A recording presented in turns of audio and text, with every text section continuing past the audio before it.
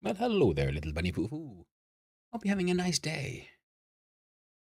Let's see here.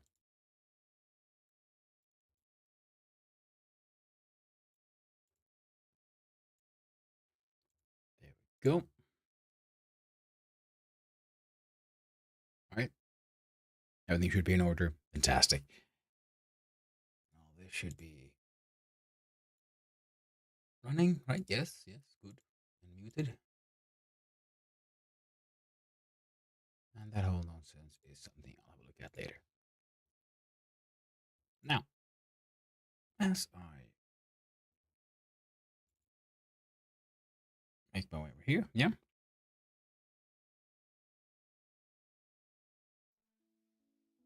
Fantastic.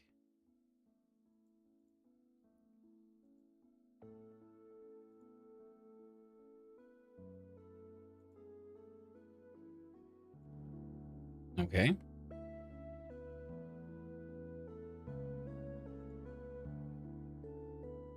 And my audio should be fine as well, at least on the radar side. It seems fine. On the OBS side, I guess that's fine. What if I have a quick look at your filters window? We have an expander, so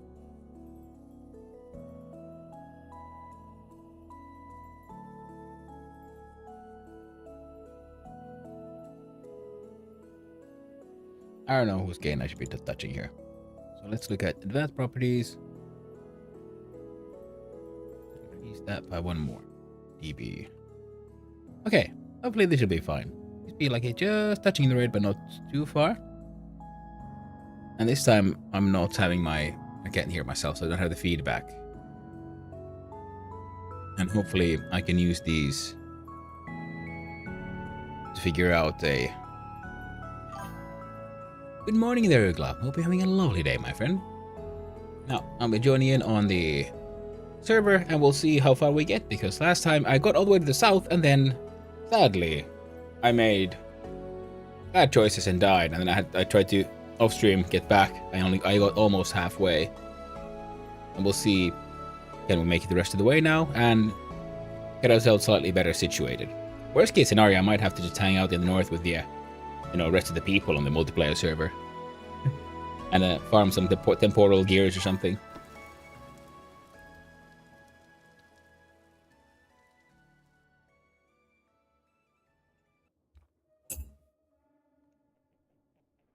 Alright. Oh. Hello there.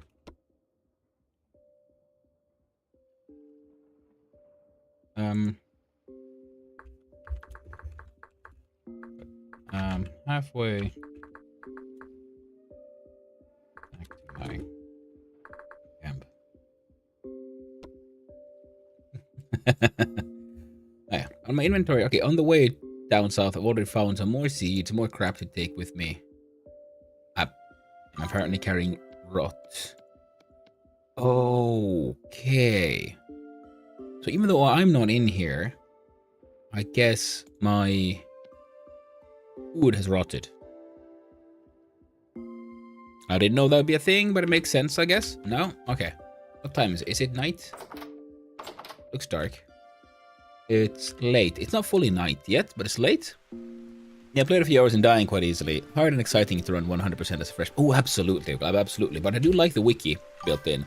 I recommend starting a single player game and for that one for training, because then when you read the wiki, the game pauses. Because going through the guide and all this, there's so much to learn there.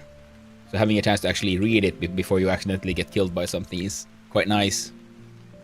It was live, so days. Oh yeah, you made your own server, man. Yeah.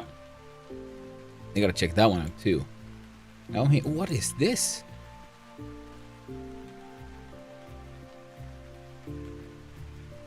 I just ran here and I accidentally found the trader where I saved. On the map here we see these look like roofs. More ruins. That also looks like big ruins. Oh man, and okay, well I need to go out and find food for my dude. I meant on reference to the wood food which expire. Yes, that is very true. Yes. Yeah, in that reference. Okay, yeah. Oh, okay. I'm hearing monstery beastly sound from outside.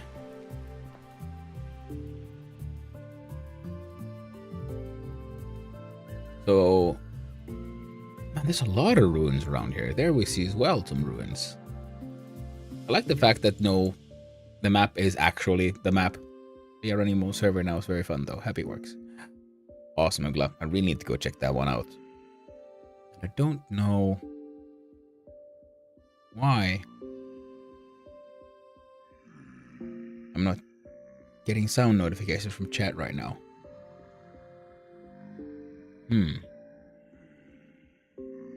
Okay, well, my dude is gonna starve to death slowly but surely because I can't. There's no food and it is night. So, that's cool. If press P, can I see here who's on? Eat After Dark and fillets.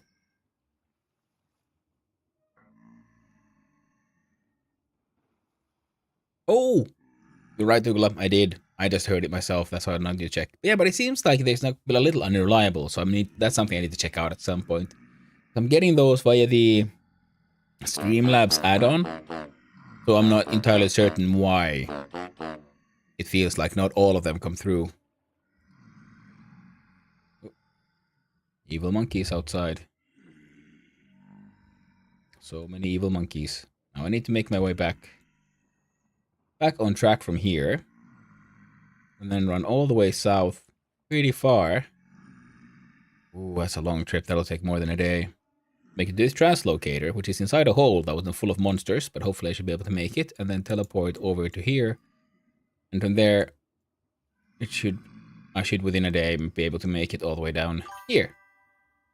Where my sort of current base thing is. See, I built a little fence. There's a little beginnings of a farm, and on the way there, I'm gonna go past here, and hopefully some of my stuff's still there, because if no one's been here, I think technically the chunk doesn't load in, so the timer might not have activated. I'll hope for the best. You ever heard it? You got immune. Oh, true, the chat gets too close to each other, it doesn't pling straight away. You should see. Reset check for chat. Where is chat given? Yeah, I should check out some more of those settings. So what happens, yeah, I guess, when you're still new to streaming and there's so much to find out.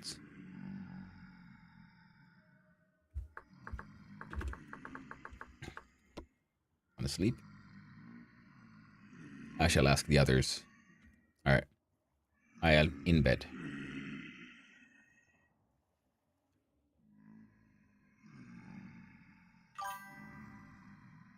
Fun. You're doing well? Well, thank you, Ugla. That's very kind of you. Very nice of you to say that. Yeah, streaming has been super fun, extremely rewarding for me, and I'm planning to make this a sort of a lifelong thing now. But they're not like I can finance myself doing this. Well, that's a different question, but we'll figure that out eventually. For now, as long as I have the possibility, I'll keep doing this. Of course, I've been thinking. I really had fun last Sunday when I did the sort of a 3-hour game jam. And this Sunday will be another one of those. And I'm thinking I'll probably have to do what many others do here and start doing game jams. No, not just game jams, but actual proper game dev on a more consistent basis. Thank you, Honeybutt. You're doing good as well. Now,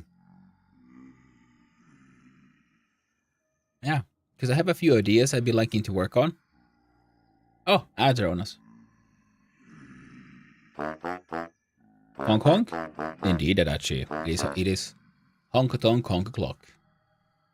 Now, I've been thinking, I have this one game idea that I think that should be like technically simple enough to be something I could do as a first project for like a proper game, but that's slightly simple enough. It is essentially a form of yet another Vampire Survivors clone. The thing is, instead of having all these like pre-made like weapons and classes you sort of unlock and then you start playing. I want to play with the idea of left to the dark left of being able to like develop your own weapons. And I've been thinking like, I want to make this like, I don't know, a wizard survivor simulator where you have like ritual circles and you unlock like new runes and find powers, and then you like try to build up your own weapon and having like different kinds of effects that get activated. Digital blacksmithing. Oh, absolutely. Yeah. Magical wizardry. It's either been AFK today or prospecting, so I never see the chat.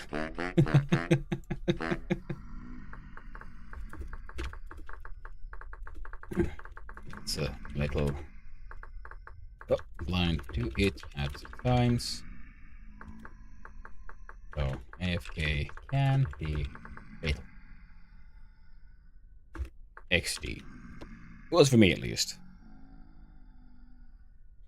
Now fatal AFK.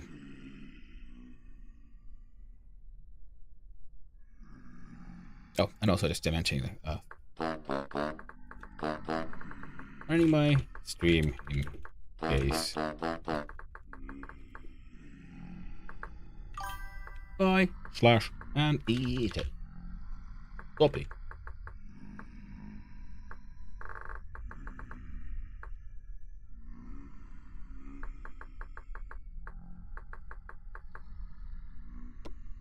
I lost his stuff today from it. AFK and a storm came back and he died and stuff despawned.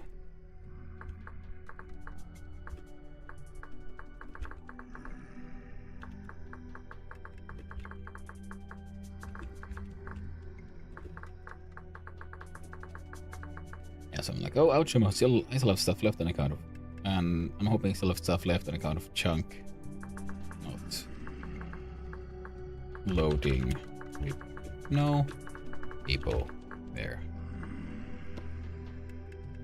Also,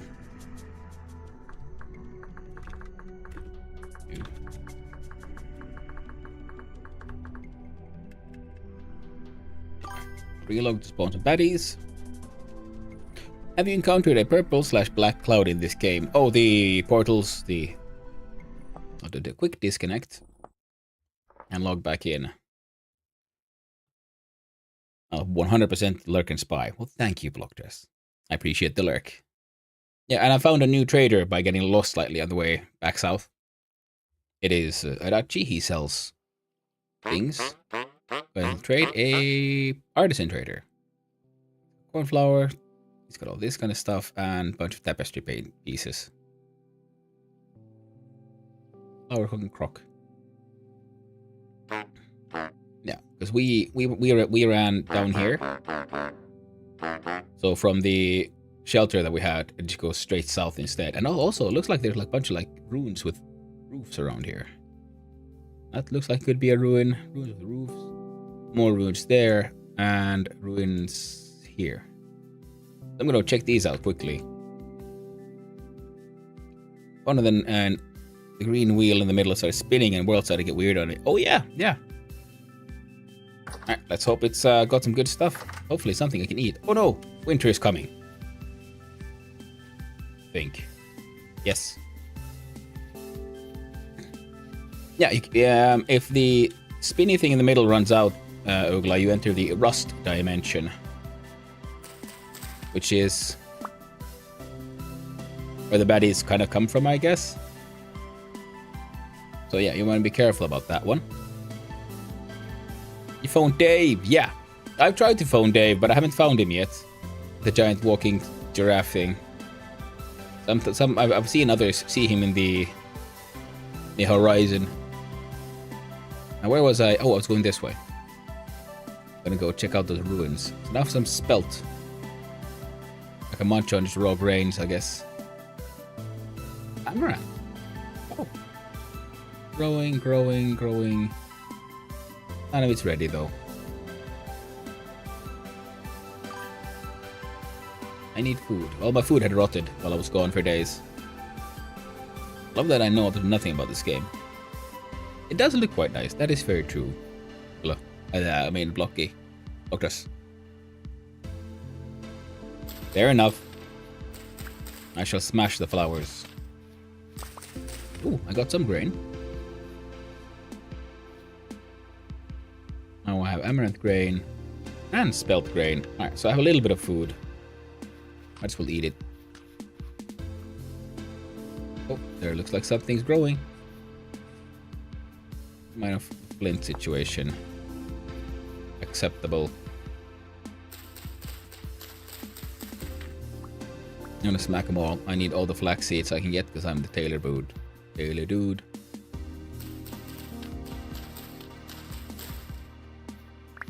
Maybe like so, like, you know, marking these things out and like not picking them up because I've been thinking like, oh no, they need to be like fully grown before I can get the seeds.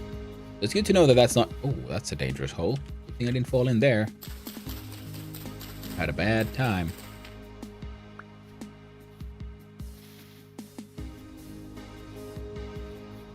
Yeah, this is most definitely a game that requires a wiki. And yeah, as you can also notice, it is getting cold, so will be an actual winter. The game does give you a little warning for it, so in the beginning you should then try to get a farm going and try to figure out, like, oh, what kind of food can I have and what can I save for the future? Now, I keep on getting lost. Just like in real life, I keep on getting distracted because I've been meaning to add another like video redeem thing with a little clip from Star Wars where the dude says, like the original ones, where I said like, stay on target, because I think that's funny because I know I have the ADHD and I get very easily distracted from what I'm supposed to be doing. And Chad has had to point stuff out to me in the past. Often it is Ugla doing his best to save me from myself. So making that like just a callable thing would be fun. Man, these fields are full of things. I haven't even gotten to the ruins yet, and I'm already like, where are they even? Oh, I've gone past. Straight that way. Just beware of the first cold snap. Ooh. Winter is in the second official month. It's past the coldest point though, so I'm excited for it to be spring. Oh, we're already past the coldest point? Excellent. Well, then I'm not, you know, ooh, copper. I'll leave this one here for markings for later.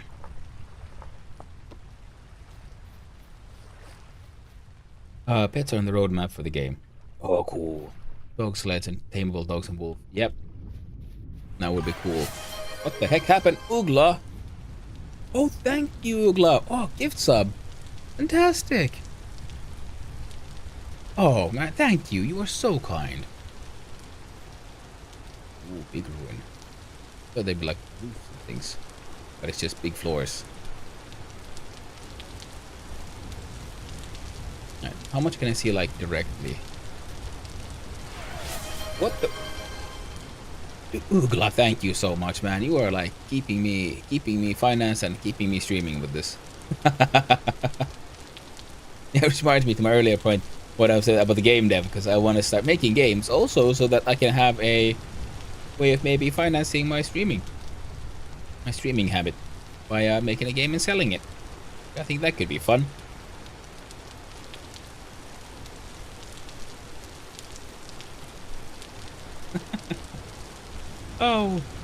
Oh, and I see there. I still haven't made my. I'm forgetting to do those. Need to make those badges. Oh, I can't eat that. Okay, I need a shovel.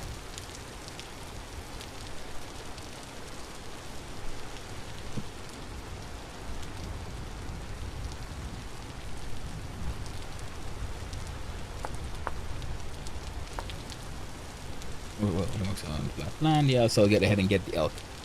So we would need to terraform highways. Yeah, with the dogs that would have extra cargo should be faster than a half-trained crazy elk. Oh yeah, got saddlebags. Oh, cool, man. But there are rideable animals in this game, apparently. One of them being some kind of elk beast. Okay. Shovel has been acquired. Hey there, Katie! Hope you're having a lovely day. Yeah, I thought I'd do something a little different. Go back to some vintage storing today, and have a closer. And then I'll be doing some Valheiming after the game dev on Sunday, plus of course on Wednesday. Elko Eldritch Beast. I don't really know what to expect from these ruins, you know? What's better on candy anyways is better. Oh! Ooh, what is this? Food! Please have actual food in you. I would very much like actual food, and... No? There's nothing in there? Very sad. More. That is extremely tragic. Find a cracked lead vessel for food. I'm excited. And finally, a chance for survival. And as a reward, what do I get? Nothing. Absolutely nothing.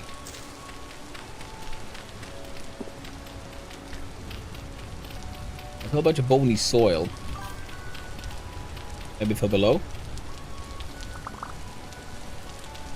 Oh, another one. Okay, what am I carrying on me? Oh, I'm carrying a bunch of rot from all the food that rotted while I was offline.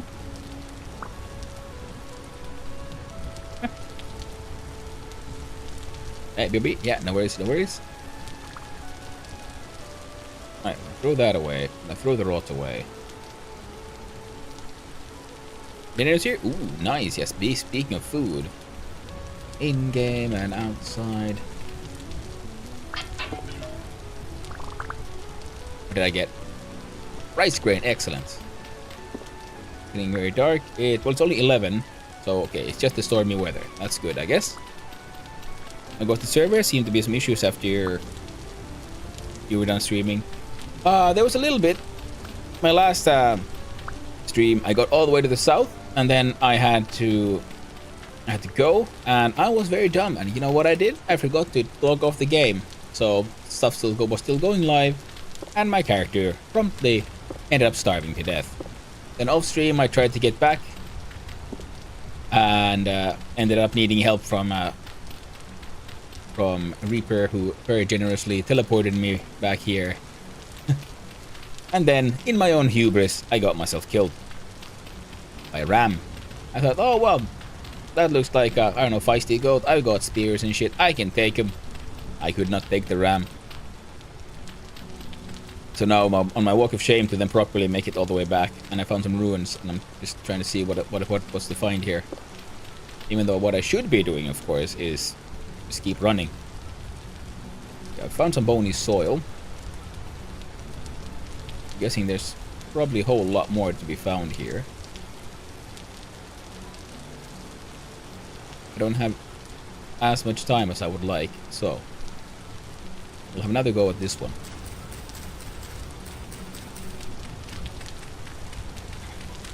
Ooh.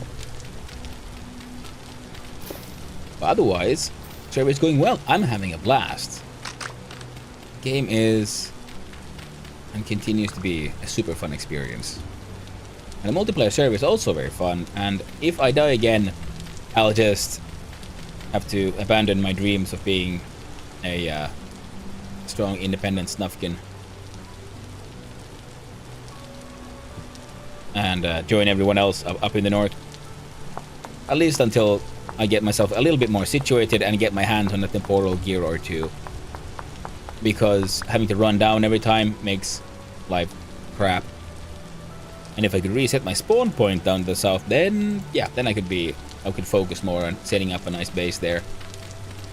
As I wait for the joys of summer.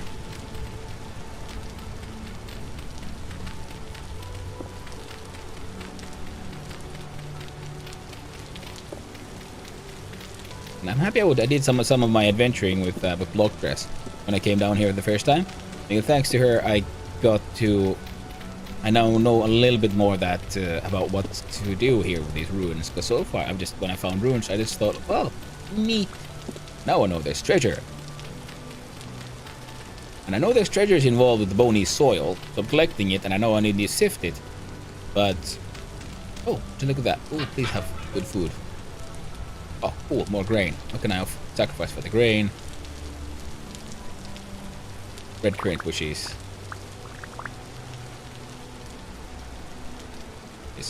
Okay.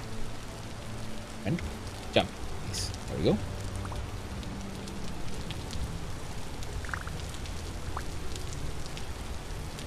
Okay, now with this, I think I can survive a little bit longer.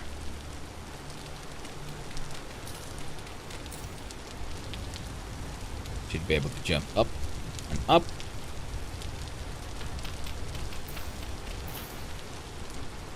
Whoop.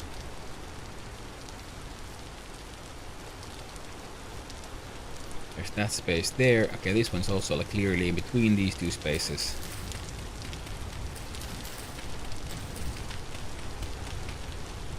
Ooh. Cool. How am I gonna find myself? Some such tool and all that. Ah, Beck. No.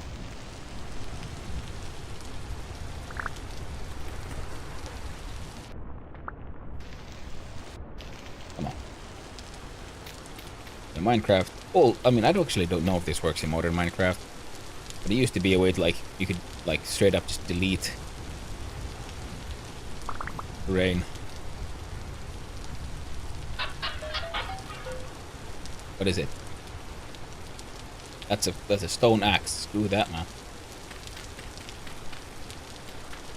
Nobody got time for that.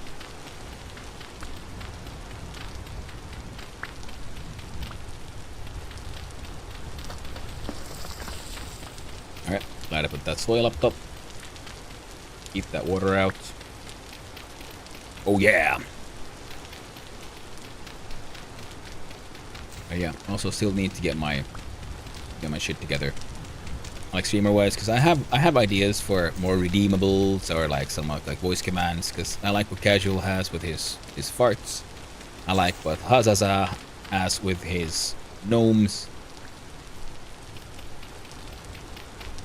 And I would like to do something similar. Just, you know, some fun. Some video redeems, maybe relating to some older memes that are, you know, from the time I remember. Good old Malazor. Or other such references. There's still that one. But this one doesn't have. Oh. Farming. Oh. Speaking of farming. Part of death is a bonus. 60 sats. There we go. We'll just eat rice. Nom nom nom nom nom nom nom nom nom. Super tasty. Very delicious. Just straight up rice grains. It's the best. Better than all the rest. Better than anyone. Anyone you ever met. Oh, right. First. What is this? More baskets. Oh, that's actually quite handy. I needed more baskets. Put seeds away. I don't need those in my hotbar. I can have the food in my hotbar, and I'll leave the only soil just so I can sort of see how many I have. Now, break this shovel.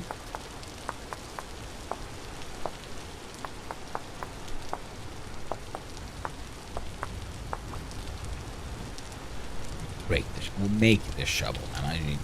I need words. Some of these days. I really need to word better. Things we must learn, chat.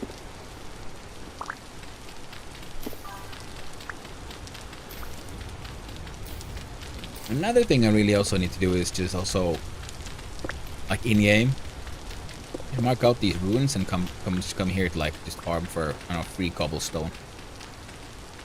Making cobblestone can take a while. What the? Basement.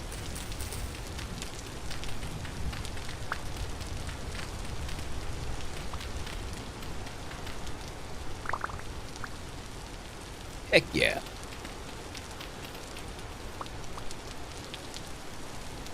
Or is that a proper basement, or is it just like this gibberish part of a room? Ooh, torch holder. Fantastic. I want that one. If nothing else, I've already considered this a win.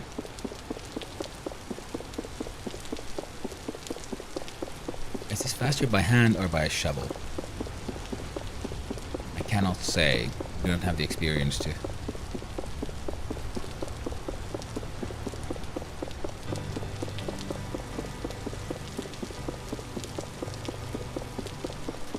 Oh, granite rice. Okay, that's why is nothing happening? Because I would need a pickaxe to break it. That's why. Alright, those blocks don't. These is granite dry stone.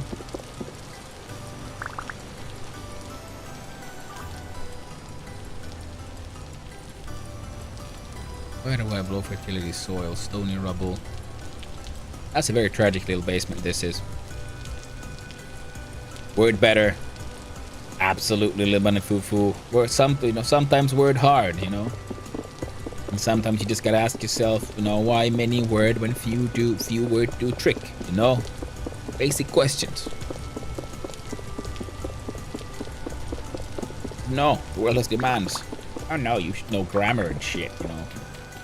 Learn to articulate, you filthy swine.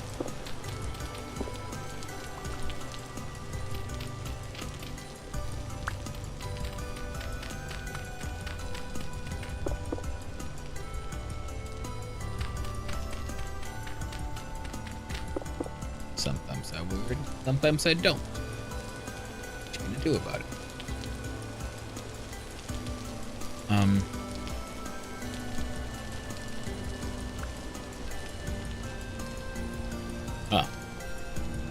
Crap. I want to keep that one too. Oh, but I don't think I need the granite stones though.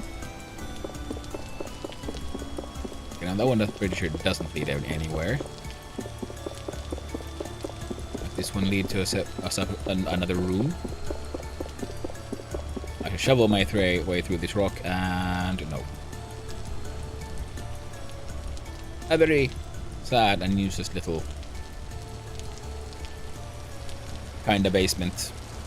But still, a lot of cobblestone. I want it. But I do not have the space right now. So I'll mark this. Make something I can actually see. The problem with the map is very green and stuff. I mean, something like either like super bright so it sticks out. The darks aren't that visible. Lavender. Grays also aren't that visible. Oh, nice bright yellow. No. Orange. Crazy bright green. Fine. That'll work. Oh crap, I spent too much time. Oh, it's already past 4. How far do I need to make it? Way too far.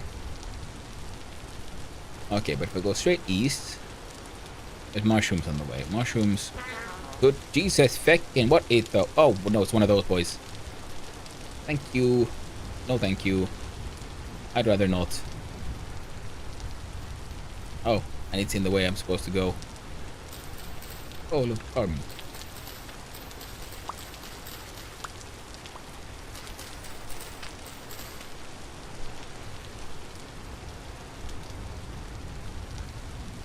You know, I don't know if I've seen these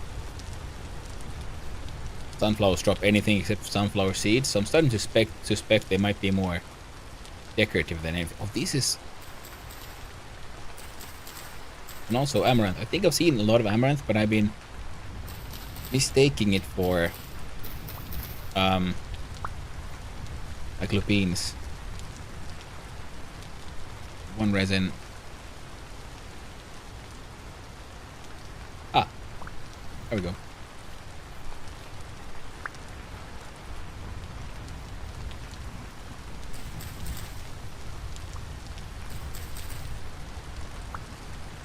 Amaranth at least drops some stuff.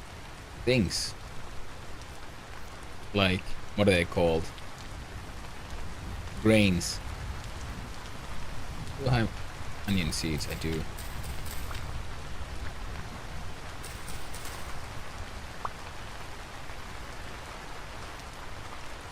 There we go. Now, onion seeds and a straight up onion to chomp on. I even have... What are those called? Spider webs. Sure what I would do with spider webs, but I got them. Mine now. Alright, flax. Flax. I need to start destroying all the flax I find because I need all the flax seeds. I need to plant like so much flax. Like ridiculous amounts of flax need to be planted. Oh, no, so stop dashing, friendo.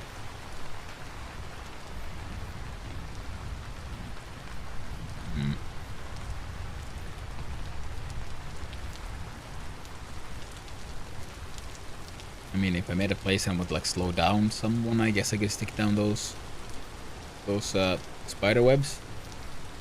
They seem useful for that kind of stuff. Not much else though.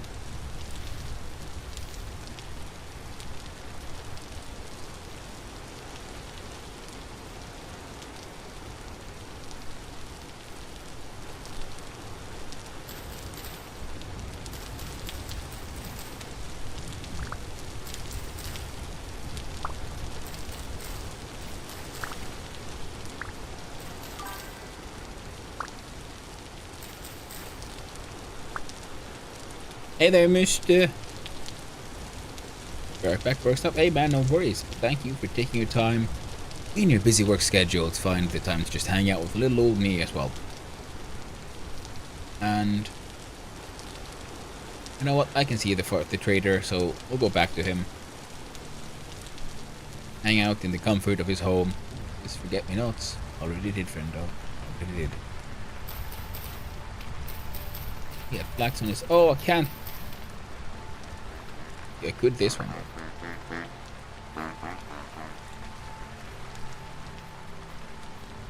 Hello there, trader bro. I've come to share your bed with you once more. Hello. Adachi. Goodbye, clay. Fire clay or blue clay. Demand 2, price 2, 1 gears. Okay, 2 full stacks of clay for 2 gears. I mean, better than nothing. I can sell some charcoal. Oh wait, hey, thanks, Ugla. You're the man. And I'm hoping you have a lovely day there, Mist.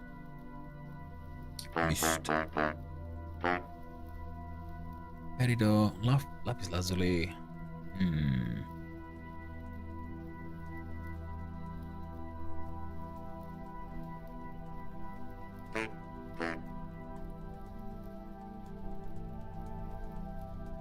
Give it space. Player list. Okay then.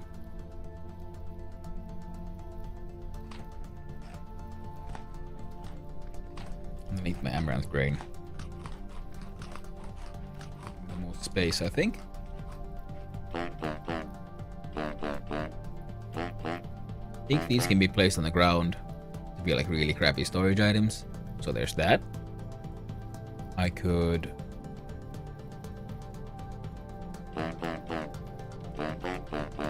do this. Yes. Be slightly healed, and that should make my food needs go down slower.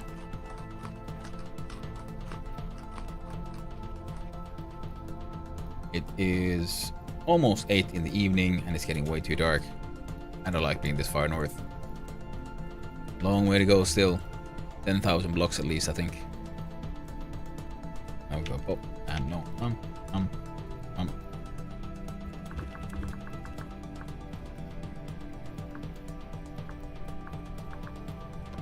I'll sleep.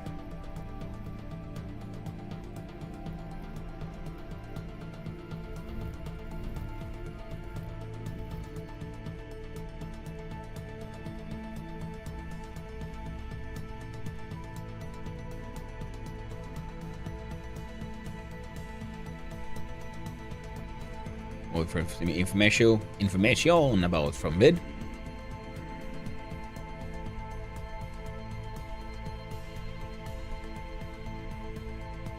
And after mid says it's okay, then we sleeps. And we can avoid some of these old beasties, and then I might have to relog again. Get rid of some of those monster spawns around us.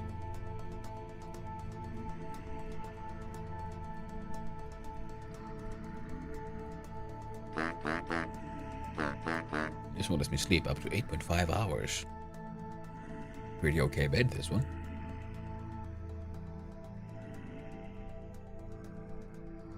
Meantime, I'll try out this horrifying thing I brought.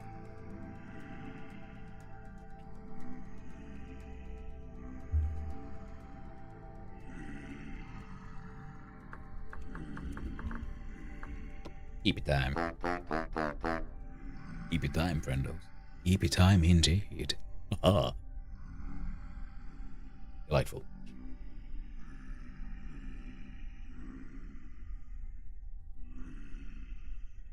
5 in the morning.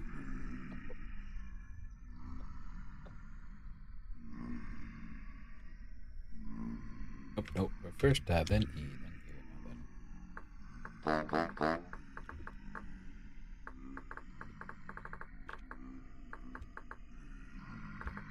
You log in to remove the beasties.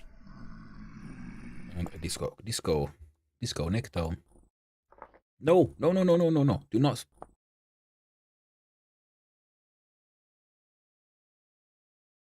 I misclicked. I went clickety clacking. And the game is trying to put me into a single player.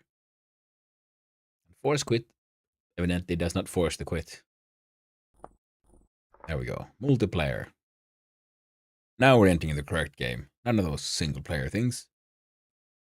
I had the one map where I did my like offline playing, one map where I did my online playing.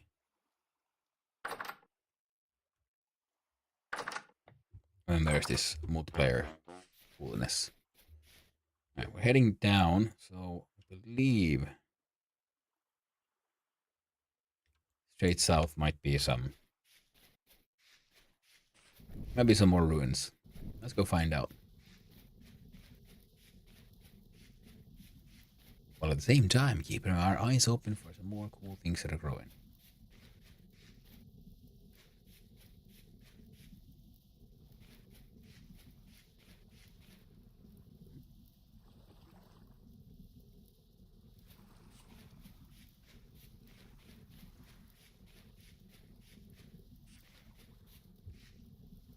Like these carrots.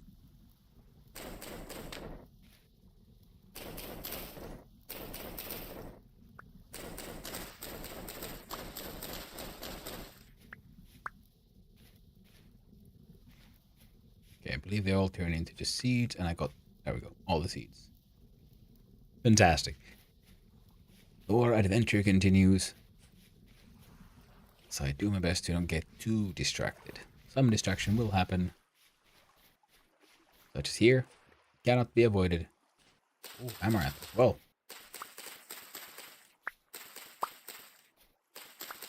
Amaranth and onions right next to each other. Nice. Don't mind if I do.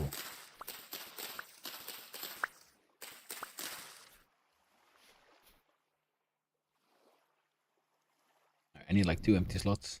Okay, press H on top of the spider web. Yeah, we got now. Not using any recipes. Let's chuck it there.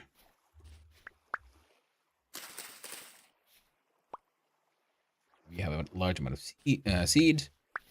Now we also possess the power of onion.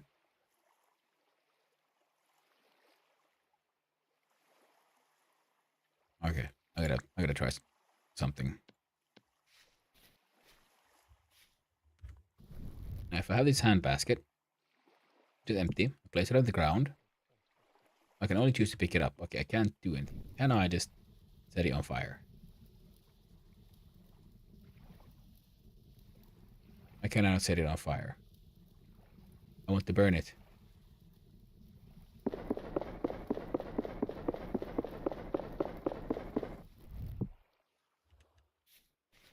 Fine.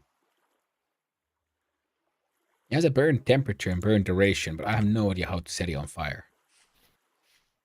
I want to destroy, chat. My nerd brain craves the destruction of random things. Nothing is safe, chat. Never was. Never will be.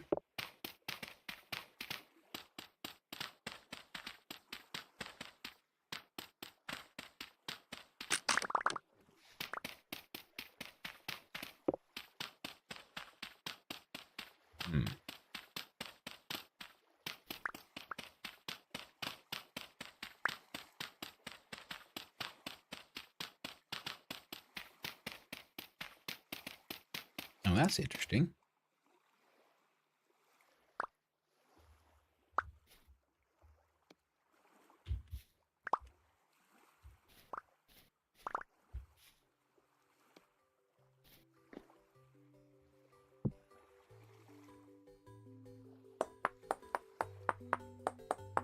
Ah, some more delightful music. Music. Ba-ba. Ba-da, ba-da-da-da.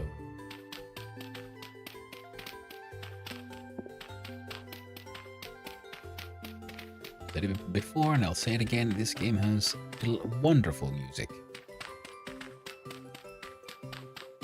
Because among other things, it has that... Some tracks have that wonderful sense of wrongness. You know, it's good. They've got those off-key tones. They, you know, they're breaking the rules of I don't know, is the word rhythm? Or like tonal, like composition. They're doing it just right. Because that is also a skill. It's an art form. In how to make stuff just sound a little wrong. A little creepy. They're nailing it, in my opinion. Music in this game.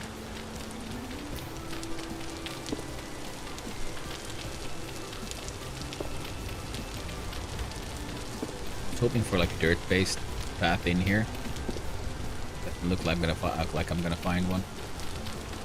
So this very much looks like a roof to another cellar. How would one enter the cellar? It is undetermined.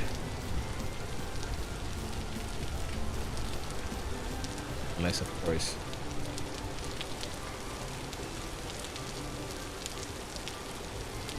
that somehow leads... Okay. No!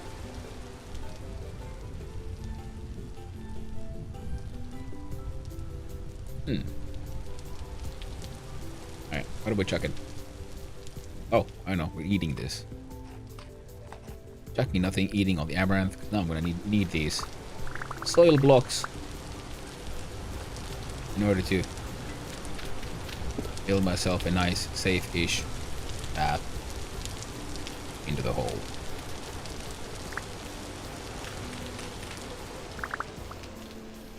Oh.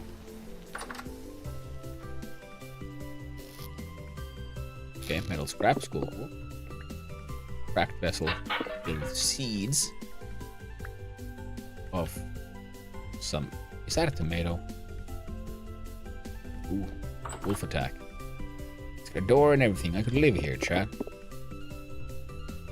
I could live here. We could claim this as our home.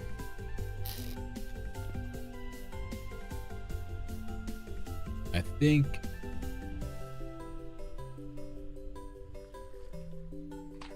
I'm gonna chomp down on a bunch of onions. There's a lot of seed there. We got them all. What is this? Pumpkin seeds. Nice.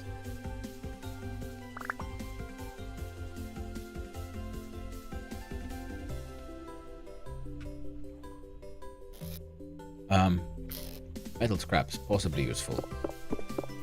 Rune trough.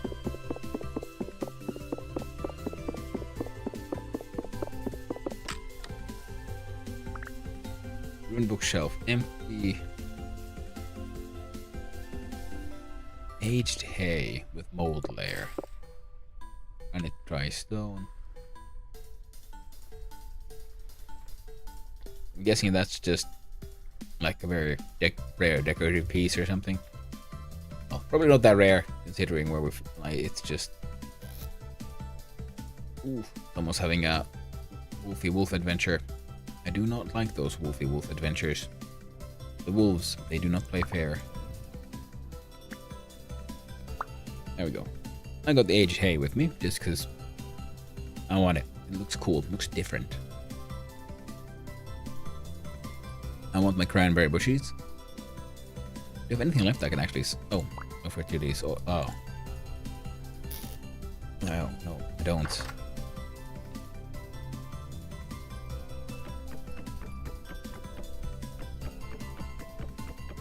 Guess I could sacrifice my shovel. What?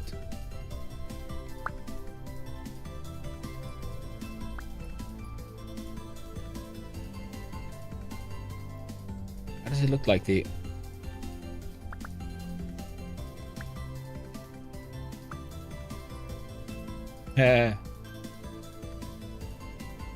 Okay, I got me a ink that thingy.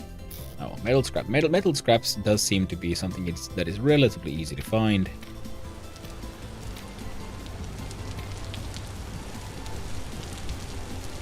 So I guess I'll live with it. Right. Winter has arrived. Amaranth, onion, flax, carrot, sunflower, spelt. We do have spelt. Seeds. Carrots, we do have the seeds.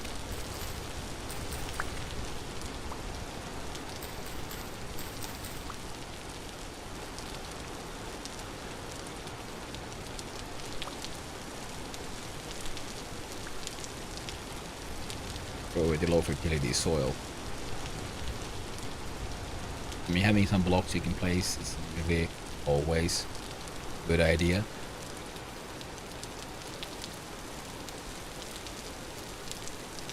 Alright, so maybe I should just eat the spelt.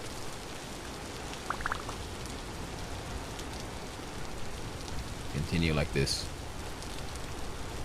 And our adventures deep into the south. Flax.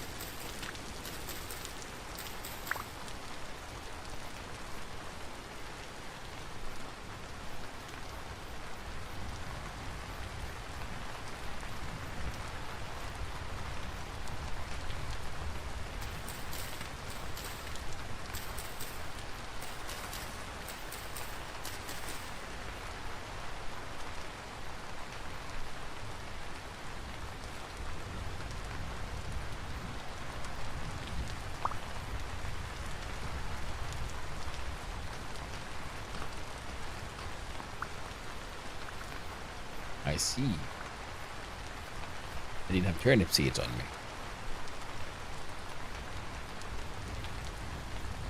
There we go. All our seeds in the backpacks. Okay, running like this, I guess.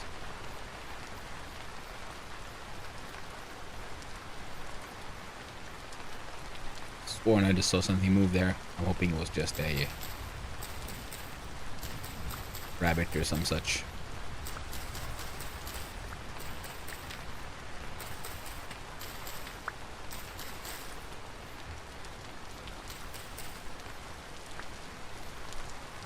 Alright.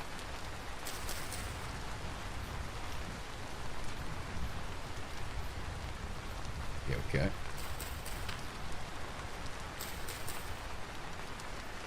Crap, I don't have space for parsnips.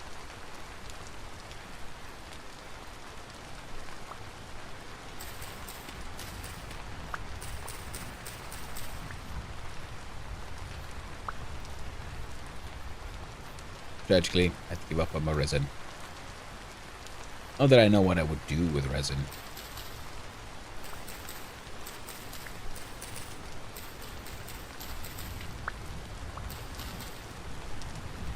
I'm imagining at some point they're gonna add, if they add more complexity to the game, which I've understood they're gonna do, one of the more complex parts will be something to do with sunflowers. Because I think sunflowers can be used in some places like they're a good part of like crop rotation.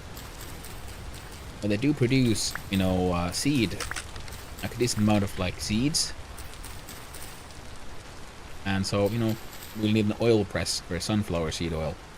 I think that could make sense.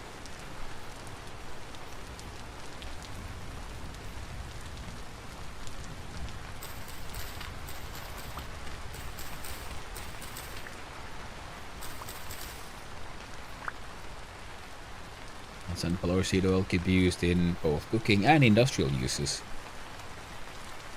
You could use it for... Oh yeah, because they were going to add stuff relating to tempering, I believe. So blacksmithing would add another layer of the complexity of dealing with the different carbon steels. Of course, then I'm wondering, would they then add like black iron so you can make like that kind of steel, or... Oh yeah, well, they already have iron and steel. Although nothing is usually actually made from straight up just iron. Yeah. All worked iron is technically some form of steel, but that is besides the point. Because, it's all called iron. But then iron and steel. And then you could do, depending on what kind of tool you're making, and depending on what kind of temper you put on it, you could have oil quenching.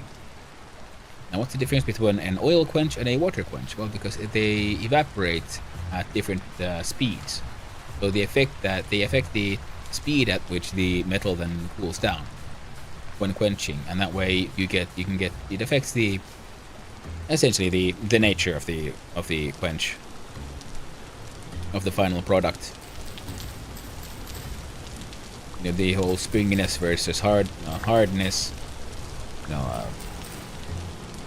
brittleness and so on. Like many people do very specialized quenches when making knives and such, because, well, knife hobbyists have become, like many hobbyists and those who do it for just pure interest, are making knives in an extremely complicated technical way to meet like certain performance specifications, which usually knives don't really need to care about. But I think it's cool that people can get so carried away about stuff. And for this game, though, yeah, it would make sense, because they are the whole like mechanical components that they're thinking about adding stuff like whatchamacallums now, like steam power and so on. And so if you add more mechanical components, then, well, the technical capabilities of your various metallic components start mattering a lot more. Because, a knife gets used whenever a knife gets used. A few times a day for a very professional, someone who uses it as a tool, maybe hundreds of times a day. But compare that to a cog, or another piece inside an actual machine that runs. It is the equivalent of hundreds of thousands of quote-unquote uses per day, not hour, for some machines, depending on how fast they run. And which is why then they have much stricter needs for their capabilities, for their durability. Because if you can make a machine with a cog wheel in it, but if the cog can't take the strain, it's gonna break. And if the cog breaks, it might then end up twisting up other parts. So all that torque, all the energy that used to go through that cog now has to go through somewhere else. Most likely it'll be the axle that was supposed to be spinning. It is now being twisted and bent, and it'll break, and then we can have a massive collapse of the entire machine, massive damage to the entire structure. And in that way, they add the whole complexities of different types of quenchings. That can be very neat. It's just like, yeah, making something super hard is difficult sometimes, but also making something super hard is not what you want always. Some things need to be springy. Some parts need to be harder, less springy. And achieving just the right ratio, getting it just right, is very difficult. It is a technical challenge that people are still working on perfecting to this day.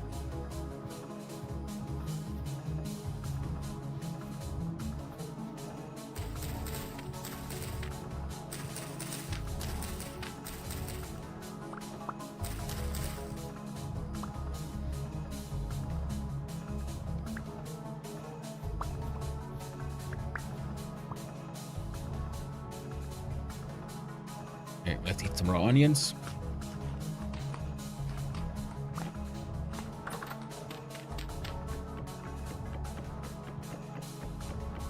Monitor, I need you. I need you for things. And apparently the ads have arrived. And once again, I thank you all for your patience with the ads. And I'm glad about, and I thank you for your understanding. I know not everyone likes them. Ads are necessary. Keep all of this running. Without ads, there's no Twitch. Someone needs to pay for the servers.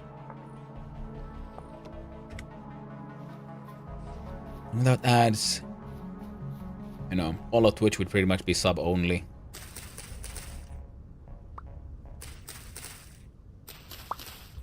And now people can pay for all of our needs, for all the streams, for all the servers, with the low cost of a little bit of your attention. And to say the fact that it's I can do it as a conscious choice is one of the fact that I really appreciate. So I can then opt out of the ads by, well, paying for it. And some people use ad blockers, and that's also fine. As long as you all are having a good time. That's sort of what I'm hoping to do here.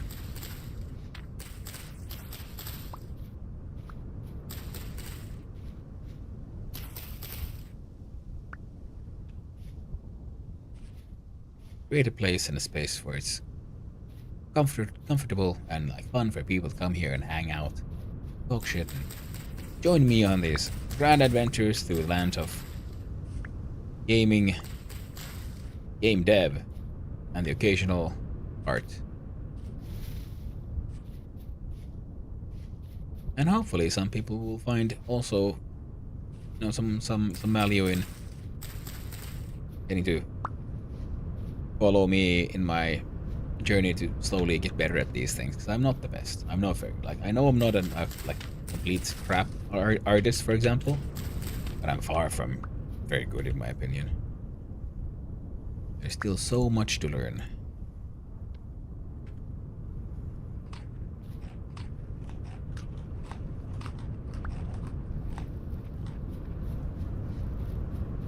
Some might criticize my high standards, but well, they're mine, and I can hold high standards for myself as much as I want to. You can't make me stop.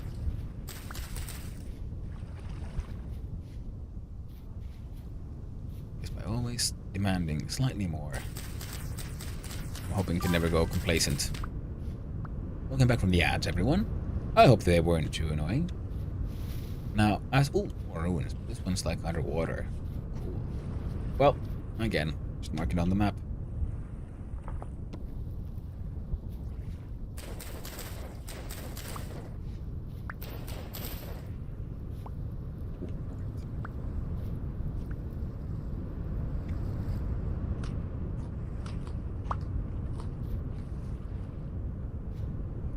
I gotta say, foraging and surviving is slightly easier if I'm just more willing to just dive in and eat whatever I find.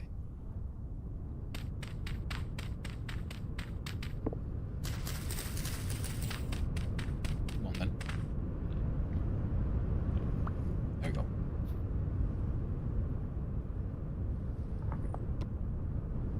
I really should pay more attention to the map. I'm like heading in, keep on getting like spun around and heading in completely the wrong direction. I even have my my goal tagged on the map. And you'd think running in a straight line shouldn't be that hard.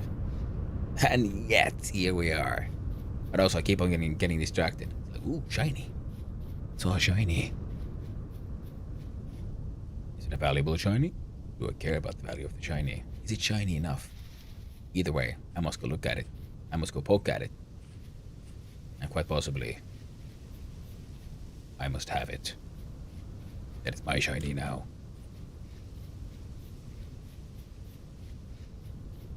And the one and only true lord of all shinies. Alright. past there this time, so I'll be going through here.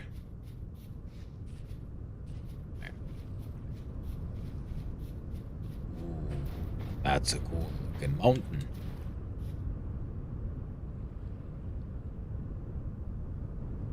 That's a mountain I can claim for myself. Keep on finding cool things and thinking like, oh, I can build all of this and all of that. Then after a little while, I remember, oh yeah, but this ain't Minecraft.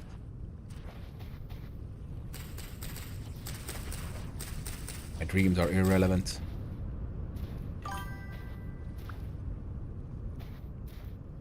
Yeah, like, alright, no one to stop and say it's good enough. Oh yeah, yeah. It is. That is one of my, one of those things, do what I say, not what I do. Bad example of that, but yeah. Perfect is the enemy of good. I have a bad habit of always overcomplicating, ruining art pieces by this. Oh, what if I do this and what if I do that? What if I add this? Oh, I could tweak this and tweak that. And then suddenly it's like I've created this gibberish mess that makes no sense. I'm like, oh god, what have I done? I've ruined it all, chat. Ruined it all again. And it happens sometimes. But nowadays, I try not to worry about it too much and just try to take it as a learning experience. Closer look. Next time.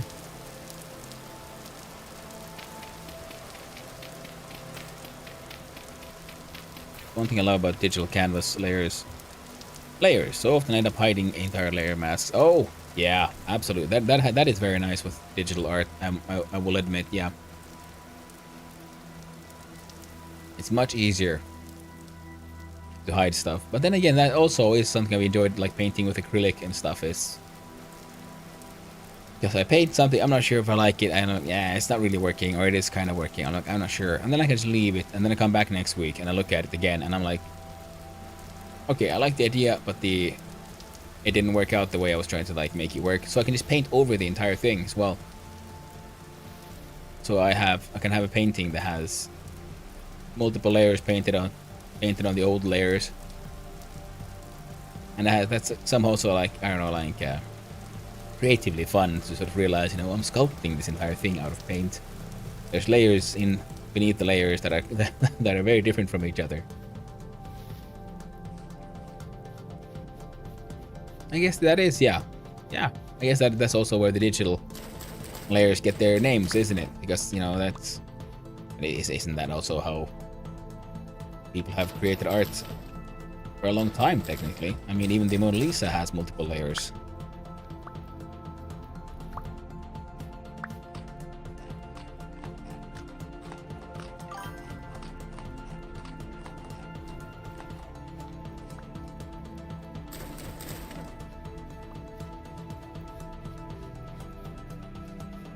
Not so why subtractive processes often take longer. People cutting marble have very finite view. Oh, that is very true. That is very true. That's something I also, again, like I liked about metal, because if you're working with just steel, for example, iron, you can kind of add to the material by just welding. It's not perfect, but you can do it. And that was nice having that option. And you can just weld on new things. Yeah, and there's forge welding and stuff. You can add new material, but you can't really do it like at a very precise spot, because you need to then like forge and rework the entire thing. And and I would imagine like working with stone, that would be such a challenge. I couldn't do it probably, just because I have enough trouble with clay, because there's a time limit with that one. You can work it only so much, and it starts like drying a little bit too much and crumbling, and it's very hard to then add more at that point, add more moisture.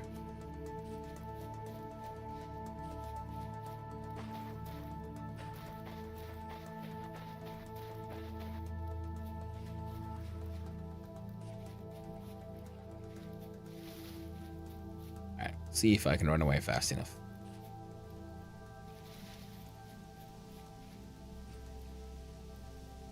It was lovely, this running around in the darkness. Can't see anything. Running, hoping for the best. Crap. Alright, let's look at the map. Where am I headed? I think if I make my way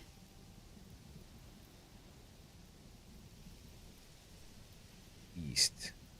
I'll have a slightly better time. Cave, lovely. Always nice hanging around next to caves in the middle of the night. Nothing bad ever comes out of those.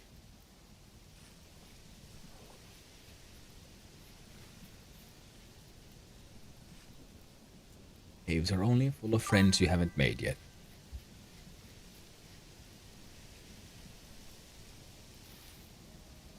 How to go?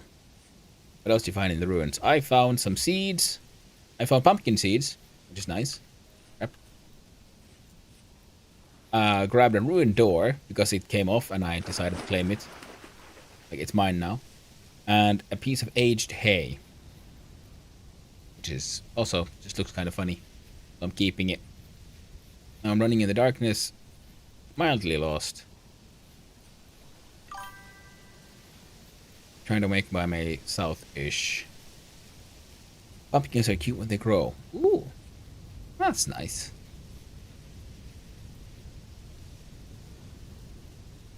Then you get like pipe welding. And one arc strike requires you another 100mm off strike. Yeah. And that, well, and then that is something where you need to be a proper welder. Like, I can weld, and I wouldn't call myself a proper welder. I know that takes skill. That takes practice. And I do not have those. I have enough to do some ooh, shit. Would you look at that, trader? I have found safety, Chad. Safety in the arms of capitalism. Haha. Hello, friend. Oh. Here's your door. Yep. There we go. It's Hans. Hello, Hans. What do you got? Agricultural supplier. What are you're buying poles, shepherd's tunics. You would buy pumpkins. But I have none. I only have the seeds. I'll buy scythes, and he will sell parsnips, fat, cabbage, bread, flax, none of beeswax. Indeed, friendo. Indeed. I'll just we'll post that, okay? Yeah.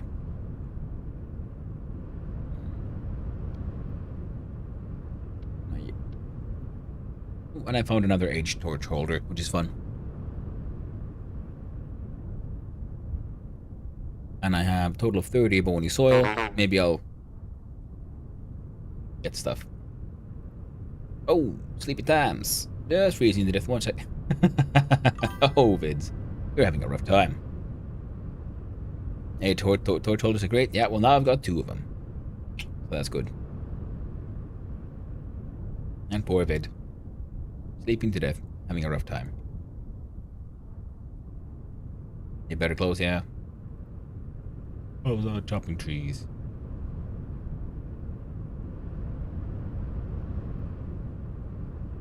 Oh, as everyone was already in bed.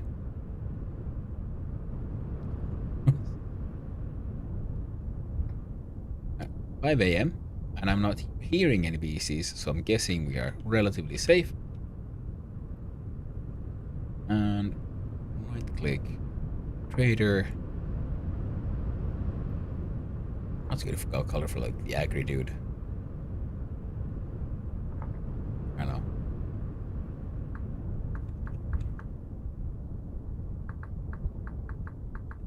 I wish the names that we give to these color markers could like stay, and like when I name like trader, this orange is agricultural trader, and then after that if I make the trader and using this color, it would default like, well, use this name last time.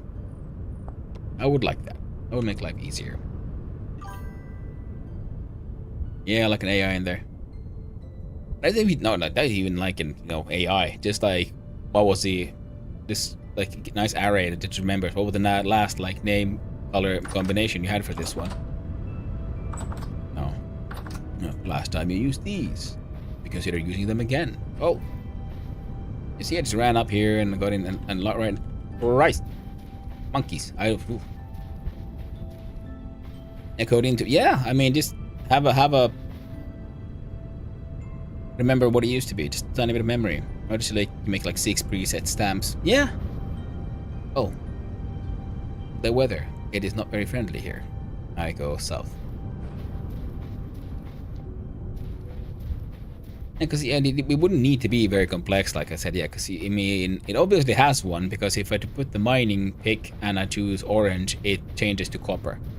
For me, at least. I don't know if it happens to everyone, so I'm guessing there's some kind of memory system. And yeah, because you just need to combine those few things. It doesn't need to be very complex at all.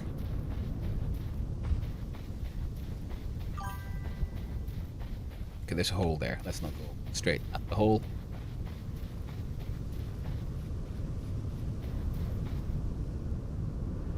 Yeah, that's the default apparently. No idea why.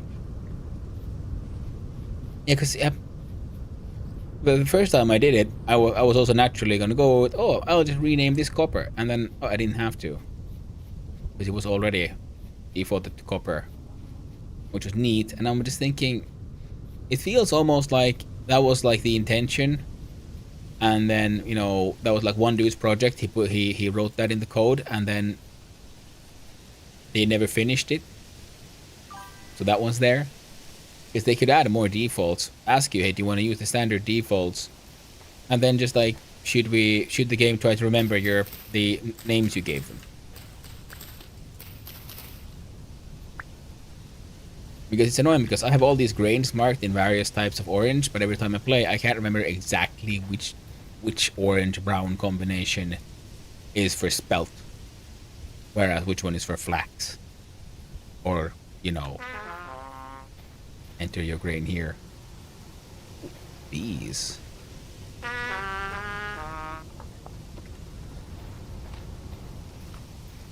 Like a beginner's thing, yeah. I mean, just when you start, or like you could just have just when you make your marker, and then it would like automatically remember what like this combination of, yeah, like picture and color was the name, and then next to it like revert to default, and then it just says, for example, oh well, we'll just call it, we can click there, and then it turns back into like trader, for example, or you know, or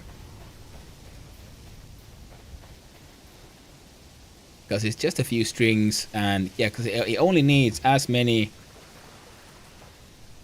like memory slots as there are like markers. All of these needs that many, but all of these needs like one array, like one two-dimensional array. An array has this many slots, and each of these have this many slots, and they all can contain one piece of text. Not a lot of memory at all. And each array saved to map / player.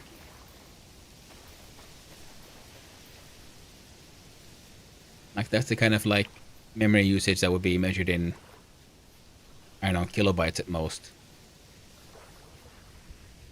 So it would only contain array information, pointer information, and string information. Yeah, I mean, depending of course on which language this game is coded, but like if we assume like, you know, for the base code to be like the lowest, well, a lower language, like I don't know, C. I kind of actually wonder what this game was made in. What?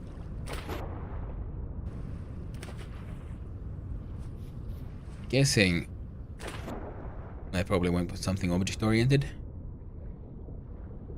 And as such, it'll be probably, I don't know. Who knows, maybe the game was made in Python. I'm guessing more like a CPP. One 4x4x4 charcoal started. Ooh, nice. Doesn't affect me much, but yeah, cool. Probably maybe Unity. Okay, so C#, in other words.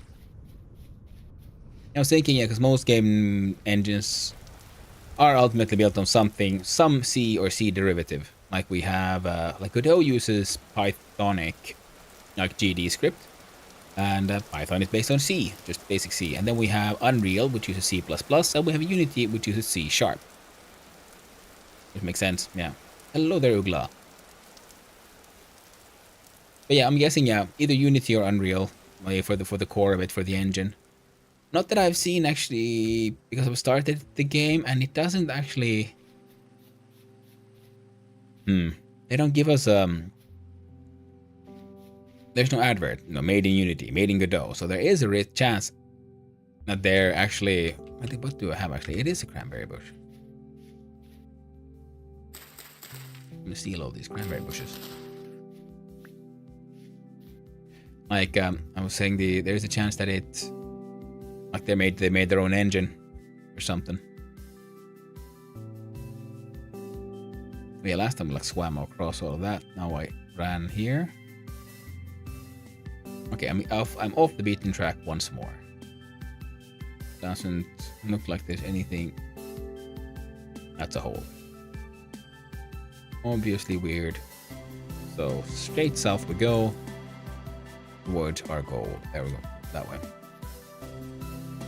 As we look for this.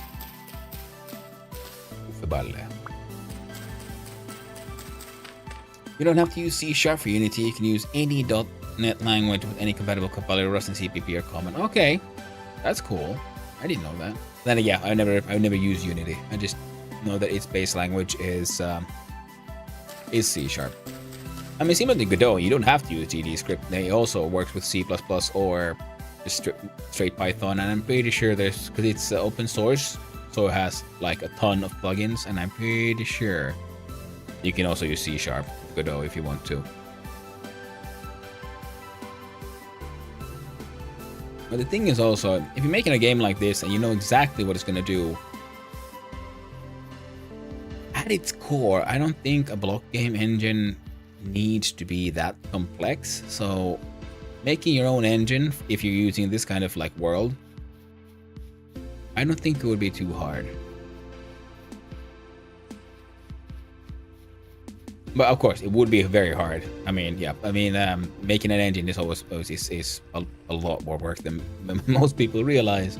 But I'm thinking block engines are a well sort of documented way of doing things. Even there's like school projects built around the thing, so it is a very sort of like solved problem, if you will. And in that way, it seems fun. I mean, it seems like it could work.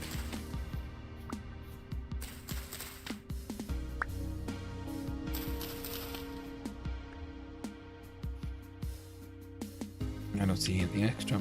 Cool. Continue dashing. Those might all be flowers. Those are flowers. I don't care about those flowers anymore. I have enough sunflower seeds. As a watering turn to sleep here, adventure spending. Well, thank you for your well wishes there, little bunny fufu, and I hope you have a delightful sleep. And thank you again for coming here to hang out. I always appreciate it. As a stick. Well, I miss Unity. Oh! Huh. I did not know this. Very cool. I agree, because the 3D modeling and textures artwork doesn't really take up too much, at least I don't think.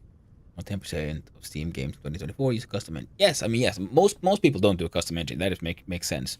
And hello there, Reaper. How you doing? How you doing, my man? I am actually doing pretty well. I have gotten from here all the way down to here, and actually I'm pretty close to, I might make it in during this day to the translocator, which will take me to the final stretch of getting to the base, and I have an inventory full of seeds. So many seeds. So as long as I don't starve on the way, I should be fine. Now, of course, I said it. I jinxed it. So we're gonna starve on the way. That's how it works, yo. And yeah, and very few games use their own engine, because if you don't need to make your own engine, like say Noita, which does something very unique, there's not really much of a point. But of course, if I were to make something that I knew was simple enough, I would like to make my own engine one day. Like I'd be actually considering trying to make my own block game thing, because as far as I know, yeah, like I said, because it's a solved problem, so I don't need to figure out too much. I just need to figure out what kind of implementations I want to use. Because I've been thinking about some, cause I would like to make a sort of block game thing, because I like magic, I like wizard stuff as well. And I was just thinking, like, could I make this which had slightly more non-Euclidean geometry involved? Like, can I make like 4 or 5 dimensional maps? where the player itself adventures a lot in a three-dimensional block map. Completely fine. But certain paths are like leading through the Feywild or something, like, you know, there's like a cave that is relatively short on the inside, but on the outside it takes you like for a very long distance. That kind of stuff. Like, can I combine like multi-dimensional like wormhole travel with a world that is still at its core relatively simple in its three-dimensionality?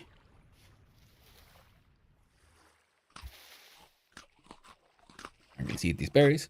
I think that could be cool. At home almost doing great. Monster Hunter. Ooh, Monster Hunter, nice. Yeah, I noticed the pirate was playing it, and it looking very cool. It looks very, very cool. But this game is closer to stuff my rig can handle like smoothly, and games that I can afford. I ain't got money for those newfangled mega games. Maybe if one day I become a mega streamer, I too might get some kind of like discounts.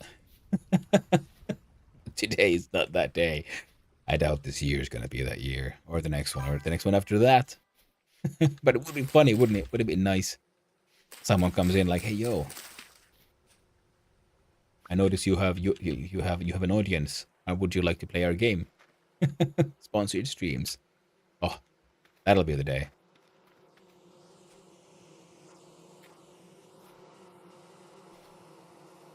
Bees.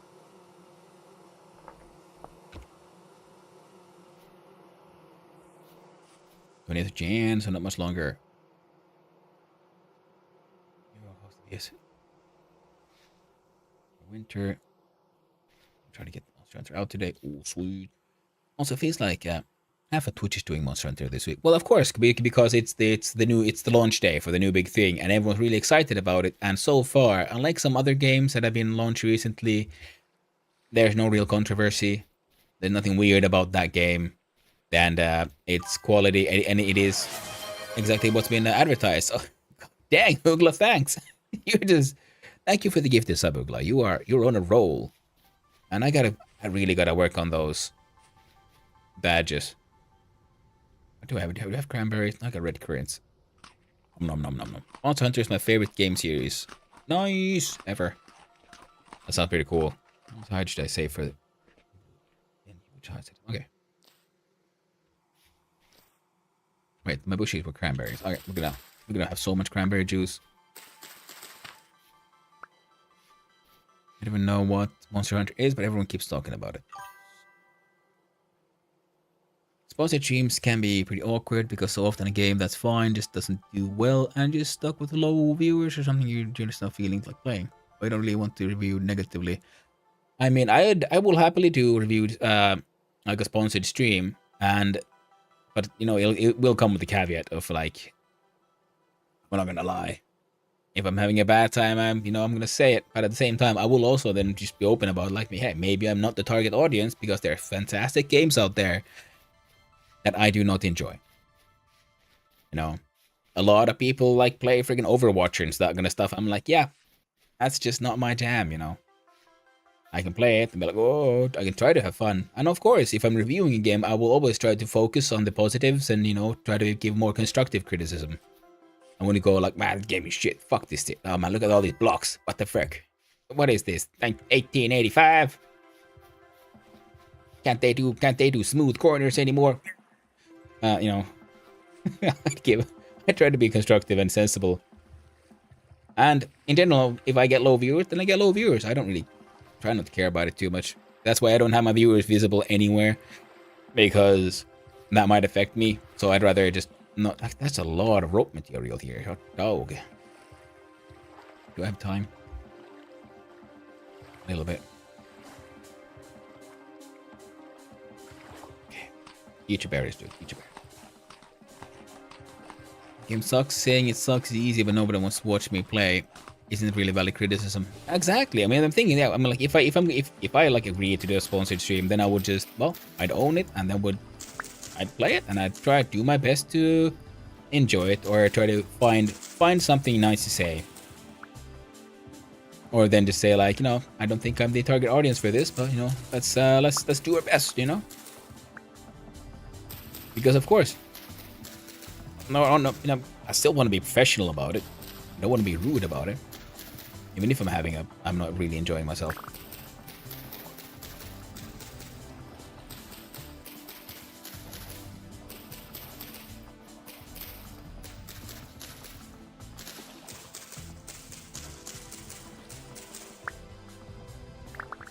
And if nobody wants to watch me play, I don't know, I can review a copy of Hello Kitty Island Adventure. No one must watch me play that. I'm like, well, if that's, then I'm having a low viewer day, I guess. Because if I agree to do something like that, then I'm gonna stick by my word. But yeah, like I said, that's just me. That's how I like to do things.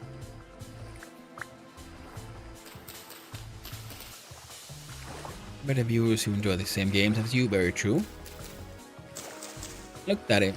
Looks like a Souls game. Hate those types of games. If I dodge something, I want my characters to dodge. Yeah, I agree. I never really got into the Souls games myself.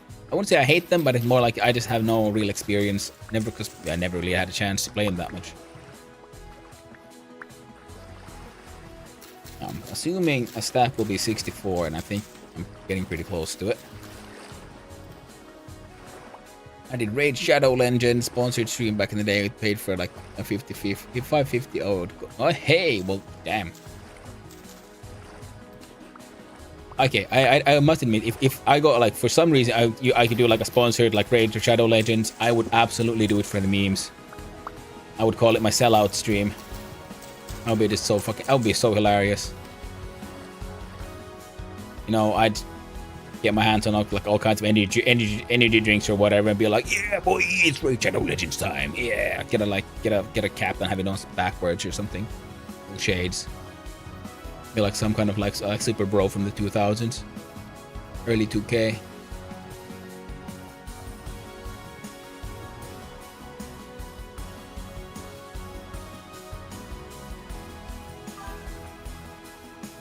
Get stuff like that through Steam Element, but Raid doesn't really sponsor smaller people anymore.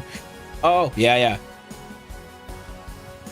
I'm not expecting them to. I just thought that shit would be funny, or something similar. Like it'd be let's just be hilarious to just go like full ham, just ham it up, especially for like a sponsored stream. Heck, I could do. I'd be willing to do like a series of nothing but sponsored streams and call them, Sellout Sunday. I only play stuff I get paid to play. If no one's paying me, I ain't playing nothing.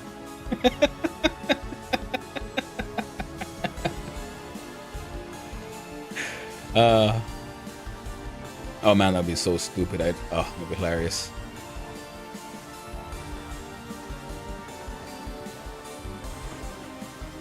My Stream Element has that. Oh, can get like gacha games. Oh shit, for real? Oh man, I gotta check out that. Check that out. Outs will be check in that general direction at some point, if I can make that work for the lulz. What? Ruin? What in the ruination?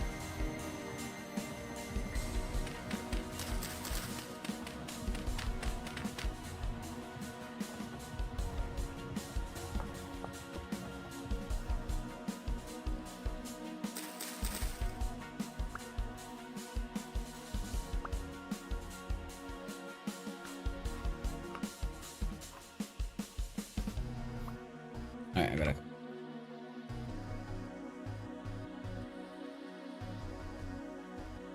Some different others. Oh man, I missed a bunch of chat. Sorry about that. I'm rolling back up here. Yeah, Monster Hunter favorite game every year. I've heard it seems super fun. I never played it, by the way, any of the Monster Hunter games, but it does seem like it could be a very fun one. Yeah, turn viewers off as well because I'd act differently. I'll call a stream early because of view counts in truth. Some days are worth another. Oh, absolutely, Reaper. Yeah, I know that about myself, so I also very early also decide like, no, I do not want to see those numbers. I will always stream assuming there's people watching, and we'll do that. Hiding views 100% the best thing to do, whether you're a big or small streamer. Well, I'm glad I made a smart choice. That through Steam Elements Parade doesn't really sponsor more people. Plenty of people did it ironically, but they did it and people still downloaded the game as a result. Yeah. I guess that, I mean, ironic advertisements would still be a effective advertising strategy. I mean, you just have shit retention though. I mean, yeah, you have, because that's the problem though. You can have good advertisement that reaches a lot of people, so the advertising department got the win. They think, yeah, so this many people downloaded the game. But if the product is not as advertised, your retention is super low. So it's still, is it a good investment? That depends. You can get like gacha games. I gotta check that stuff out. I need to take a review account because Reaperlink said so well here. I did start behaving different. Oh yeah. I never had it exactly because I assumed I would do that. Only toes? Just do some only toes? Well, I should have I need a second camera facing beneath my desk. Okay, well there's a dog there, so I could have a dog cam, but I can also have the like focus on just I won't wear any socks. You can just look at my toes there. Have a little toe cam in the corner, always when I'm streaming up there.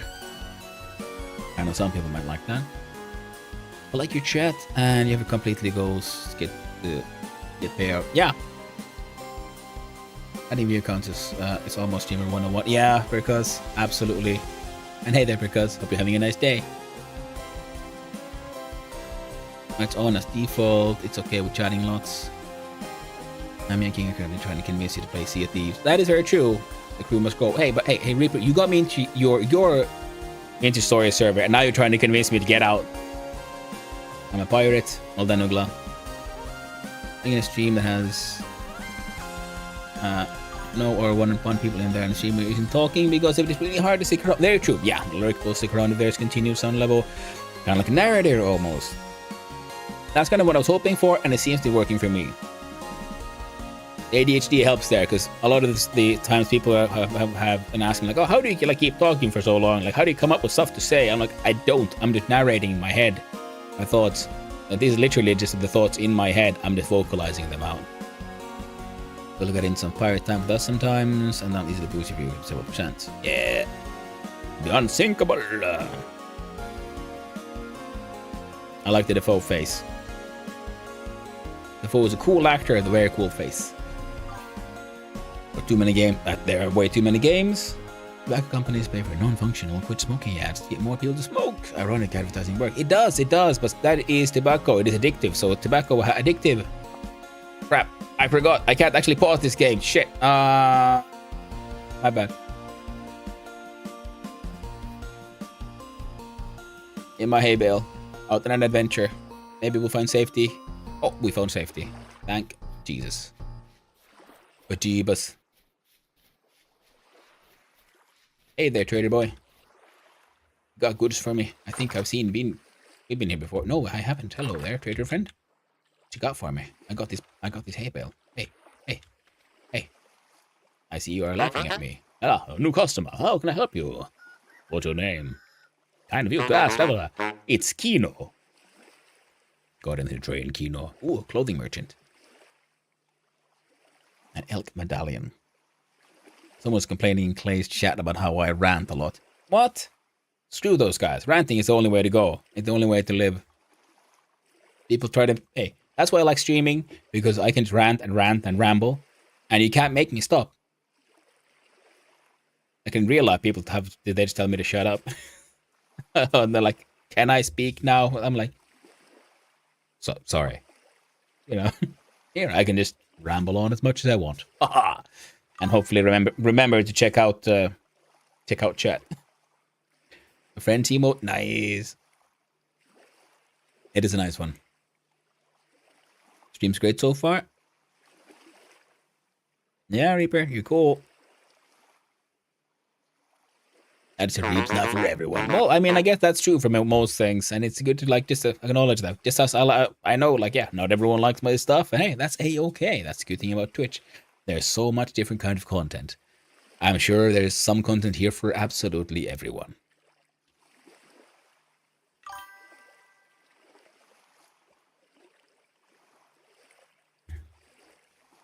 And his bye to you too. On Tourmalines, I hope you're having a lovely day. Wooden scarf, merchant hat, a sturdy leather belt. Where's H? Can I purchase by? Oh, it's just decorative. Oh man, I would love like a nice big leather belt to have like I don't know pouches, maybe usable for somehow. The Hanseatic League.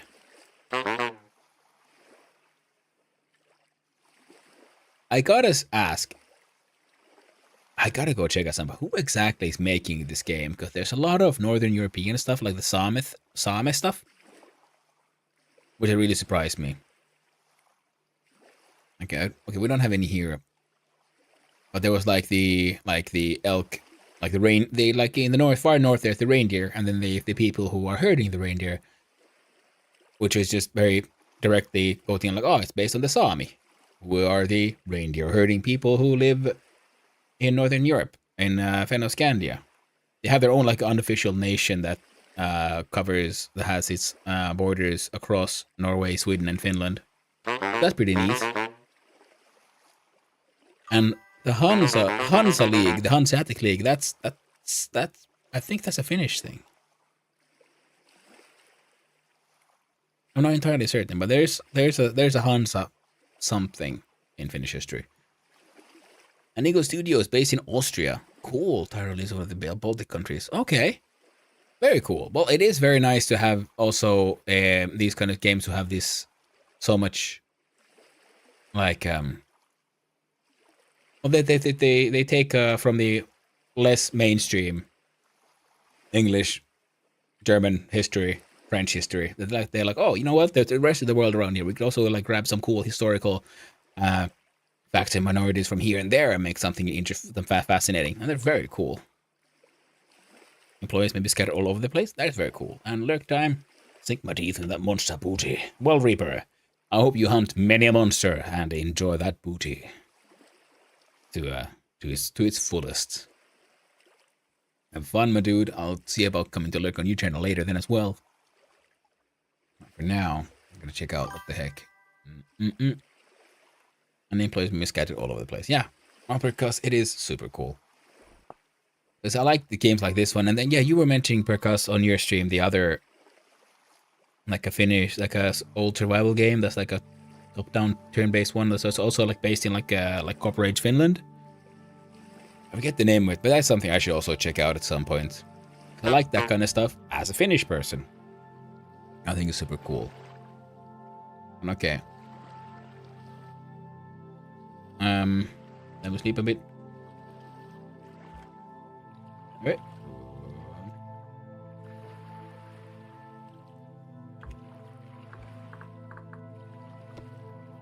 Good night. 7 chromium. Good leather. Got no.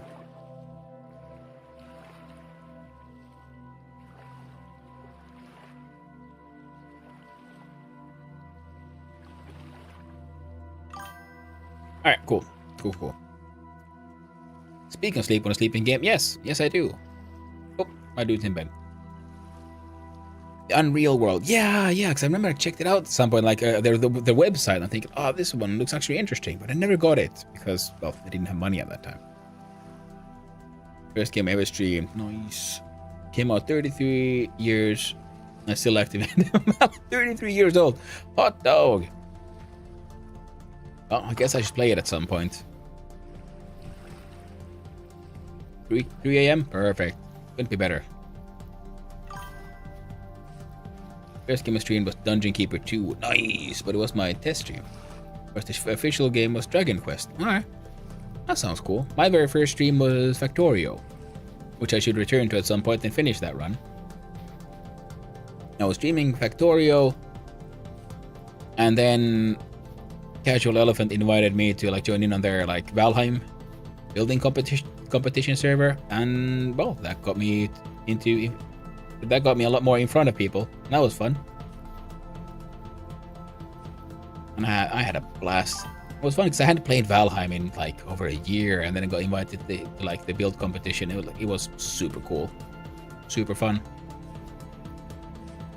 Never tried Factorio? Ooh, Ugla. It might be dangerous for you. You know, if you like Satisfactory, I mean, yeah, it is more 2D, of course. Ooh, rice? Do I have any rice on me? Don't. Inventory is full. Okay, I can't. Not good as. Nothing here I'm really that willing to like quickly sacrifice. Maybe this bandage? No. Ah! Silly me. There we go. Offhand.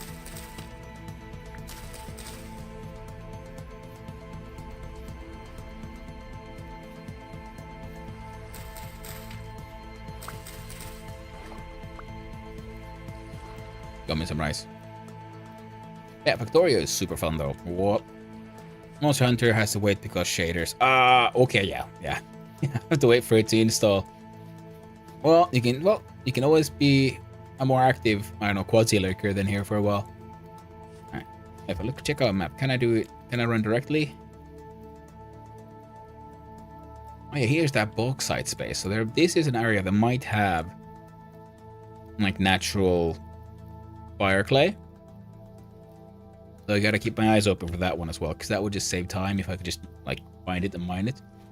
Like I know it exists in and around the coal deposits, but at least according to the handbook, around natural bauxite, it should also, well, I should hopefully appear on the surface as well, if I've understood the handbook correctly.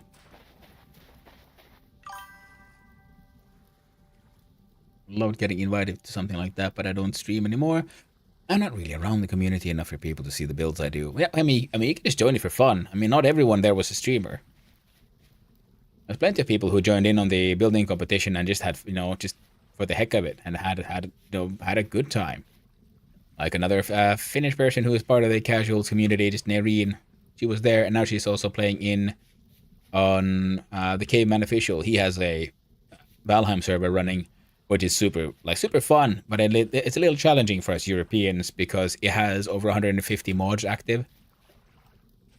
So the lag can get a little rough here across the pond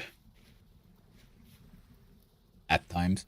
But other than that, it is just weird because it is so different. It is super fun and super different because normal, Valheim is Valheim, but then with all of his additions, all the mods, it is more of an MMO. It's got classes, it's got professions, it's got like just so much stuff. So much stuff going on. I think we're either in or approaching Panda Country. We're approaching Panda Country. Yeah, I think Panda's was after the teleport.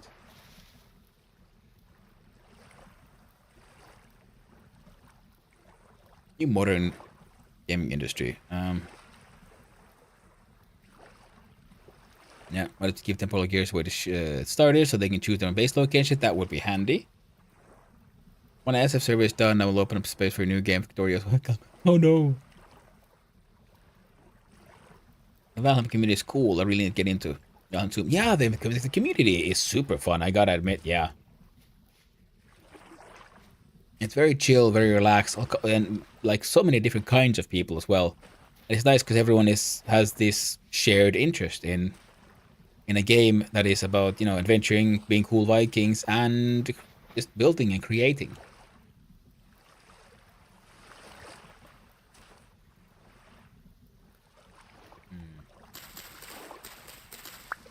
So it is a very fun one. Yeah, the only mod I've ever played with is the Plant Everywhere mod. But that one, we had that for the building competition. That was super fun.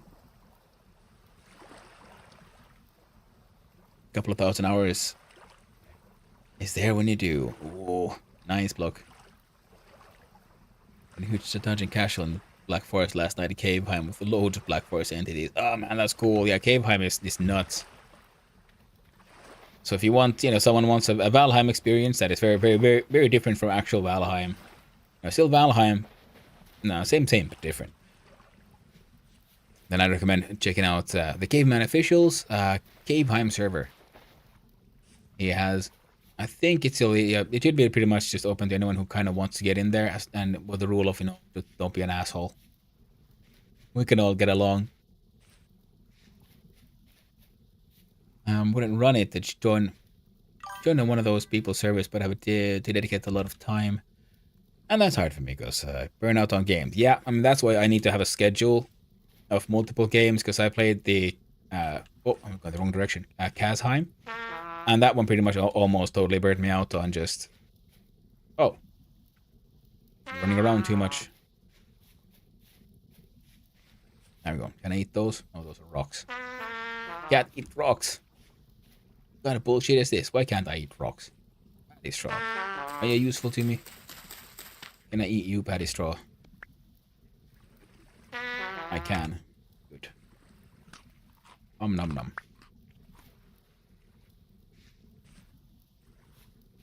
That's my direction.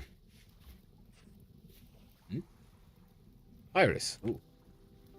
Cool, but no.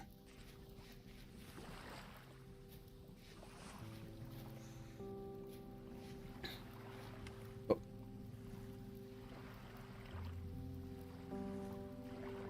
I was kind of hard right now with mental health stuff bothering me, so I can't give the dedication to something. Oh, yeah, man, I get that. I'm also medicated for depression. I've been for many years, will be for the rest of my life. It's not going away. It's pretty easy to burn out on games if you run with a faster crew that wants to finish stuff quickly. That is very true. I play slowly but often, so it's super hard to get people to play at the same rate. I get that, Blockdress. I feel that. Sometimes I want to run and advance, but often I end up like getting distracted. Like, no, but I must build. I must decorate. Yeah, having it like this on my SF server right now, satisfactory. People come in when they have time, no pressure playing at all. To be honest, quite chill playstyle. I did play it so chill at Caveheim this one as well. It was very nice, yeah. I ended up having a little bit being, I don't know, a small crouton. I don't know. I was having fun in Caveheim and then I had a super stressful end because I wanted to build something for the build server and I ran out of time because I kept on getting distracted. And having adventures and collecting resources and did not plan ahead at all.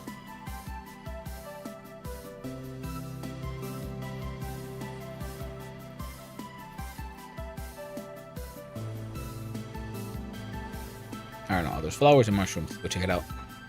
If we're lucky, they're mushrooms.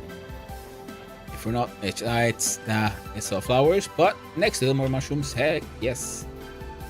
No, they're rocks. Damn you, colorful rocks, for deceiving me. Why do these rocks look so tasty? Tastier. Can't even give them a lick. I can't verify their tastiness. They look tasty though. Nice little mangrove forest. Here in the wetlands. Yeah. Oh. I'm trying to cut back on medication because it came out really bad. I had a few weeks. Oh man, that sucks. In case I'm kind of burning out a little. Work, yeah. Just lick them. I wish I could. I wish I could tote Blockdress. And hope it works out. Oh, absolutely. Human nature is licking shit. See if it's. Yes, that's very true. That's very true. And though then again, if you look at like nature in general and all animals, no, it's not just humans. It's everyone. Every single beastie creature out there, we all lick stuff. So you're like, can I eat this? You give it a sniff, and then if you're not sure, you give it a lick as well. You're like, yum, yum. And if you're still unsure, eat it anyway. We'll see what happens. Gambling. I think quite like it. You can eat everything once. Very true, Blockdress, very true. I mean, you know how funny it is? It is true to the point that we know the... Oh, lovely. It is documented that uranium tastes a little bit like raspberries. Yes. We eat everything at least once. Including radioactive material.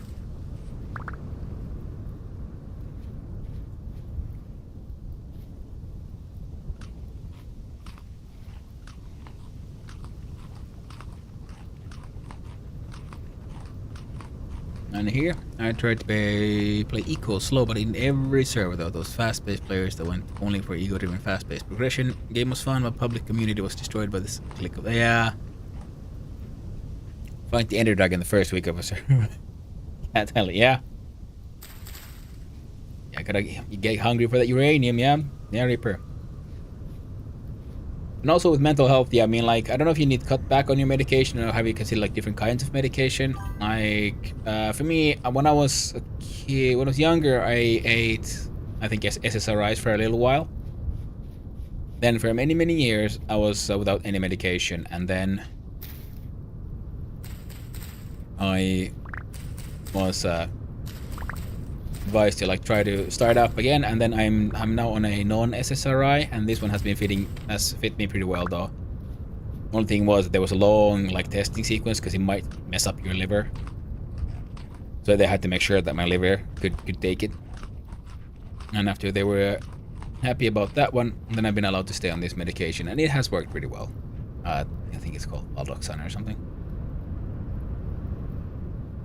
To cut it for a while and figure out a new plan. Also, I've not been working out or going outside as much as I should have.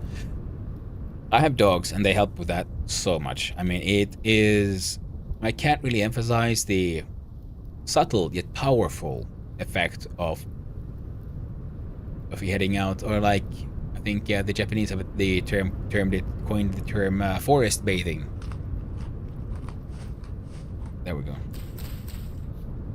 Like, going into a forest is very therapeutic. And it's almost odd how effective it is in making you feel better.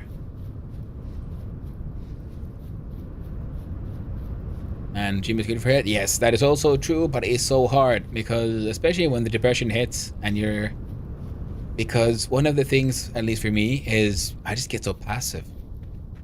You know? Like, you know, shit happens, life happens. Why bother? Why try? Why keep going? Why am I even here? Why get up in the morning? It's hard to find the motivation to keep going and doing things, especially starting things. Like the ADHD and stuff helps in that once I've just, you know, started, it's easy to sort of keep going. But it's very, very, very difficult to start anything. Even as simple as, you know, just going to the gym. Even though I know physical labor helps, I know doing art helps so much of, like, with processing feelings and so on, like just drawing and shit. It doesn't have to make sense, it doesn't have to have a point, but just expressing yourself somehow, writing, like having a diary / journal or whatever you want to call it is super helpful as well. But it is so... Oh, I've gone past my goal, apparently. I went too far.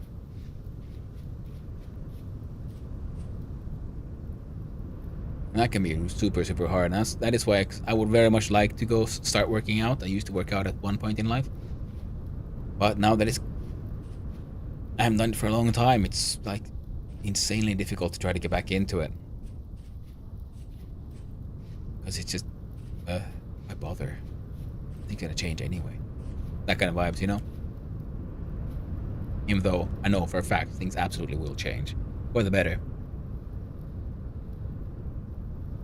It's just my nerves get bad, like insecurities are killing me because I have a lot of social anxiety and streaming is my way compatible, so exasperate. Oh, well, like, but that is actually, man, that's like super smart and like an adult way of handling it.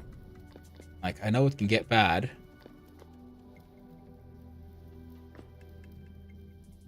Well, free bunny. But one of the things is it that cave that I'm supposed to go down into? Now I'm gonna find out how to get to the teleporter. I know also with social anxieties and using like streaming as a way to combat that, man, that is smart. And that is good thinking and clever planning. I don't think this is the way to go, is it? I get to isolate myself and I'm trying to break the habit. Yeah, I do the same. I think it's sort of like one of those like almost like classic symptoms with like depression and stuff. You know, you get lonely, and you also isolate yourself, and it's, you know, it's one of those like, why am I doing this to myself? And yet you do it. Because when dealing with, depression and those feelings, they're not driven by logic.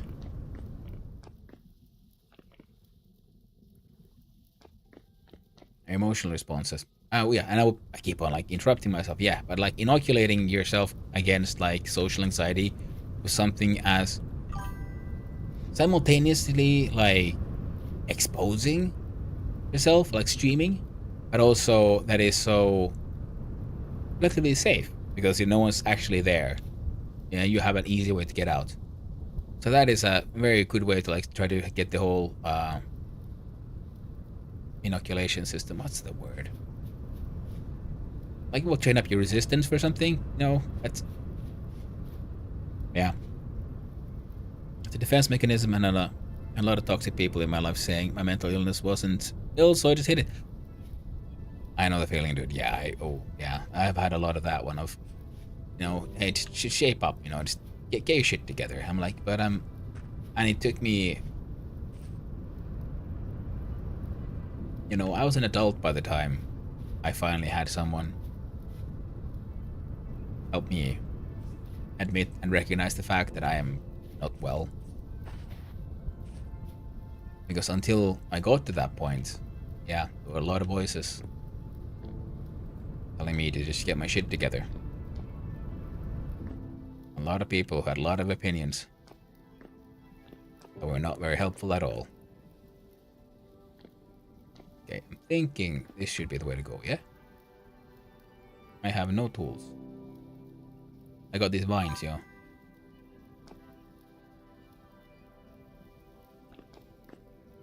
There it is. Ooh. Oh man, I forgot there was all this stuff here. I got some copper.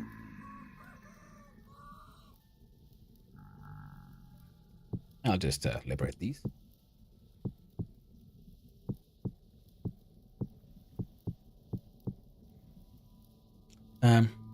Same like mid-20s before I really started working on bettering myself. This whole year was just me trying to get on my feet. Dream was a big part of that. Well, man, that sounds amazing. Good on you. Yeah, same here. I was also somewhere in my 20s when people started. When I feel like that I finally had a chance to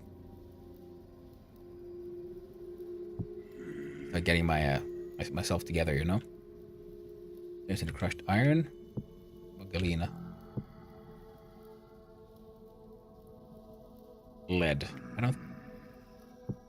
I don't know if lead is useful. I can't do anything with iron just yet. E and H. Alloy for only Chalcos.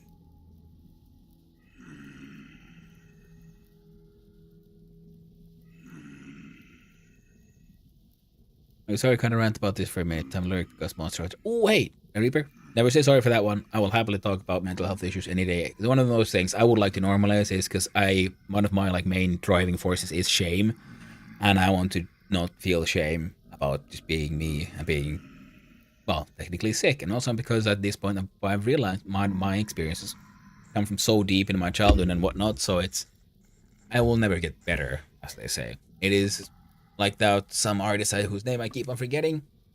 Very well put it. It is my big black dog, and it will always be there, just lying on me, keeping me down, keeping me but it's something I need to learn to live with. And that's why I sort of normalize it, because it's okay to talk about people like, oh no, my arm's broken, or I've lost a leg, or I have, I only have 3 fingers, because I was born different or something.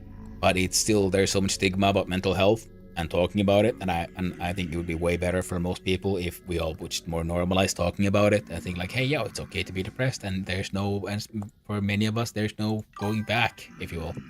It's just there, and it will be there. From now to forever. It's part of it. And I hope you have an awesome time with Monster Hunter, my dude. I haven't had any issues like this, so it's very hard to imagine how it is, but I am a good listener, so people out I'm just sharing thoughts towards me, even strangers. Hey, well, look, that is always good. Being a good listener is a fantastic skill and will help you make friends and connections everywhere. I've noticed. Many people don't know how to just shut up and listen sometimes. Putting that everywhere because my pockets were so full. Yeah, I remember block.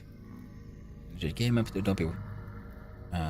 Where we hang out because we enjoy your company. We don't care if you're upset or happy. We just care about hanging out with you, like golly. Yeah, feel that. But I worry around about it too often. But it's kind of just me telling people how I am. Hey man, and it's okay. I welcome your rants as long as you accept my rants as well. And also, I also personally sort of know that a lot of the sort of quote unquote ranting is, for me at least, also a way to just process some of those feelings and thoughts, you know? There's so much stuff going in the head, and sometimes you need to verbalize it, especially like tell it to people. You have to narrate the concept out of your head, and that helps you yourself, at least for me, process those thoughts and those feelings and sort of realizing, what does it actually sound like? What is the story of these complex feelings that I'm having? And yeah, I think I'll just enter the machine and hope for the best. And get ready to fucking run. Now.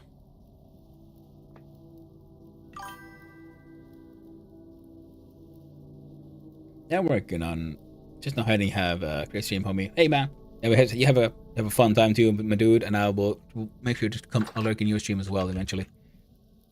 I'll assume my feelings are complex. Indeed, yeah. I like that. I like those jokes. And yeah, that's another thing. Not everyone has to be complex. Not every thought has to be complex. That is also very true. It's okay to just be. Wrong button. Yep. Crap. Honk-a-tonk of sad. Honky-tonk of pain.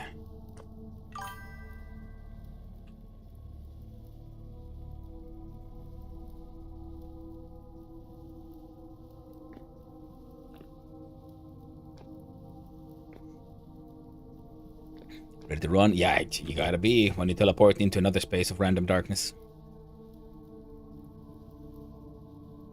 And thanks for the Lurk Reaper. Yeah. You made it. I did. I was one of those like, oh no, how did the jumping here go? Oh, but I have survived. And well, I would have had some 6. I guess I could have made. Wait, is 12 enough? Is it like that? Yes. Okay, so I could have made some stairs to help me up if I needed to. Thankfully, I didn't need yet. So I am close. But that doesn't mean I'm safe. Now we run. Ooh, again, music. It is changing.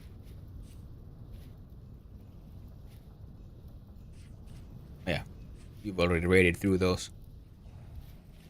Alright, there's holes that way. Let's not go there.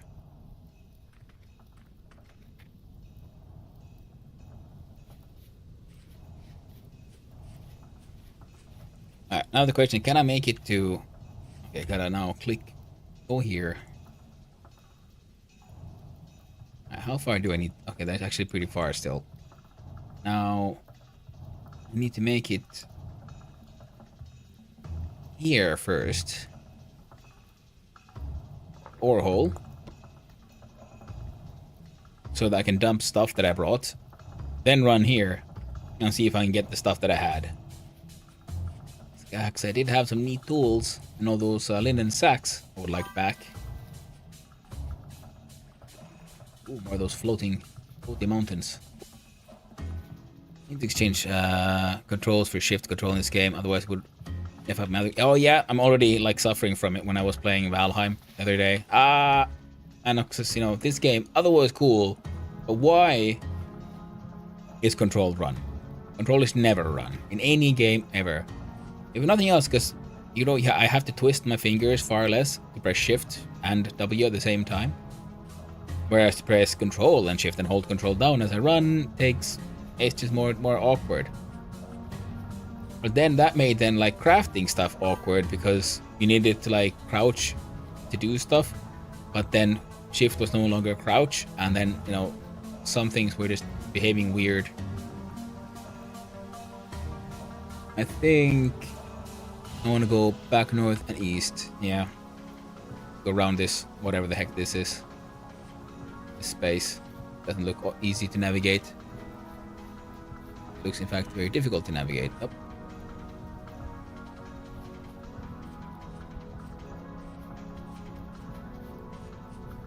Yeah, my speed crouch keys are always on my mouse, so I need to change them anyway. Dude.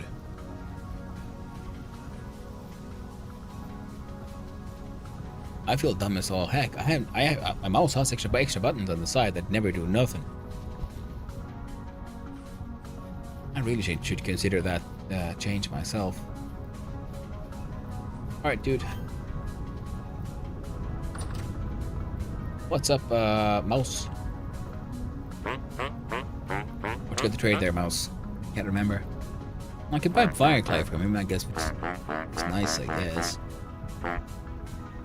Buy anything I got? Nope. What do I even got?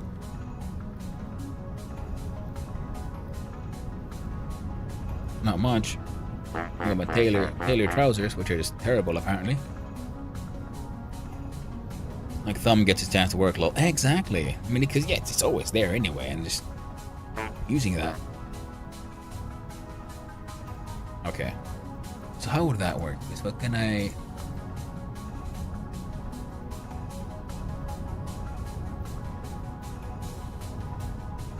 I think I can leave sneak on shift because I don't do that one much, but I do this the sprinting.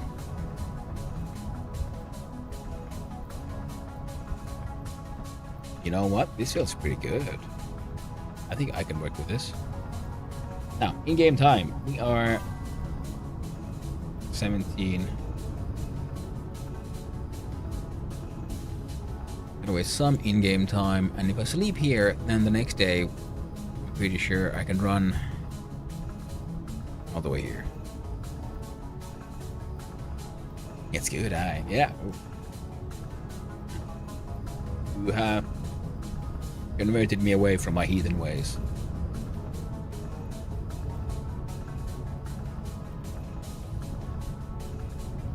There we go.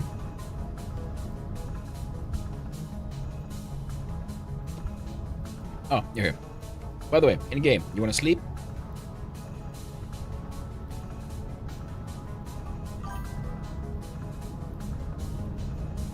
Me neither, yeah, because I would like twist my pinky so that there's like this like sideways tension, and so that it remains under control as I run, and it is a little unpleasant. I will enter the bed. Oh, mouse. Oh, want to share the bed, the traitor mouse. Indeed, mouse. Oh. What a dirty little mouse you are. Ah, all of that. Mouse, we'll share the night together. Will you give me a discount now? Release me, mouse. Release me from your bed, please. Oh, mouse. How could you? I'm trapped. I'm literally trapped. I can't get out.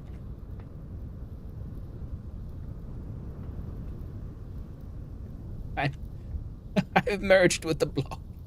I'm not tired. Oh no, how do I, I'm trapped here now. Got a super laugh. Got a super awful ganglion in my ring finger and knuckle from excess crouching in Minecraft building. Ouch. I need to die to get out of this last night. Oh, for this? Crap. What? Why can't I release me? Mouse. You bastard.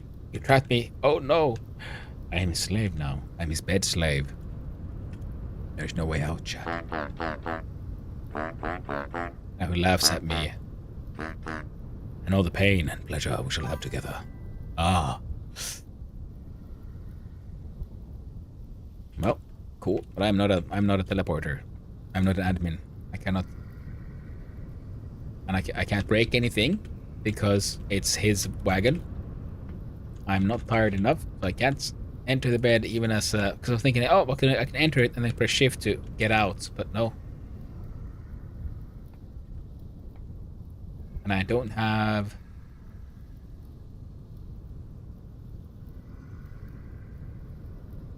Is G to sit? No. It popped like 2 years after I formed just randomly one day, but the mouse, the roads. Oof. Ouch. Not if I still use the mouse because it's just easy. Yeah, oh yeah, makes sense. I might be able to sit. Like, yeah, if I press G, I sit. That is cool, but then what? See, I can see, because I'm trapped inside this square and I can't get out. It's like jump through the ceiling. What? See, I'm jumping. I'm doing this. Oh crap! Yeah. Oh, okay. Yes. Oh, okay. So if you sit and you jump, you like jump higher, faster, harder. Smoother, harder. Cool. Thanks. That worked. But I hear enemies outside, so I'm gonna relog. Just to cheat a little bit. Tiny cheat. Doesn't even count. Bit glitchy. Yeah. Well, hey, yes. As long as it works, I'm happy. Could save me a death. Well, hey, the more you know. We are all here to learn together. Now, I must run. Oh, see, I was already trying to run in the old ways. Now, I said, comes joy, the freedom and liberty of mouse running.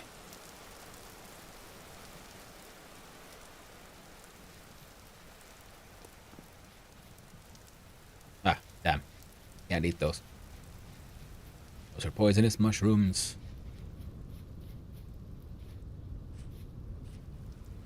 I do like how this game also teaches you about the fact that some mushrooms are poisonous by just letting you kill yourself.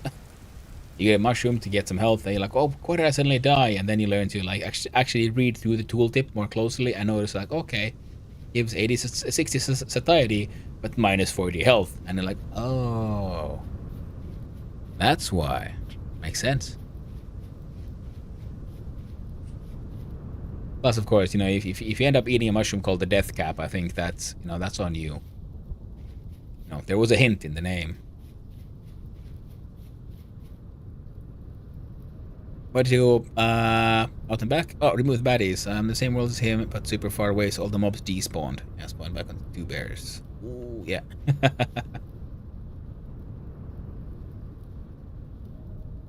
Yeah, so yeah, you can use the multiplayer madness or the skills of that, of like, yeah, unloading the block you're on by just going out. So are you saying, by the way, Block, that that trick won't work if I, for example, if I'm alone on the server and I log out and log back in, because I was the last person to be in here, would the block remember the baddies around me?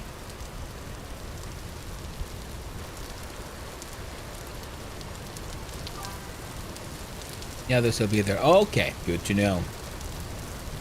That's very good to know. That will also save me some pain in the future. So then I won't be doing some trying to use those sneaky tricks if I'm alone. What is this? A book. All right, and okay. Now we're in Panda Country, I think. Now I just need to go look at some of those. Okay, come on, nope. Don't jump in the deep water now. I don't have another place for the... Okay, come on. You can do this. Blocks ahoy, yo. Oh, yes, we have climbed. We have gained elevation, chat. We have gained an state of elevation. From here we have found... Nice. Hot springs. They're so hot, they're steamy. Steamy good fun. Sludgy gravel with hot spring bacteria. I'm just wondering, like, is this...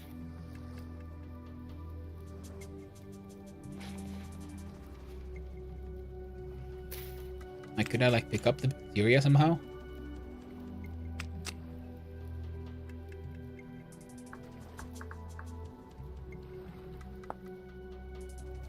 Burn temperature, burn duration. I guess not.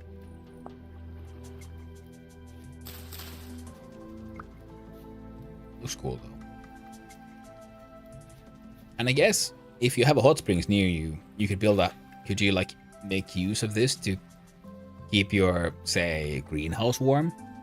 This a part of this is inside walls. Will the inside space be counted separate and kept warm, or there is a chance, of course, that the game just you get the +5 for it being greenhouse, but that's it. So that there's no actual separation between inside and outside. Like I don't know, like this how complex the temperature area calculations are in this game. Oh, right. This was, yeah, I forgot. This was also the place where we ended up running around like crazy. Because, okay, so going high might have been a mistake. So if I instead go east, northeast, then south, I think that'll be an easier path. Ooh, lag. Yeah, still. And just on that work. If I recall, it doesn't change anything but things warm around it, like greenhouse. Yeah, but I'm thinking like, yeah, because it's warm around it, but if I build like walls around it and keep it completely indoors, will and the room is, you know, very big, will the entire room inside also then be warm and remain warm? That's the kind of stuff I'm wondering here. Lychee. I'll just do fruit tree. Save that, right? Oh, of course not. Ugh.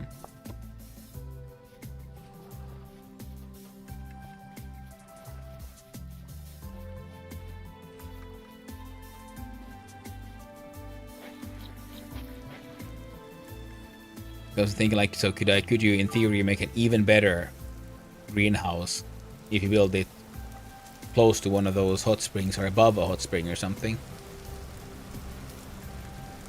Making use of the like permanent temperature increase. I think so, but if it's greenhouse, it won't. I don't know. Can never really test it. Yeah. I was wondering like how much one could cheese and abuse those systems. Because like you said, yeah, the greenhouse only goes up to. Why am I even marking these? I have a whole bunch of lychee trees, thanks to you.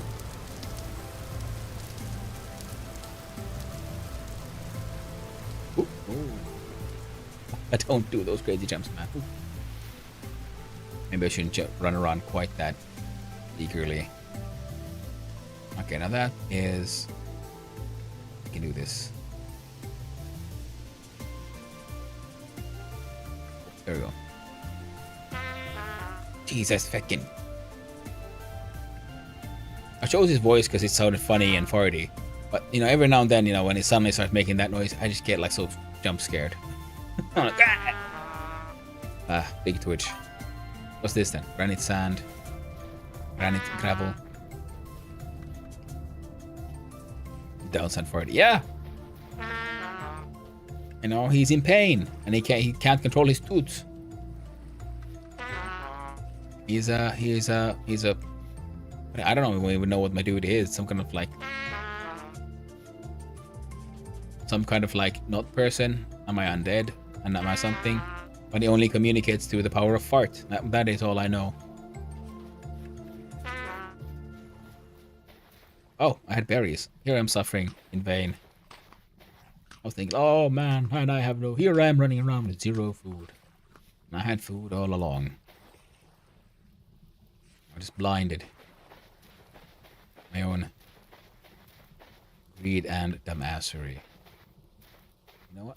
I'm gonna grab me these sticks. I don't know how many sticks I have. But I do know one always needs more sticks. There's never enough sticks, chat. Never. Not in Vintage Story. We could rename it the entire game, the Vintage Story of more sticks. You're gonna run out. Actually, there's a whole lot of liana and stuff here. All my rope needs. I totally should come here.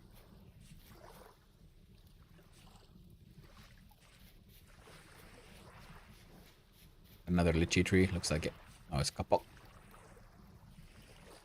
As long as local wildlife doesn't suddenly turn hostile and murder me on the spot, I should be a-okay. Keyword should. Oh. I just picked up a stick. A different kind of stick. A cutting, to be precise. A lychee. There we go. Let's collect some of these here. Paddy straws keep us going for a little longer. That is most definitely not a lobster. It's a mushroom. You can't trick me, chat. I've read books. I've seen pictures. I know lobsters are underwater insects.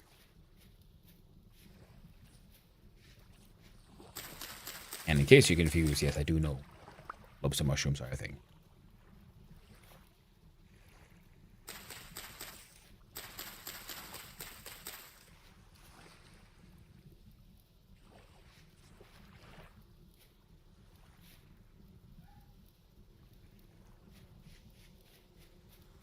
It's quiet.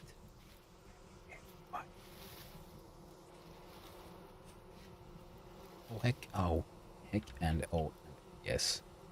I found a bunch of bees before, but they were all like an entire transporter away. So it's good to find some bees that are slightly closer to my base location. It's like a kapok. That's a giant freaking kapok. I need to cut it down. It needs to be destroyed. I mean, reclaimed. It shall fuel my growth in these lands.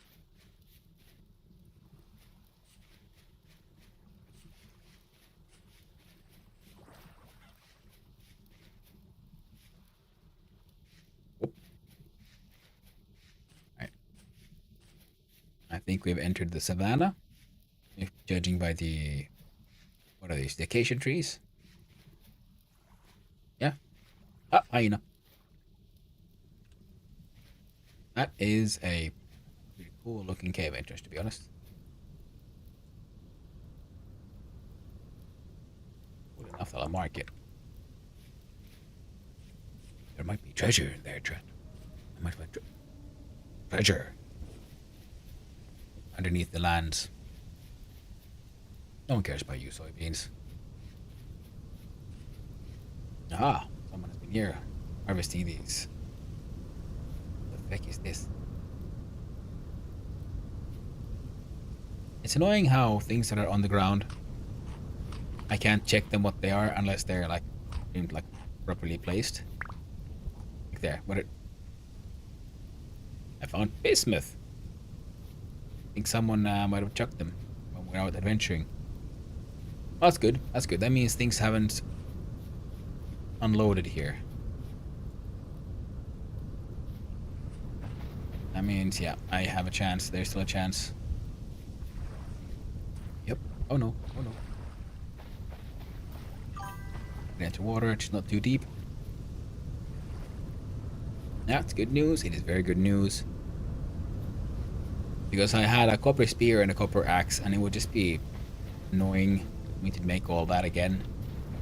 Of course, I will have to find enough copper and clay.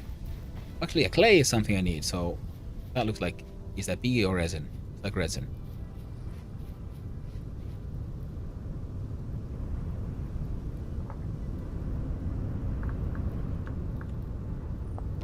Alright. More than any hyenas. Alright.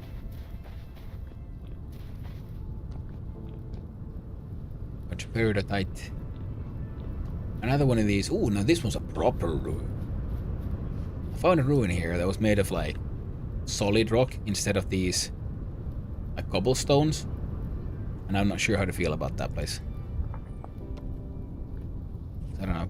Can I dig underneath it? Is there the same chance of finding cool stuff there? I don't know yet. We gotta find out eventually. First, we gotta not get murdered by hyenas as we head back to our base location. Run and run and run.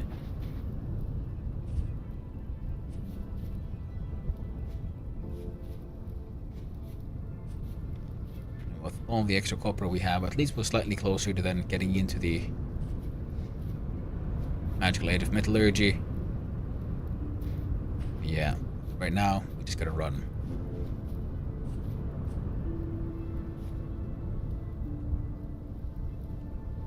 And of course, our copper shit. Copper important. Oh yeah. I like the place that we have these fancy, fantastic little like food deposits everywhere. Just those termite mounds, you know, free food, good protein. And I chose to go the long way around. And that's where I'm going to build my house, chat. On top of that flying piece of rock. Nothing bad will ever happen there, and the chances of falling down are just non-existent. That could never happen, right?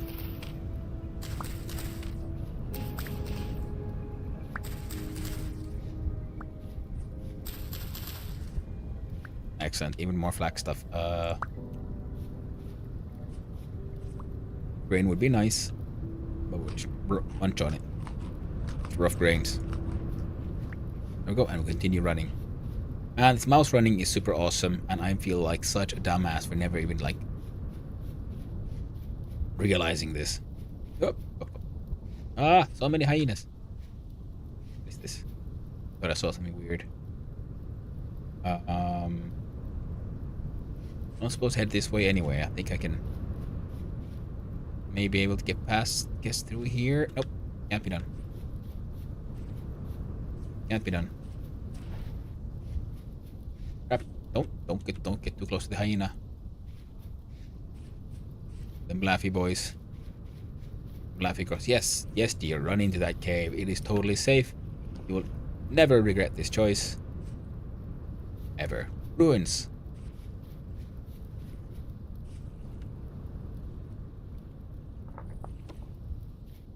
There's no time. Only thing we have time for is stealing this flax, yo.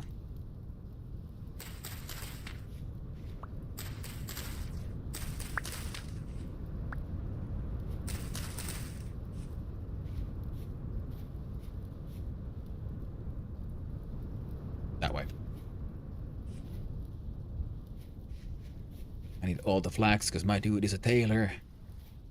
What all can a tailor do? I don't know yet. I haven't really gotten that far. Ah! No!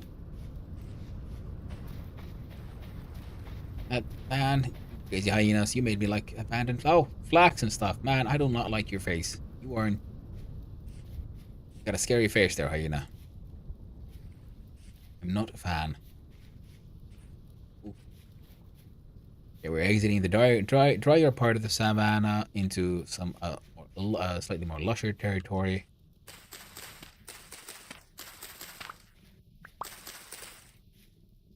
As we do our best to collect even more flaxy seeds. Oh.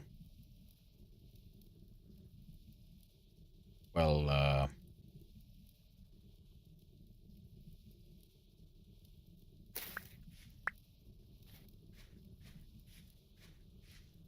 damn.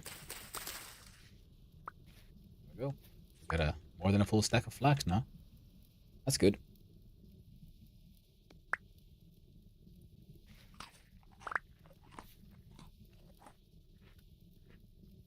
Leave a little marker here of a star. And we're called Hey. This way. Oh, there we go. It's so weird not seeing snow. Ah! No, you don't. Nope. As long as you laugh and hang out there, it's fine. We can be friends. We can be friends, hyena. Just stay there. Don't follow me, bro. Don't do it. I don't need your Gestapo ass on me.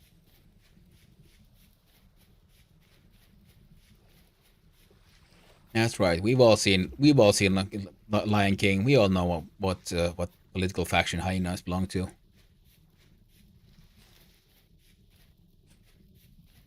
Oh,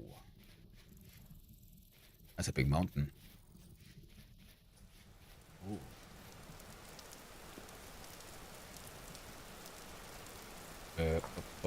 Ruins.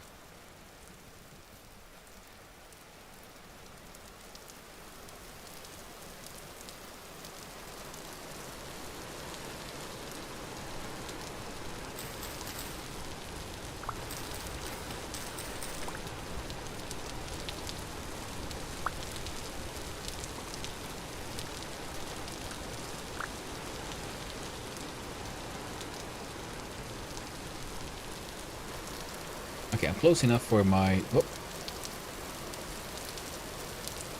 for the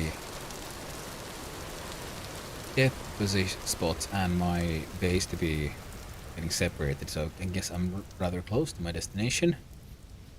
Is that a cave? At the side of the mountain?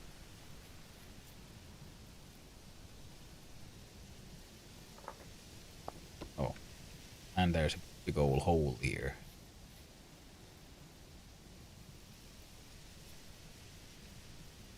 Oh.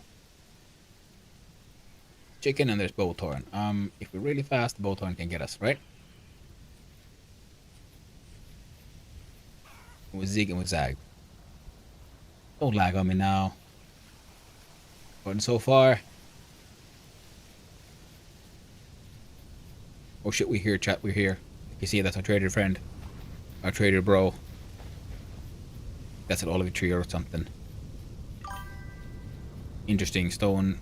Alright, we here! We made it! We have survived.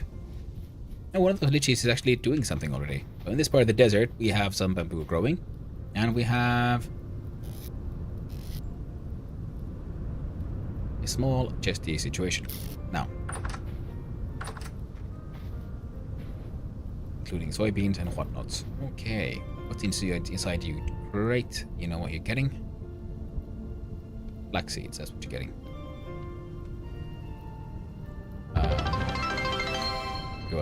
What? And thank you for the follow there, Jacob NY23. Appreciate it very much. Okay, now it's B4 shift right click. Alright? And it's annoying because it says add all items, but it does not add all items. Alright. And at this point, I think if I plant you there, I'm going to put this corner here in the random door in the corner.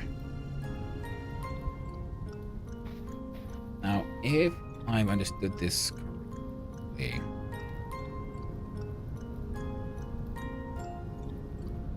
how did I...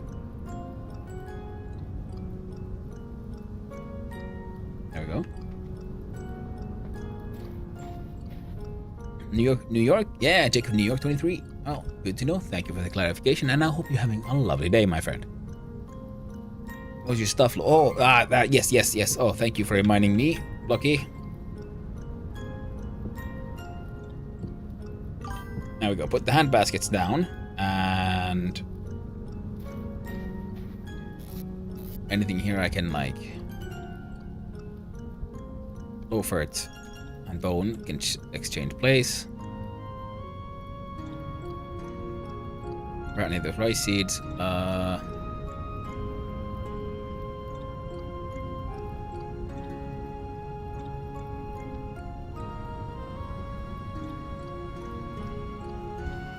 trying to like figure out what can I like quote unquote sacrifice here.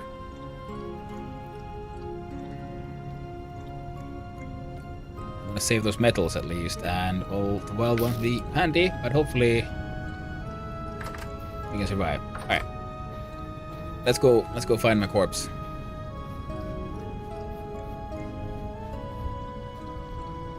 And not piss off any more rams, because that's what I did last time. I angered a ram and it was a mistake. Do not anger the rams, they will end your ass. And you too? Well, thank you very much, Jake. Jake in New York. That's probably an urgent thing, Lola. We'll just drop it on the floor now. Yeah, that's probably what I should have done, yeah. You're absolutely right there, Blocky. I really should have. But the good thing is, it's not too far away.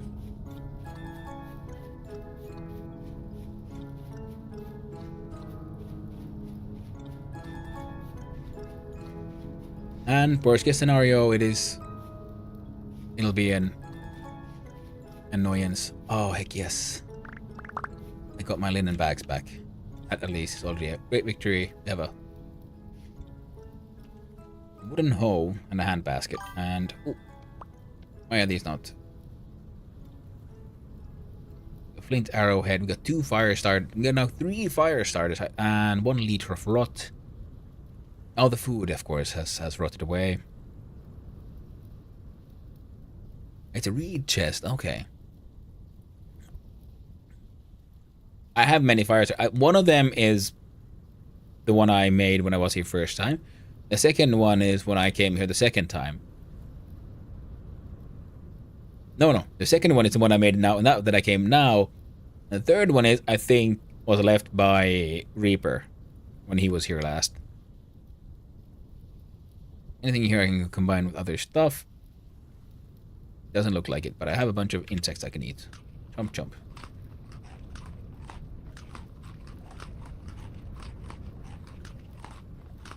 Don't eat my termites. Pick up a hoe. Okay. There we go. And that piece of flint, we'll just have to go. Oh, right. Yeah, you mentioned that there's an issue with the latest update that the things that fall on the floor disappear. Because I've been like wondering, like every now and then I've been like collecting stuff and it just vanishes. I was wondering, like, is there like a chance to pick up? And then suddenly it feels like they pick up more. Torches to stack? You are absolutely correct. Thank you. There we go. Well, let's take this back. Of course, these peridite stones. You know what? Take it. Let's go. We'll go harvest some more of those bugs. Ooh. And there's spelt here too. Okay, good. There's good grains. Good grains to be found. And there is a ruin. Oh, has been dug out already. Oh, got excited there for a second. Ooh, what's this? Also a bunch of flax. Alright, I'm gonna mark this out because right now there's too much stuff in my inventory. I don't know. That's a good flax color, I guess. And it's getting late, so my deed needs to prepare. I have like half feet in the ground. Yeah, exactly. Like it seems like, because just like with snow, there's that like like small mini layer up top. And I think the offset for that is wrong. So that because I'm guessing it should be when there is like, say, a snow layer, things land on top of the snow, right? Or they're like buried in the snow. And now that there's no snow, the same offset is applied to a non-snow covered surface. And it is, because that is about how deep they go, in my opinion. Or how it looks, at least. I'm guessing it probably has to do with those kinds of layers and something wrong with the math of the offset.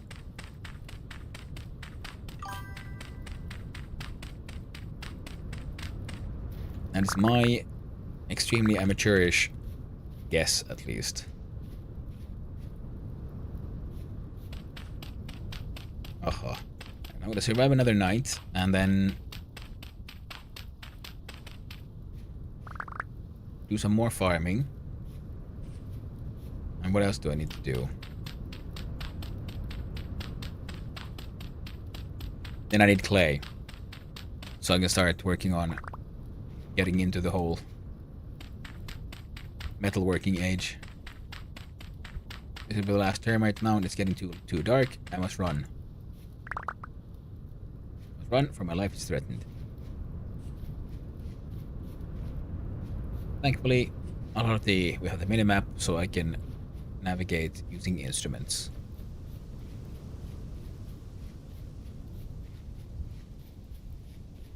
There's airplanes in. Whoop. Bad weather, etc., etc.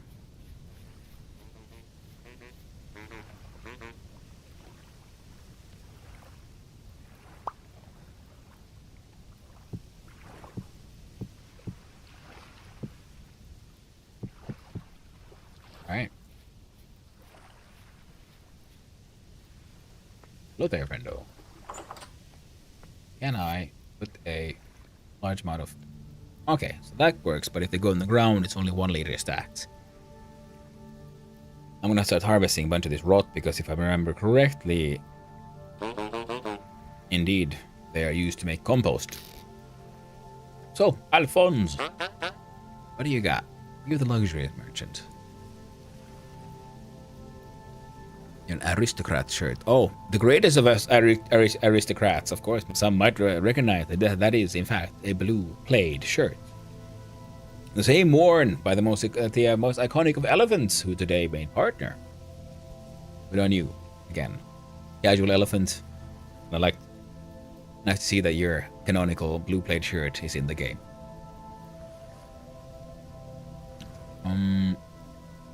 The Forlorn Harps grieves. Welcome back from the ads, everyone, and I hope you found them to be acceptable. Ooh, and of course, you have the most important tool, the tin and bronze falx that you gave me, Blocky. Blockdress, that also helped me quite a lot. And let me know if you want to sleep. In game.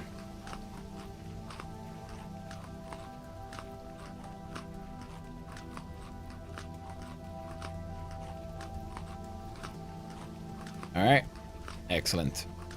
My dude is now fully fed. And they can sleep in this wonderful 8.5-hour bed. Ah. Sleep. I like to sleep every night in winter to pass it faster. Slow. Yeah, it makes sense. Absolutely makes sense. Winter is annoying. And now I need to start playing less like the noob I am, more like the pro gamer type. I'm sure I should be, considering I'm a Twitch streamer now. I'm very far from any pro gamer, just in case someone didn't get the joke there. I'm gonna put these fire starters here because I have no idea how to destroy stuff other than like using them until they break. And that can get a little annoying at times. Okay, now I have 30 plus 5, so 35 bony soil, so we can do that stuff. I have a large amount of flint. That needs to be stored.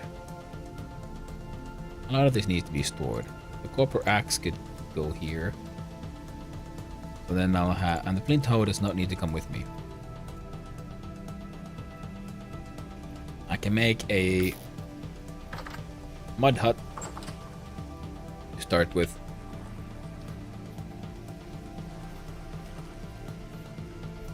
Again, see, out of habit, I keep on trying to run with control like a moron. What is that? There's a bear. Why is there a bear in the savannah? I do not like this. You stay away, bear. I just got here. I don't want to touch a bear now.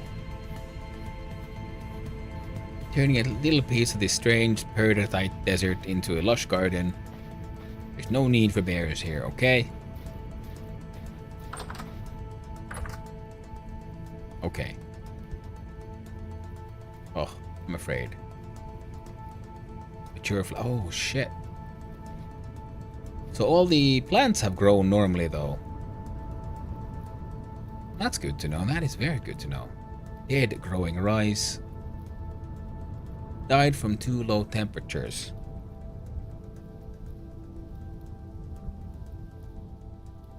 I see. So I'm actually... I was not far enough south.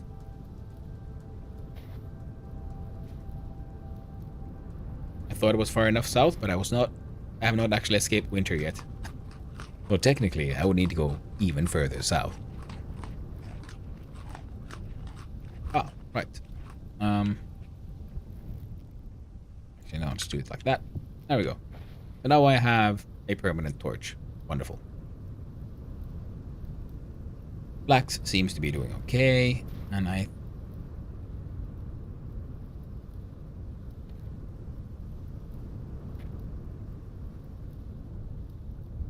Oh, it's a bunny. Okay, I was wondering what the f is that thing.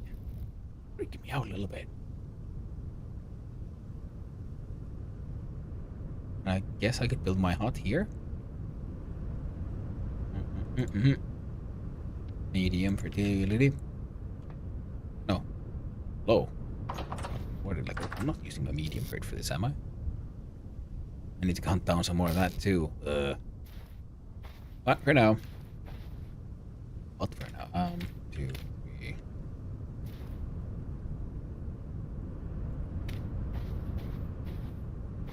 They need a storage space, right?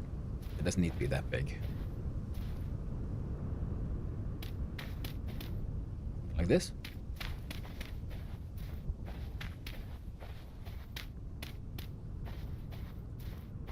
Because if I need to sleep, I can always visit the merchant. And their merchant friend has a far superior bed to anything I could craft on my own.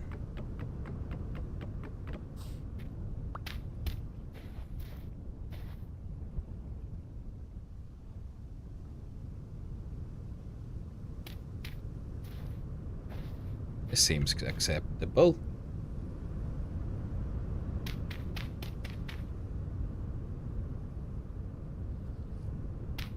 Right.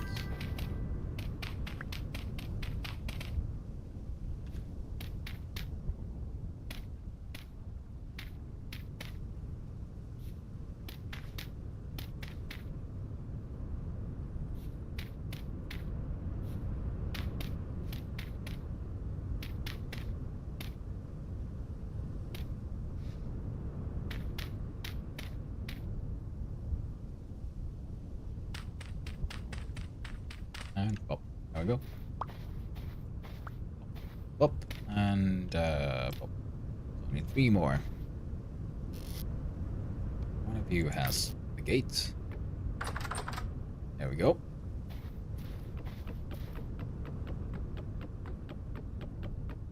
Punch this door.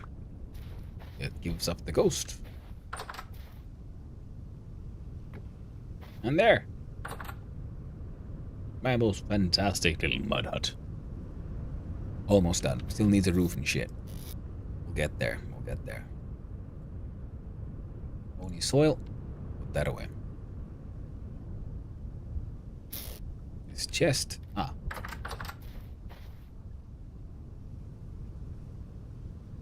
There's already crap growing inside here. Don't like it.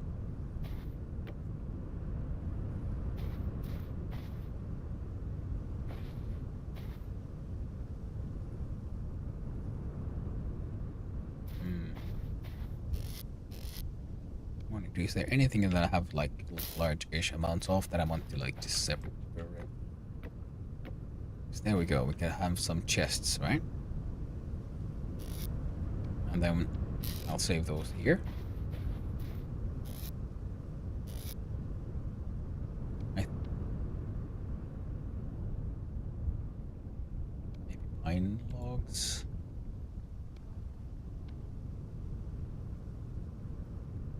I'm just looking right there because that's going to be its own project eventually.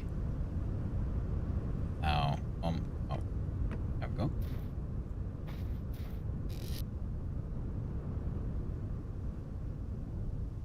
Ah, wait.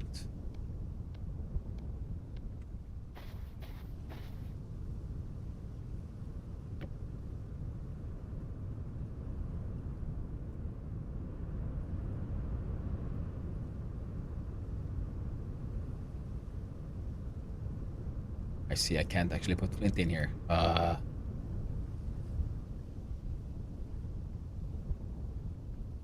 Shift and right clicking is the same connection.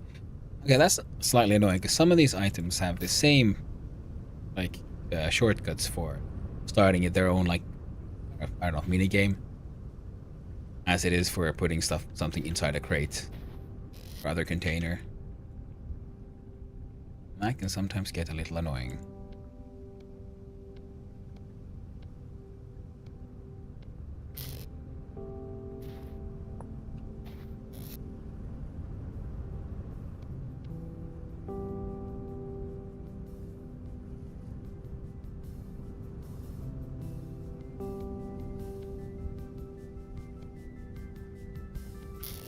I guess bismuthine is one of the things we have a lot of, going to be having a lot of. Sticks. Put all the sticks in there as well. I'm going to empty this box so quickly just so I can pick it up and put it in here.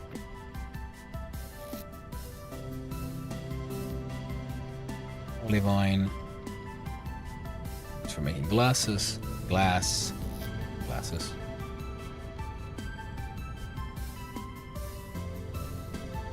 I'm gonna prepare this color here.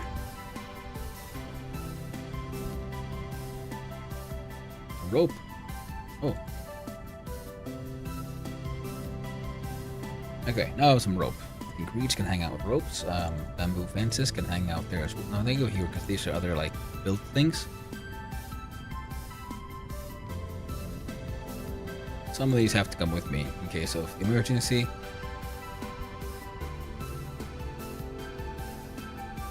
Also be there for the farming. Flint knife.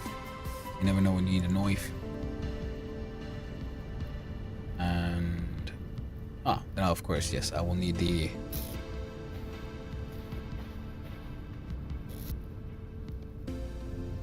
other things.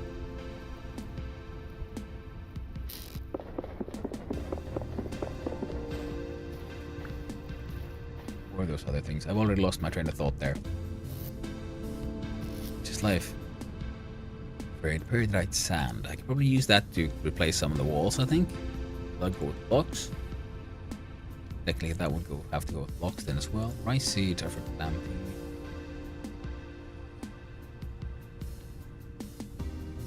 Oh, there we go. There we go. Oh wait, it just makes sense. No more sense, just sense. Resin. Flint arrowheads, I think I got from like washing stuff. Wooden pan. I'll put it there with the body soil. And random crafty stuff. I think I can put the felt in the ground, I guess. Max fibers. We're gonna get more of those soon, actually. And I could no, but I.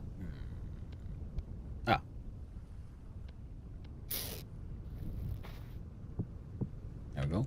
Put those there. Now, I think. Oh. There we go.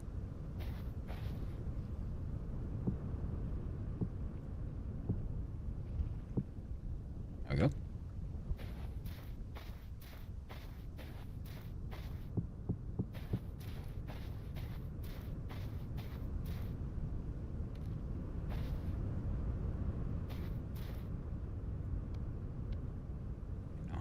Probably do this, can't I?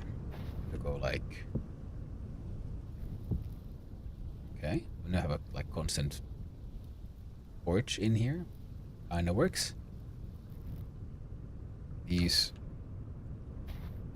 can just be plonked literally anywhere.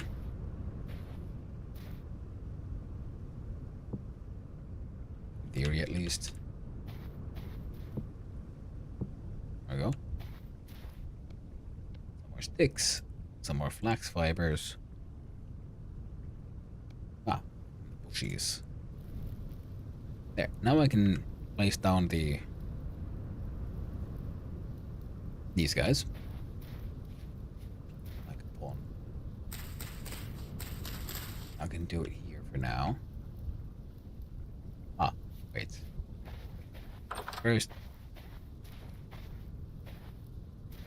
Everything here looks fine.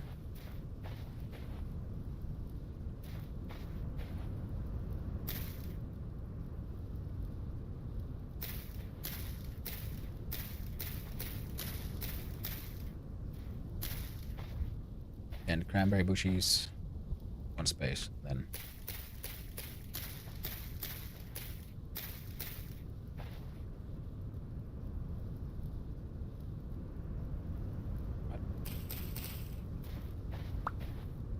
Still got 5.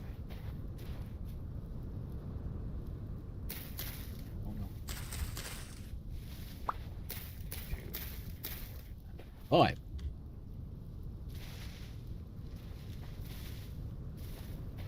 Alright.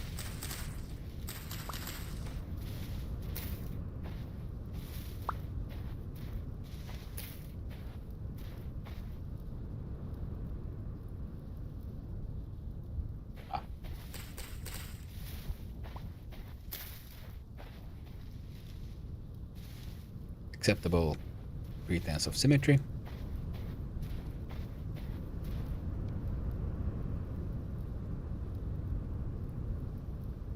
Need tool shelf. Where was the hole? Shovel.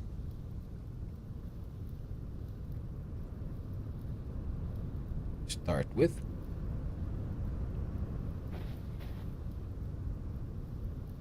Content 71 flax seeds. Wine log, sticks, peridotite, nothing. Cool. Very cool.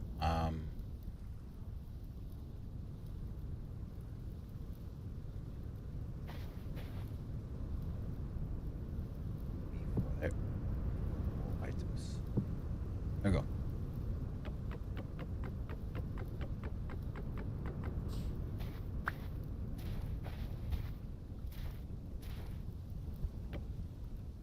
There.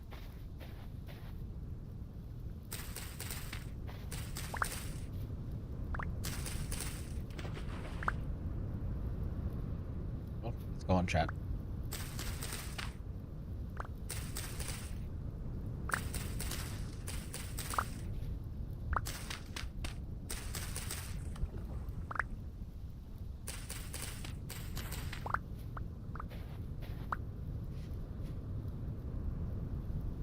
Segments.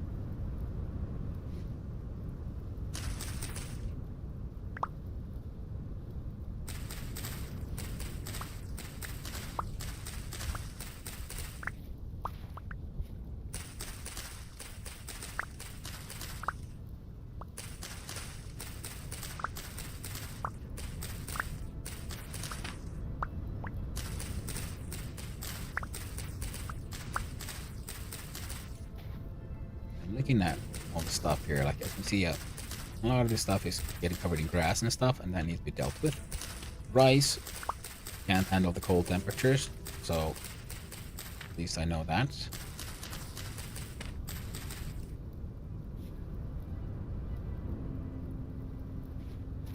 Put food away somewhere.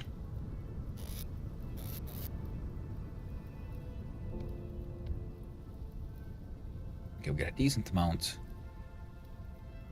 of food. I'm gonna need way more cattails and stuff so I can make more containers. More place down. More chests.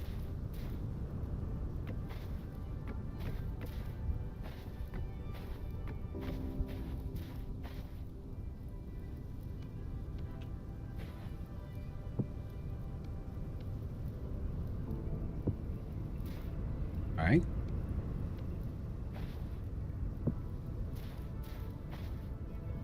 This is a very bad way to store food.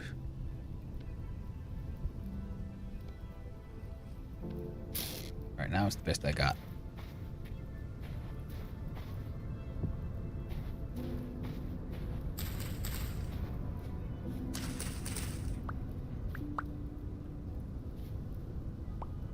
Soybeans.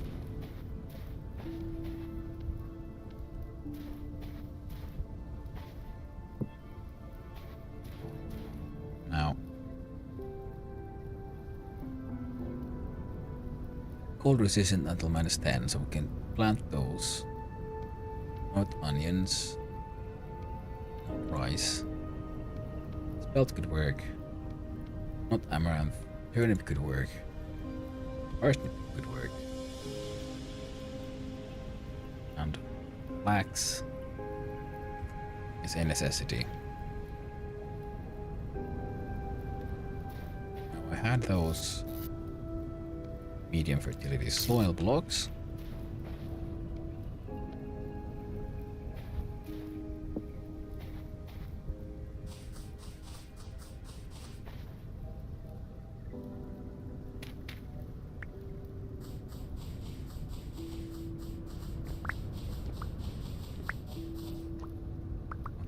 Yeah, they should still be within 3, so should still get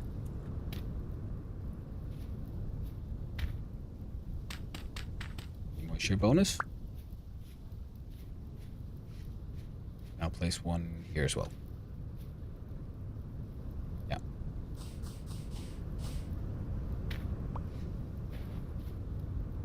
And the shovel away, change it for the thing. Better if you plug the doorway with dirt for a cellar, since the only doors that don't let in hot air are the ones made of boards. Yeah.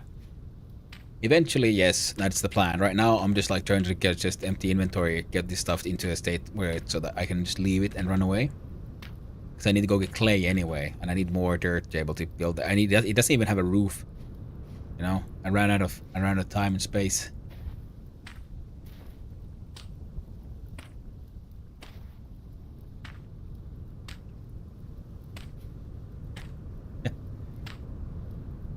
Got all of that one. Now here's what I was looking. So I was growing flax here.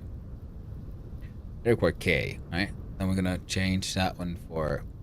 Alright, well, let's put turnips on this side. Listen. Here's what E, right? No, N. Yeah.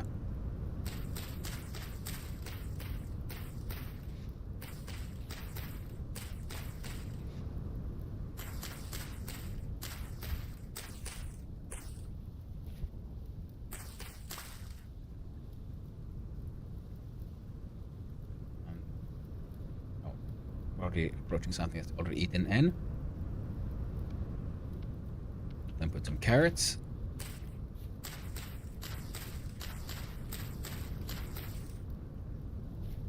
And all the rest all flax.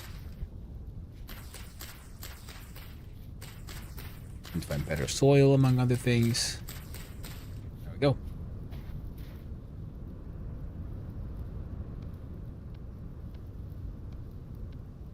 Okay, this is all seeds. I can live with this because then I can do this. Oh, there.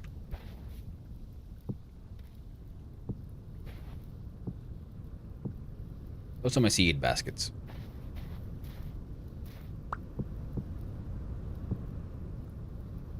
In here I have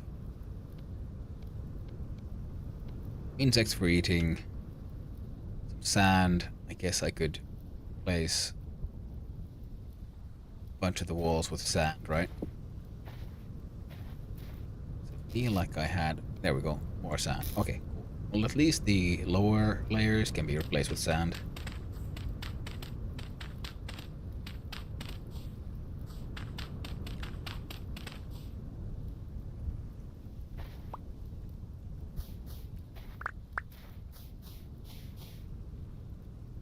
Where's the shovel? There's that shovel.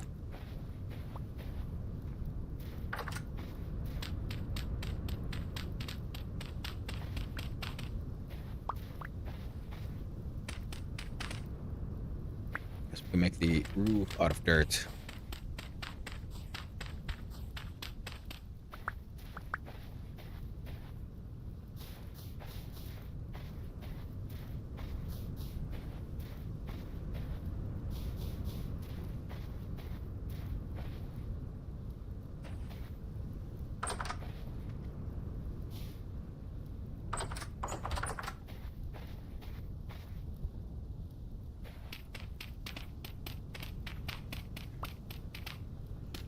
I think I can turn the entire back wall into dirt.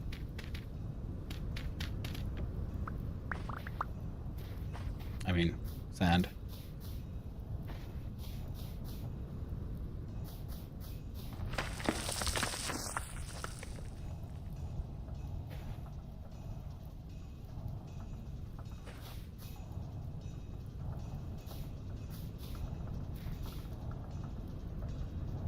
There we go.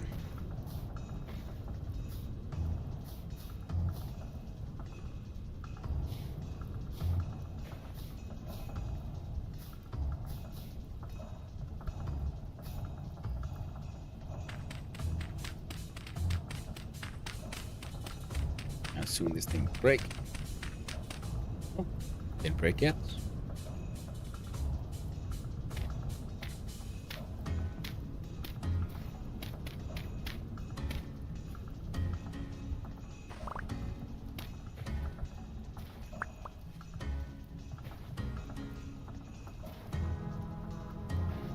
Alright. Anything here that needs like dealing with right now? Not that I can see. I can at least turn this into the flax wine.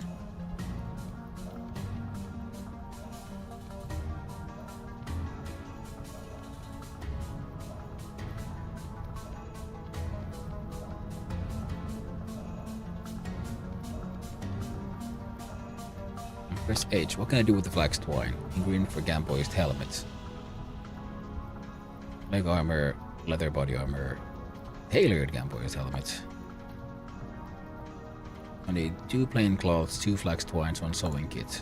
Plain cloth is stick and linen.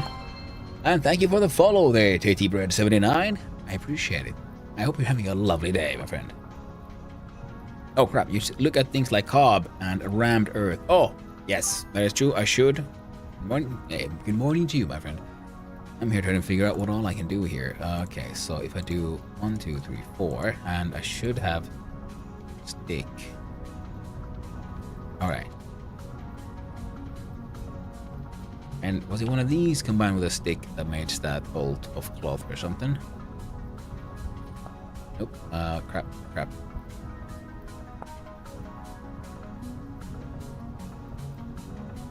Gamboy's helmet. Flax twine. Oh, but I want the tailored one, which apparently is better. Healing effectiveness, -10 hunger rate, +3. Oh, okay, yeah, so the stats are already better for like the minuses. Flat damage reduction, 0.7, 0.75. Protection, 75, 70. It's better in every way. I need to be clothier, but thankfully I am. A plain cloth was, yes, linen and stick. So I need 2 linen.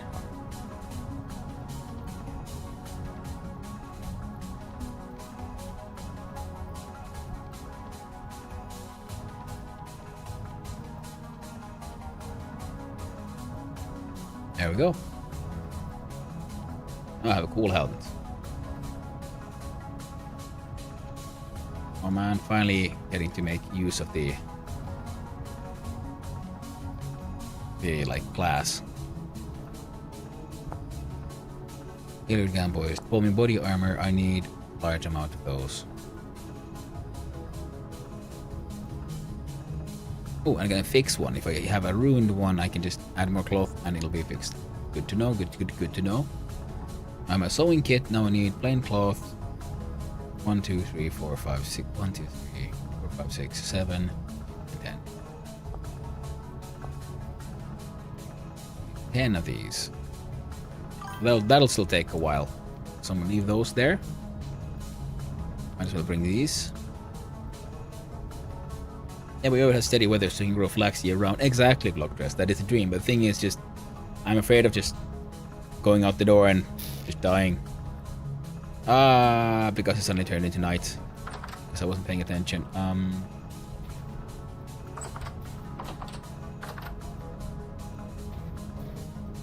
I can leave my hoe, and I can bring my crappy shovel, I think. I feel like I'm pretty kitted out for adventure.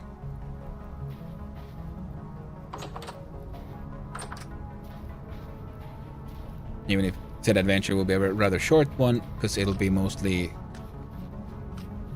Well, I mean, not that short, because right now I need to find clay, and if I remember correctly, I did mark out some clay further north. Up. And around here, thankfully, just a whole bunch of termites I can live on for a while. There we go, friendo. Now, there's something interesting in here. There is just fire starters and a bunch of rots. Oh, okay. I wonder how all that got there. Oh, heck. Oh, wait, I can make use of all 3 chests here as well? Well, now. And beds. I like to use the thatch hay block as a cellar door early on as they're easy to break and pick up. Yeah. Yeah, the bread, that is a good call. I just happened to find that ruined door inside a dungeon, and I could get it when it was whole. I did say it, so you were not lying, Blockdress. Yeah, Well, that place is just because it is the ore hole. There's ore inside that underneath the water, but it's ore that I can't mine because it's iron and stuff. I think there was some copper as well, but still, I will need my copper tools first. And well, now at least have some armor. It's not the best, but it's some. Hopefully soon I will have more flax, and yeah, I guess I'll just need to expand my farms. Got that thing going. But once I can gain access to some of those magical things called buckets, I can make even better farms. I could also turn all of this into farmland.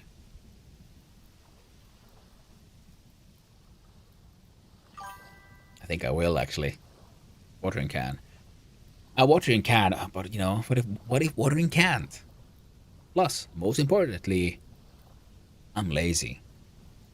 I want the farm to be like fire and forget. I plant it down and I'm out. With other stuff, you know. I do it a tailor, not a farmer. So the plan is, once we've slept, let's see, because I did think I marked out some clay here, didn't I? Here we have. I marked on blue clay. It's not too crazy a run, and we can make it through these plains. Go past here, run through here. We can get to that spot with blue clay, and just bring back as much as we can, I guess. Ah, fantastic. That's the plan. Thank you, block dress. Yeah. Now we go up and we harvest some blue clay.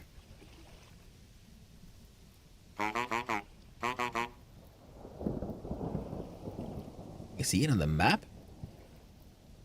Oh. I know there's blue clay here. It's... Oh, okay, I see what you mean. Yeah, it's slightly different tint there. Oh, good to know. And I think I had like 20 something nuggets of copper. Alright, we'll start by hunting down some poor innocent termites. Wait, is this a cave? Yeah. Okay, good to know.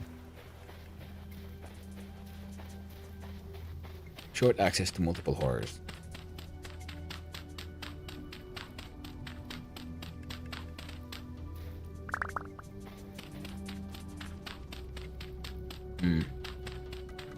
Then I guess another chance is just hope like heck. I find access to in fast because I would like to get my hands on some bronze. In my solo run, I found nickel, and I could make just straight up bronze, but apparently you can't do anything with just bronze, except bronze plates for like some lanterns, which is mildly annoying. So you need at least tin bronze or bismuth bronze, if I remember correctly, in order to make anything actually useful. I was wondering, like, should I like wait for bismuth bronze or something before I start making my anvil? Brass. Yes. I need tin bronze, bismuth bronze, or black bronze. Yeah, to make some proper brass stuff. Yeah. Tin bronze is the best one. Okay. Next, I can just cast copper for my pickaxe and my prospecting pickaxe. But yeah, then after that, it's the adventure of finding. Where am I going? Totally the wrong way. Then it's the quest of finding the tin, I guess.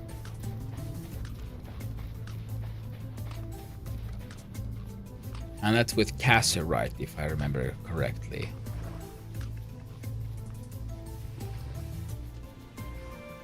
Quartz. And Cassiterite, and I can make tin stuff. Cause I was wondering, like, is there any point in trying to make like a copper anvil? So that's just a ton of copper, and then it's not strong enough to handle the iron anyway.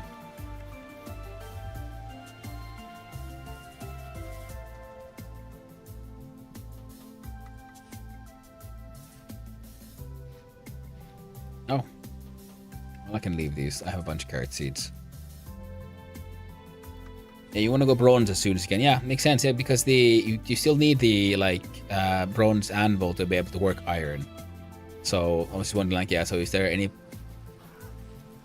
point in making an anvil like that? And can't really think of one other than if you just, well, I mean, if you're having just a lot of trouble getting your hands on tin or bismuth, I guess it could make sense.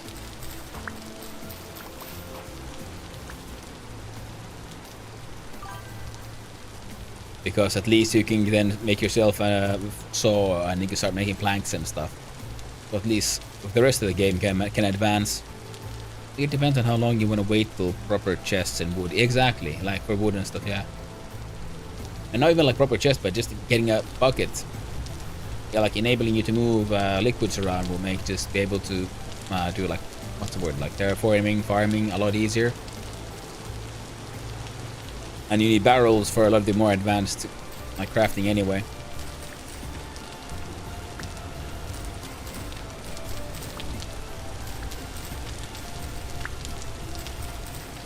Like that can't do leatherworking, can't do much actually without a good barrel.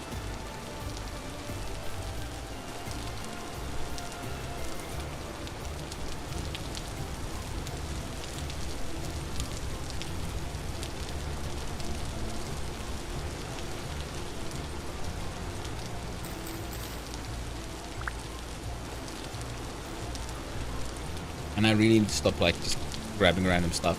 It is not useful. Came here for the clay. My inventory is already filling up with all kinds of nonsense. I need to control myself. This flax is not nonsense though.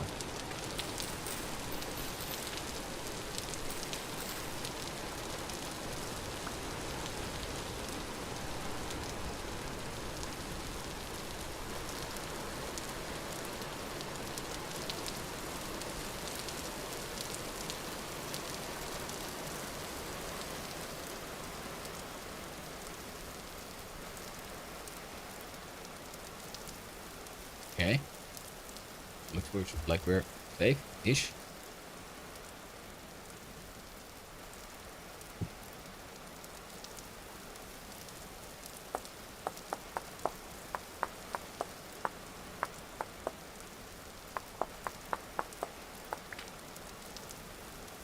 Can't wait for some better tools.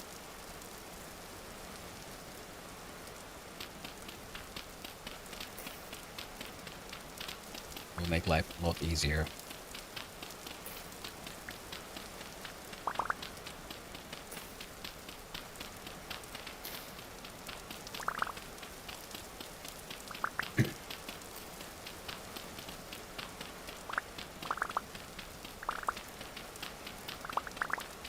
No, no, no, no, no.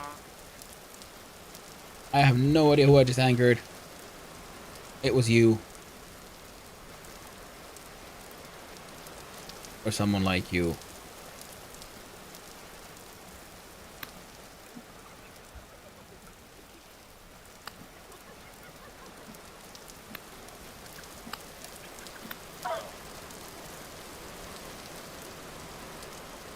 Damn straight.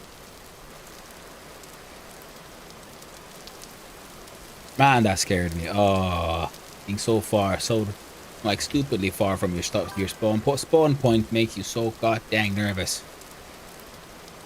Scares the crap out of me, these things. Got him, lol. Indeed, indeed. There was another one.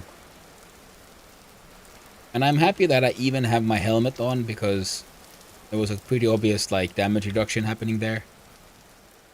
Oh, firewood. I guess we've also stopped here on our grand adventure down. And I think there was, yeah, there's copper marked over there as well.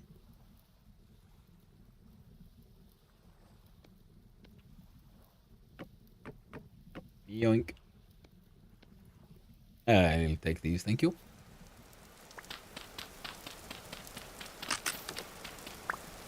Okay, not even at a full stack yet. Nervous.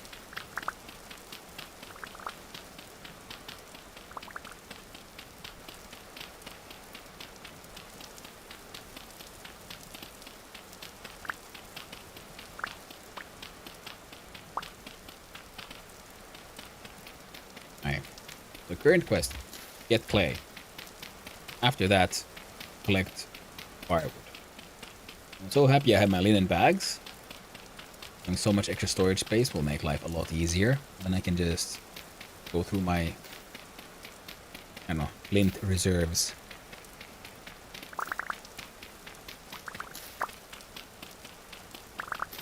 And then make a system for... And then start burning down some charcoal. Charcoal's coming along. And I can go mine for some... Okay, yeah, so first we... get the clay going.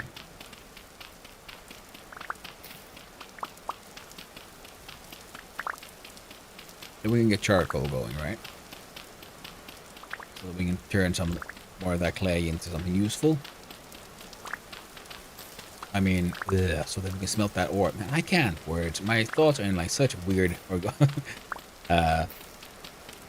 order right now.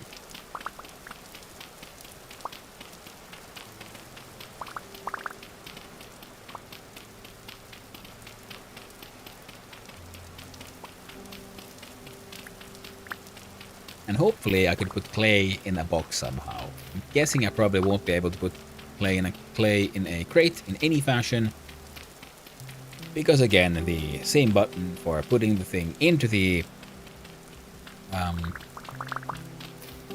crate is the same button combination you need to start making stuff out of clay. I must say this is mildly annoying. If there is a trick way around this, I would be very happy to hear it.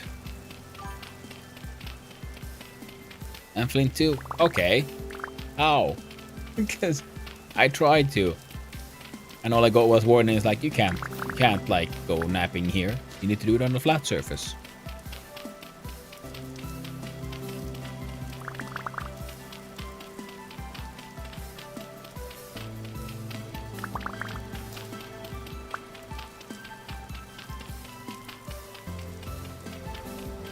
No idea. Well, thank you. You haven't had problems with it? Okay. Good to know.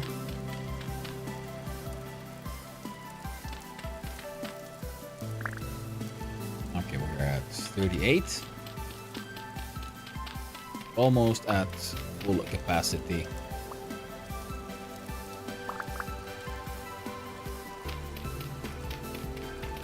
I'm ready to get from one.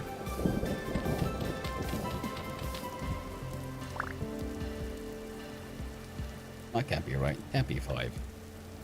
Do they give like random amounts or something? Alright, well these two will...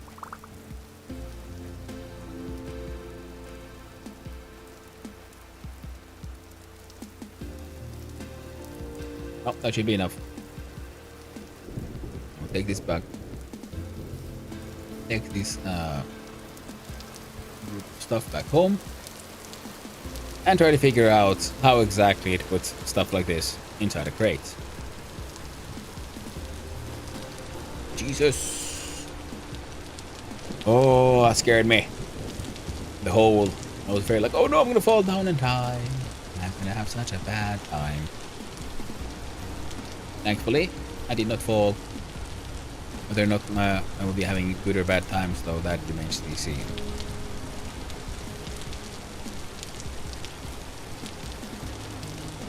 Alright.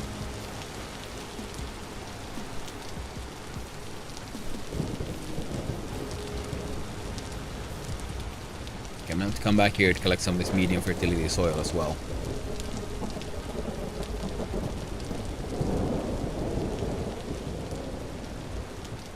Olivine.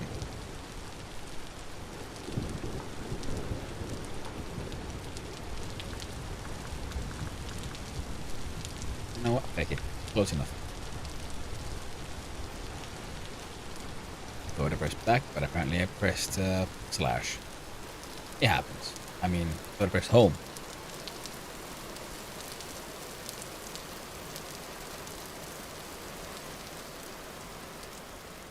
Alright. This copper. Delightful. Oh, it's good to find copper closer to home. Oh, it's an unlike. Okay, and there's 3 of them. I'm guessing that means there might be a decently sized. What's the word? SE into my Finnish. You all don't speak Finnish, do you? So, let's say vein.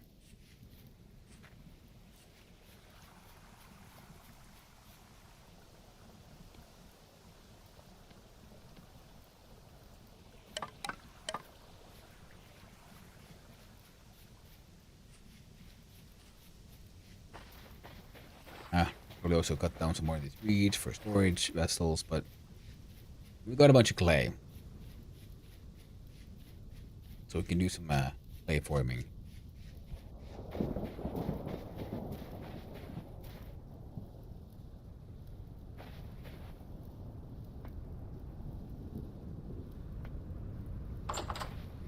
Now, I believe...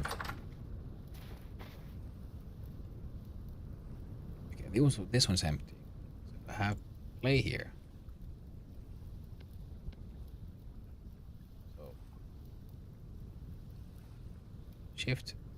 Right. Okay, why is this working now then? Yeah,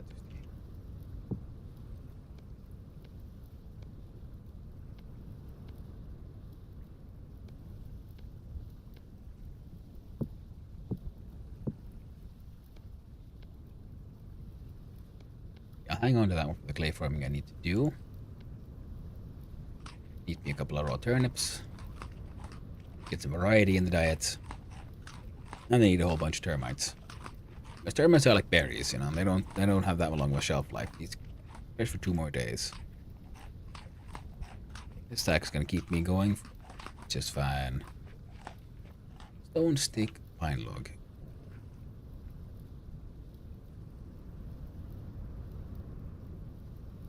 I guess hang on to the grains for now. Low for soil. Cool. Seeds. Well, the seeds are sadly kind of poorly placed.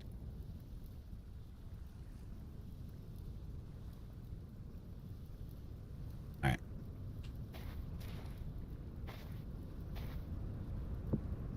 Let's start. Now, what do I need? I need crocs. I have a plate, so I don't need more plates. I need a cooking pot. 1 cooking pot.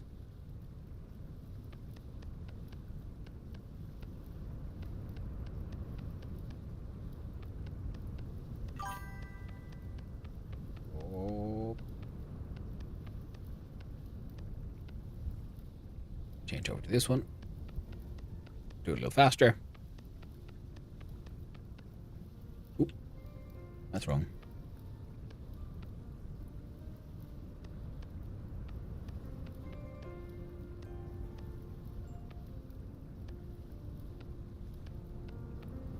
There we go. Get up. We have 1 cooking pot. I will need 1 crucible.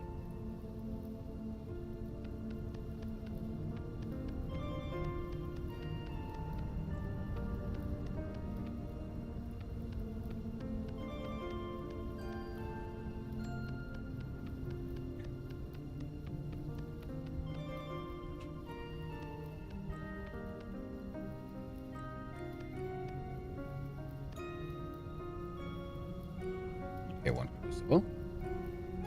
What else do we need sort of quickly? Need a crock.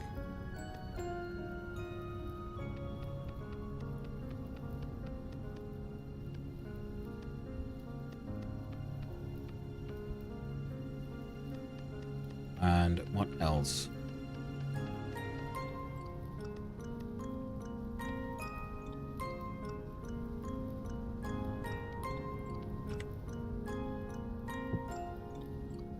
have a cooking pot, we have a crock, we have a crucible.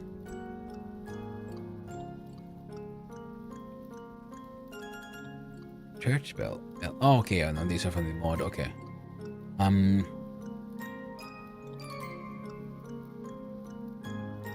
Any more of the small ones?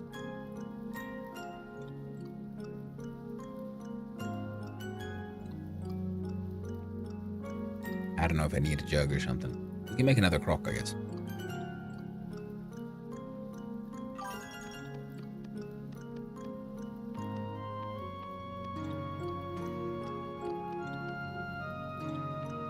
Yeah, and hope you all have had the tolerance enough to deal with the ads. They are a necessary evil, if you will. Make sure all of this is paid for, and I'll continue enjoying the Plastic Land world of streamers. There we go. That's my first set of cooking gear. I also want a storage vessel. Just because, if nothing else. Where it is, there it is.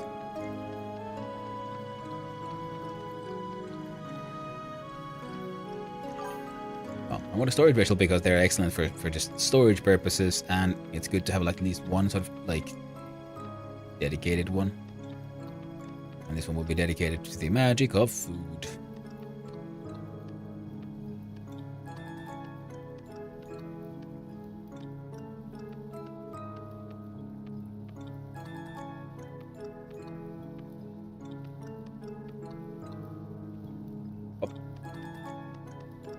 Where'd you find clay? Oh, in the ground. You just have to look at the dirt, and it might have, because it said like soil with blue clay is what I found, and in my single player one I found soil with red clay, and it looks different. You see it from the side. Similarly, and you look for it from the top, you look at the grass, it might have like some blue spotches or red splotches, and then you mouse over it, and the game will say soil with clay. Similarly, because you can find some with some brown splotches, and that is also something you want to find because you might find peat. And peat is an excellent fuel source. Alright, because right now I need to do everything with firewood. I would prefer it to use peat if possible. Because it is just so much more like efficient.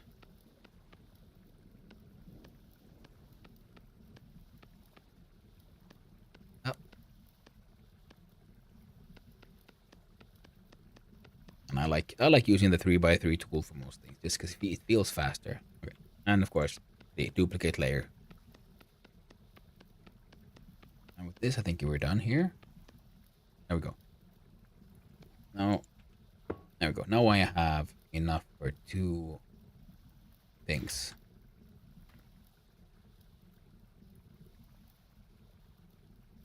Oh, there we go. I was trying to open the fence. Silly me. And I'm gonna want it to have some protection from the rain. Can I have like side to side pit kilns, or do they have to have their own unique hole? I'm guessing they probably need to be their own unique hole. As such, we're gonna dig through some more sand here.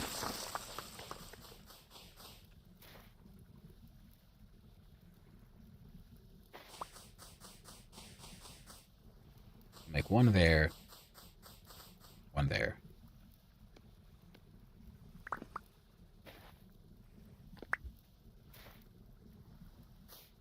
2 there. There. Switch over to the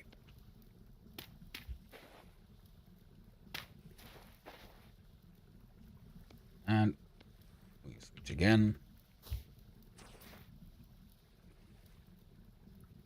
Then the raw storage vessel can go in there.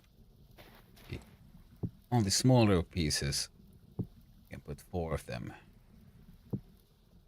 Aiming in at the corners, and I got no grass on.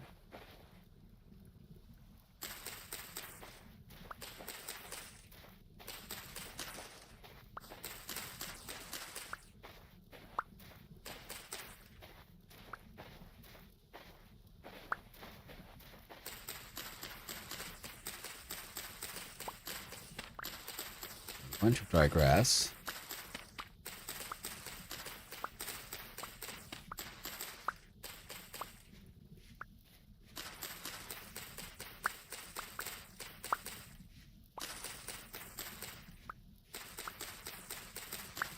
I'm pretty sure I have more than I need technically, but I'm just gonna want some to put into storage as well.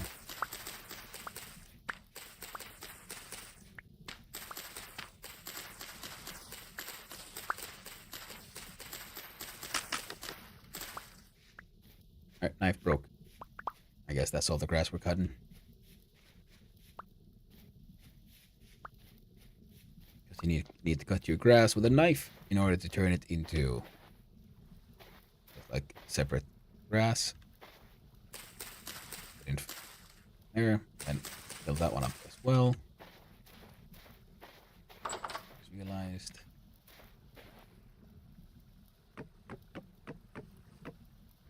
Way more firewood that I had there, and I need a bunch of sticks.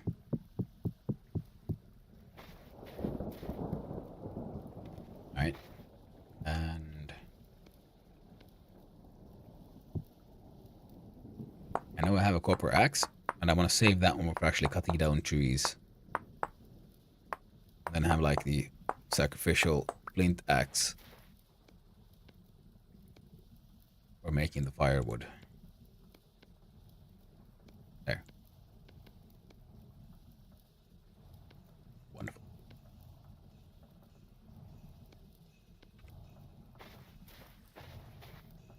My sticks. Because after the hay, you need to add a layer of sticks. Until you can't add any more, usually only 2, and then firewood. Normal one just takes 1, but these ones are big ones.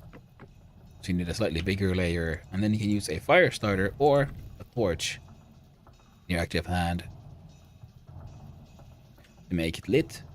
And I added a little roof for them because apparently rain can extinguish them.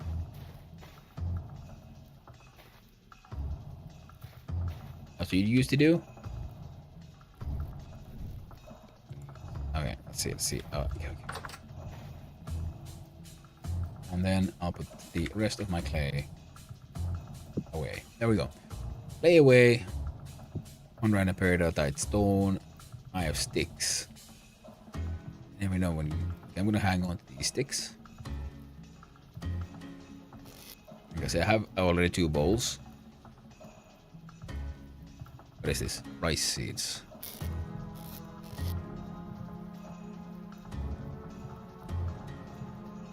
Now.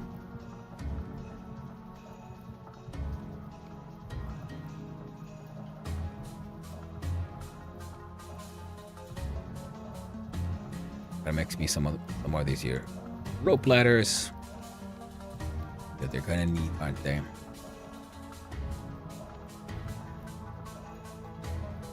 Alright. And I should give up a little bit more space.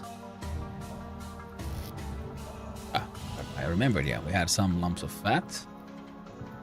Oh, I should properly turn this one into oildehyde. I'm gonna hang on to these because I know they can be used for cool stuff.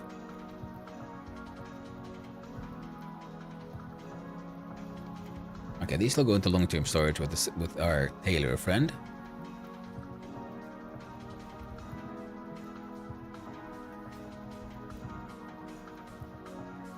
And what else do I need?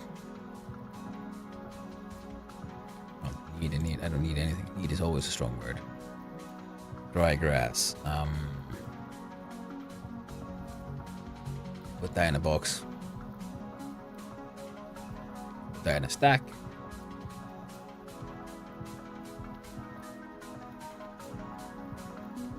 There. I got some seed in here. Excellent. These go with me. These go. That one goes somewhere, I guess. That crap needs to get cooked.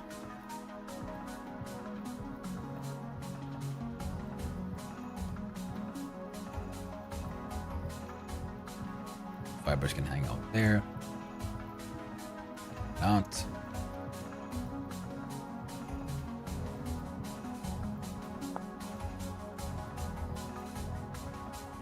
About the board leg armor, and then I would need 4 and 2.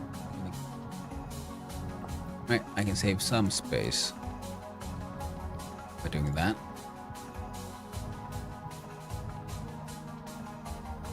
And then... okay, I've got some cloth here. Bonus oil needs to be panned at some point. I'm not sure what all I could find, but I might be able to find something there. These are fresh for ridiculously long, so grain is good for storage. This one will be fresh for a very short amount of time, and our termites as well. I'll have these sands here, so I can place them somewhere.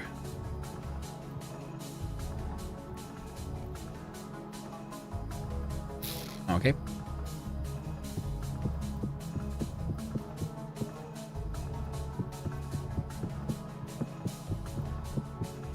There we go.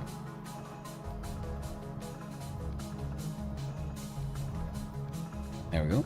There we go. Okay, now I have flint, and I have sticks with me.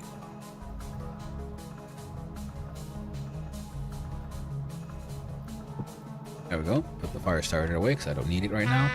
Ah, again. Rootin' tootin' scary bootin'. Yes, yes, yes. Munch on your termites while you run.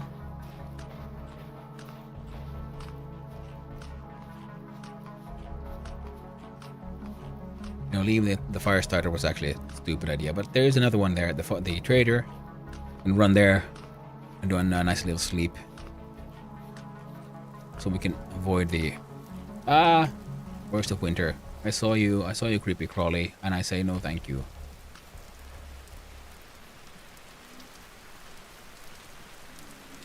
Thank you, but no. You all can stay there. Horrible monsters, aren't they? Horrible indeed. Okay, that one has random stuff. So left one can hold my grain. And might as well hold the oiled hide, because I'm gonna not do anything with it. I have rusty gears here. Oh, I have 8. Can I buy anything cool from you, dude? Hey, Alphonse.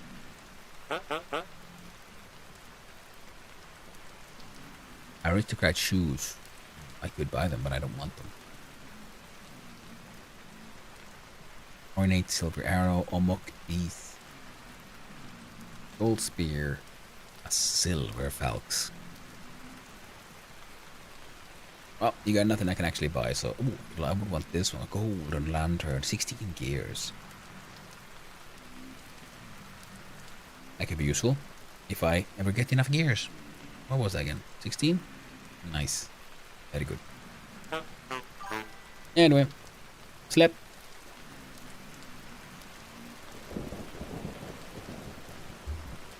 Oh, while my friend here has a sleep, I shall do my work plan.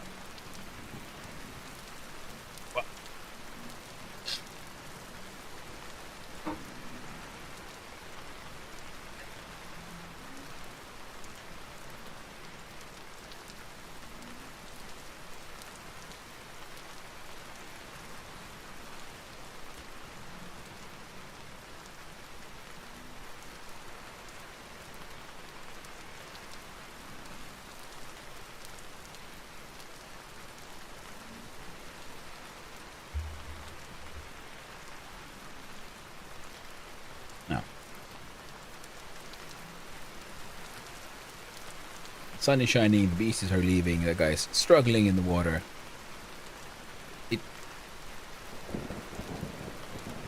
Oh, no, now he turned around, he suddenly realized, wait. There's players to kill.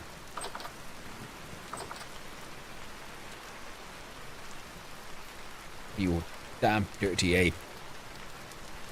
There's so many of you, I'm just gonna run. That's a bear. Panda bear, still a bear. One chance on these termites. Now I believe I could make a little fire thing. Oh, and also Ugla, once you start making a pit kiln, make sure it is you don't have anything like that can burn that is very close to it, because I think it's between like 2 blocks from it, fire can spread. So that's when that one is protected with this wall, so it doesn't set this fence on fire, or my cactus.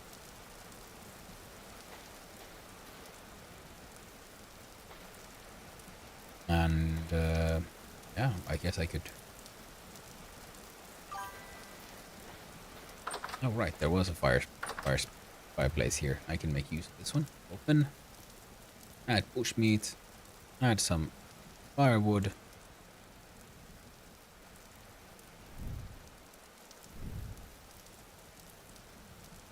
Ignite. Still live in a cave. Yeah. But eventually I can advance. I also technically live in a cave. Kind of. I just built my own cave. My own mud hut. Double fence doors. Can I put it? No? There we go. And tools you can't usually put on the ground, but you can make them like lean against the wall. So that's what I'm doing there. And there we go. I made a fire pit, put down some grass, then I put on some firewood, and then I can cook this bushmeat. I can live in a cave. And that is a very liberal interpretation of the word cave there, Blocktress. She has built a multi-story building onto the side of a mountain with a wonderful windmill up all the way up to the top. She has multiple windows. There's a forge indoors. There's extensive food storage and everything. That is no mere cave. That one. That is a beautiful construct. Fantasy and whimsy. Now it'll stay fresh for 5 days.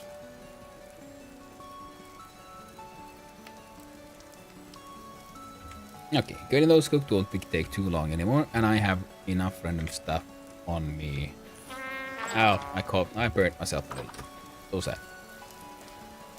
Much sadness. I'm gonna put those pieces there, and no, that'll work. That'll work.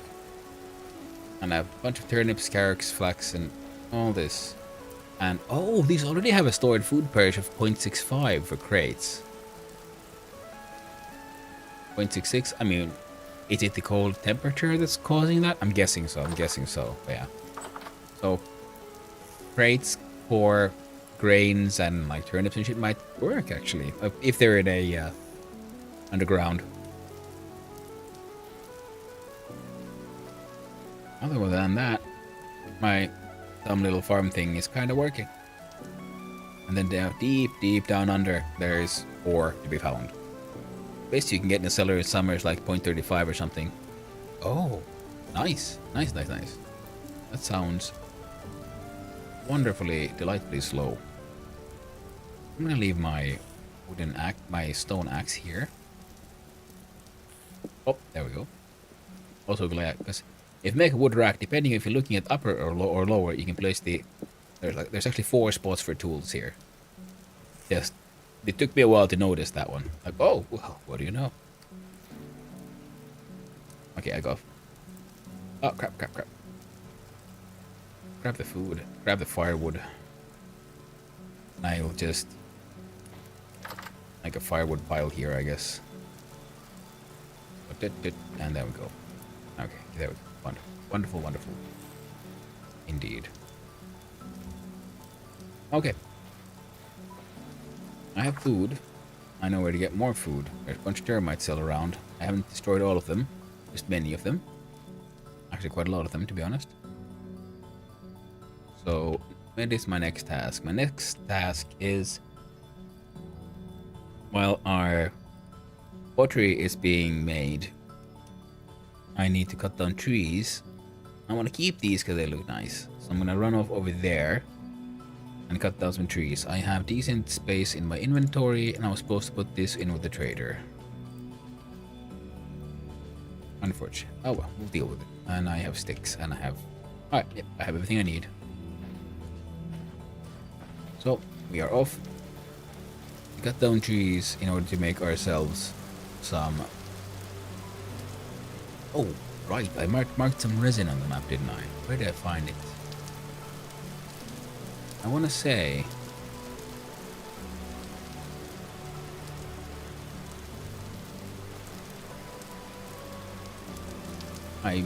Yes, I'm wrong. I thought it was somewhere like slightly closer by. Resin. Oh, we got 2 resin points here. Well, I have no need for resin right now. I guess the resin can wait. What is these numbers? Ah!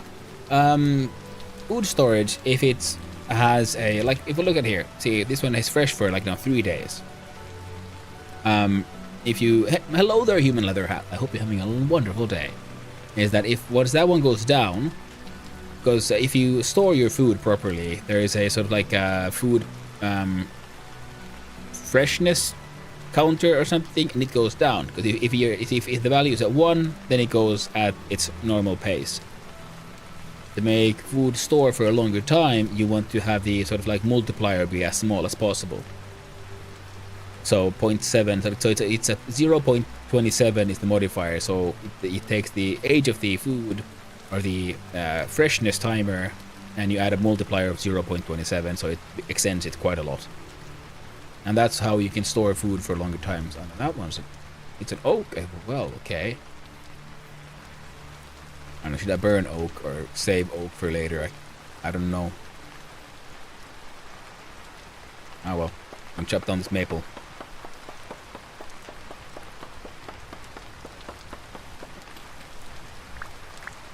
I mean, you notice how usually when it... Jesus fucking Christ, Pig, you scare the crap out of me. Oof. Hey there, Choji. I'm here. I don't feel like I'm alive, but I am, and that's a good thing. Well, I would say that historically, being alive versus being deceased, being alive is considered to be the preferable way to exist. So I'd say yes.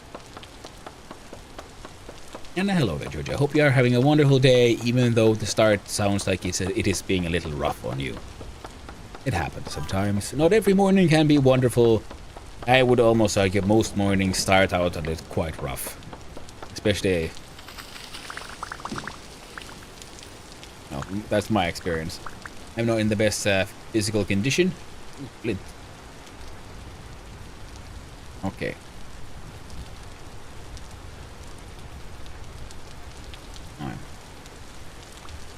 Another welcome to it. Was so tired.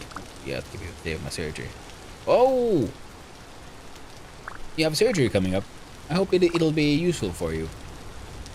The last piece of like actual surgery I had was for my hernia, when they put in some they put in nylon webbing for me.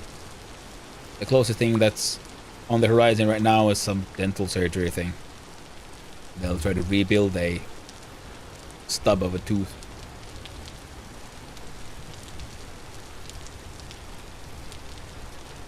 Yeah, it's coming up a month from now. Try not to panic. Well, I mean, if you want the sort of philosophical easing is that, well, there's nothing you can do about it. You can't affect it except by trying to, I don't know, live healthy, try to take care of yourself, which in general is a good advice. But that would maximize the chances of also everything with the surgery going as well as possible. Yeah, good old try not to worry about the stuff you can't actually affect.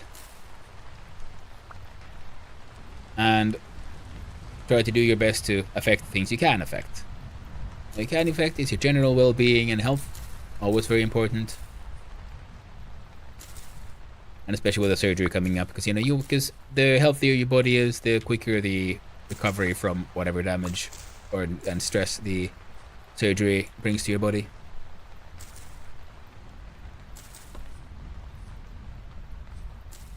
But in general, I hope it goes well, and I hope it's not too intrusive. There we go. Got it. Got into your foot. I mean, I could have told them no to the surgery, but I know just tired of the pain. And even there's a chance of me working. Surgery was next choice. Well, that very much sounds like it's worth doing. I mean, I'm assuming worst case scenario, we go through a surgery. There's some pain, there's some recovery, but nothing really changes. And then, well, sometimes it happens. But if there is a chance I go through surgery and it does help, personally, I find that sounds like a good deal. Because I mean, yeah, because if especially a foot, oh my god, you're only like on it all the time. It's only supposed to last 10 minutes. Okay, excellent. So you don't even have to go down or anything. Just on local anesthetics, and the recovery could be up to 3 months. Yeah. I mean, if they're doing any like reconstruction kind of stuff, yeah. And while the surgery itself is very like streamlined and efficient, yeah, then it takes a while for the body to recover from the damage from the reconstruction. But I hope it goes well, and I hope the recovery goes well as well. I guess also one of the questions is, how much, like, are you, I don't know, how sporty are you? How much will it affect you in your life? Oh man, that's a lot of wood. Big old tree I was cutting down. It destroyed my, my axe. So I need to wonder, to think, to wonder. Was I being perhaps a little optimistic? My dreams of cutting down this here oak. Or nothing else, I have a feeling I might have enough to get a charcoal burner going. This is good. Ooh, look at that flax. Flax, best flax.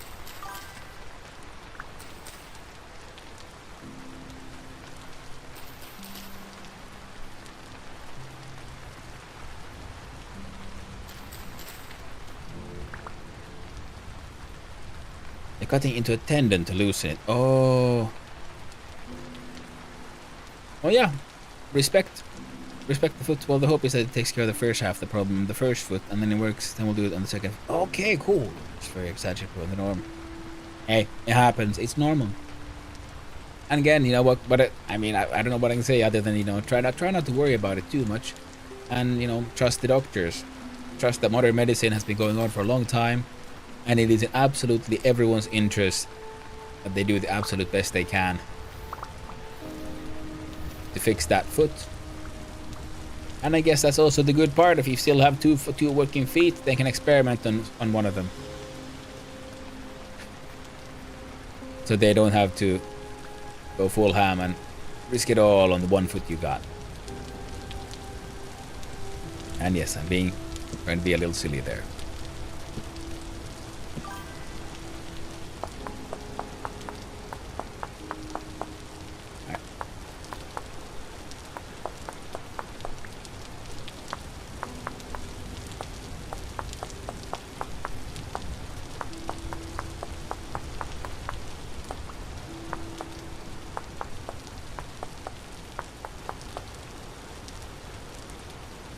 My doctor said his colleges have had success, so I'm trying to stay hopeful. Yeah.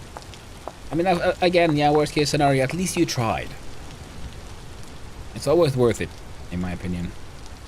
Trying. Because if you don't try, well, then, you know, you'll be sort of stuck in a horrible limbo of like, well, what if it could have worked?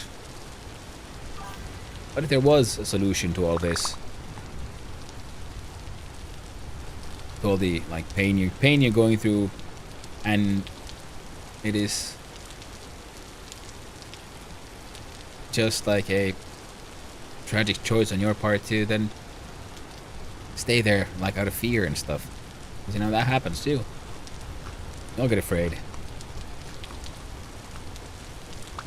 It's not nice having to take risks like that.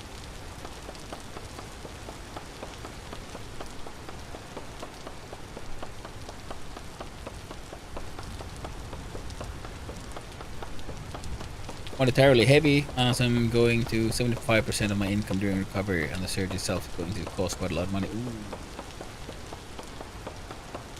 You're gonna feel stupid? No, it's not a, yeah, I try not to think about it that way. Of course, easier said than done. I do realize this. But it's because it's not about like, oh no, I made a mistake. It's about like, no, you tried. And not every attempt can function. Not everything works out. But living with pain when you have the option of having a solution, that sounds like far worse. Because then, you know, later, okay, you'll have more money. The money will still get spent on stuff. You never have enough money. Because once you get more money, well, your expenses grow. That's just a tragic reality of the life, of the world in my experience. So again, yeah, hoping for success. Hoping for the best. And best of luck. And yeah, I mean, and another thing, if you're not gonna like spend money on yourself and your own health and well-being,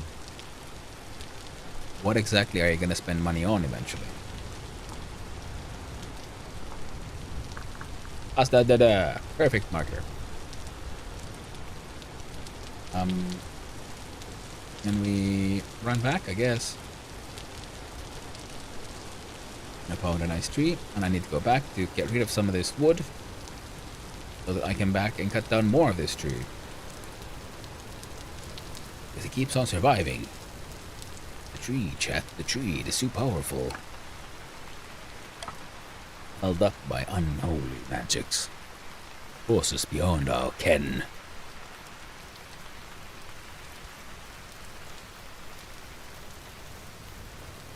I'm thinking controller is used, so the doctor said that, no, it's great success, they should die data right there. Exactly. And there's the thing, yeah, because, I mean, if they say, like, at the college they've had a success, because at a college and that kind of experimental hospital, that's where they do and can do stuff that is experimental.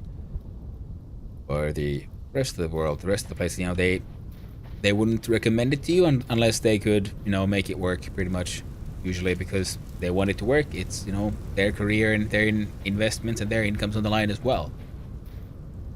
Now, if we want to be sort of, I don't know, what's a good word for this? Cutthroat about it? Trying to decide what I want to do. I want to go to bed right now, or if I want to do a bit of cleaning. Colleague, the other doctors of the same field. I can't remember how to spell the word. Oh, colleague. Oh, okay. Yeah. Colleagues have had success, not colleges have had success. Okay, yeah. No. I get that, but still said the same one. Now, yeah, like you said, if there's data of, like Ugla said, if there's data of existing success, then, you know, you already got a like good chance there. What the frick did Fragment do in here? I'm gonna make some oak logs in the firewoods. That's what I'm doing.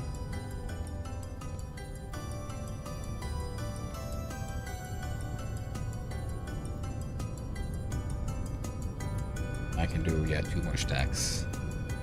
And that should break the axe. God damn it, it survived. Oh. It's fine. Didn't want to misrepresent the info though. Yeah, makes sense. It's really where one wants to misrepresent info.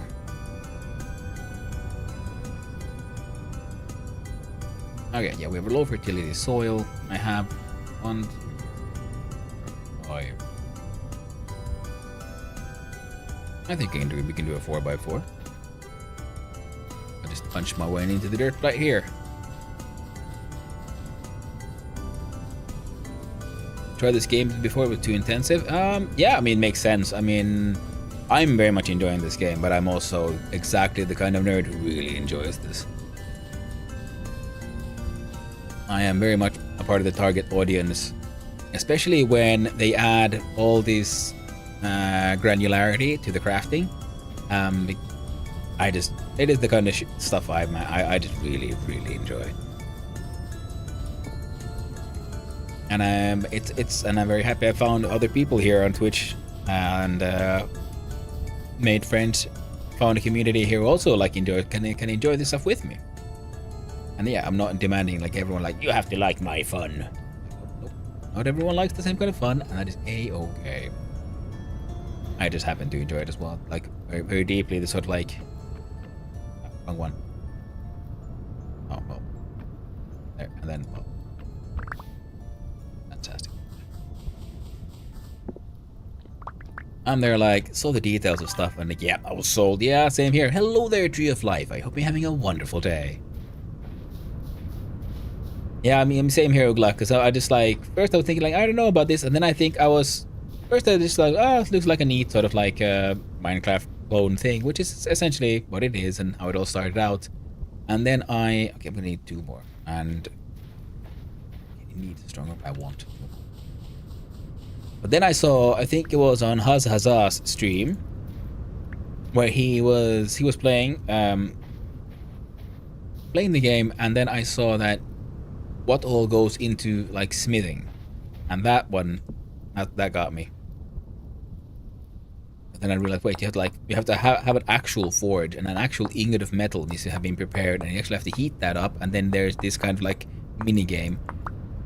And I like the fact that in the like the roadmap for the future, they're hoping to find a way to completely replace the Minecraftian sort of 3x3 grid for the crafting grid, which I think is a very cool idea. Already they're making good use of it, because at least the crafting grid is by definition a lot better than many other games do, which is just, you know, a store where, you know, you find stuff on the ground. Oh, do you need this for crafting? Like, okay, then I'm excited. Okay, cool, crafting. Explain this to me. Well, you need an X amount of sticks and an X amount of stuffs, and then you can craft a, I don't know, sword. I'm like, okay, so it's just alternative currency systems. Enjoy with other people. My brain forgets things so fast. It still forgets stuff. Oh, I forget stuff all the time. I have no short-term memory. No, I joke and say like, you know, I can't. I have no object permanence. I'm like, joke.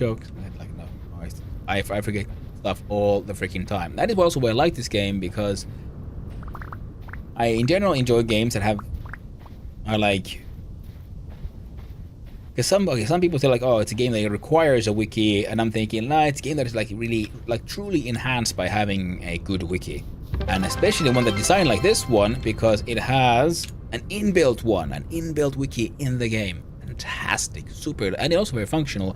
And thank you for the follow there, Propla0. Thank you very much. I appreciate it. Very kind of you. Lovely. What? TatyBird79 followed me an hour ago and I missed it. Oh, thank you for the follow as well. Or did I? I can't remember anymore if I thanked everyone. But hey, we met a follower goal. Lovely. Nice. Cool team. Yeah, I like the game. Oh crap, it's night again. Okay, let's get this finished.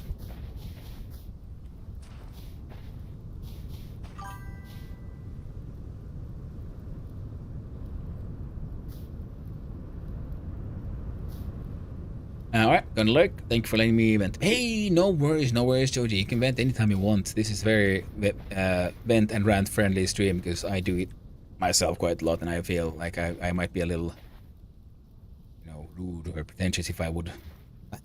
I wouldn't allow it to others as well.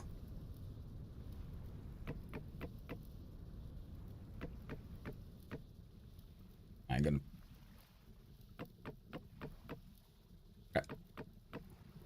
I might have made it a little bit too big. And just fill this entire place +1 with wood. At least I'll have a whole bunch of there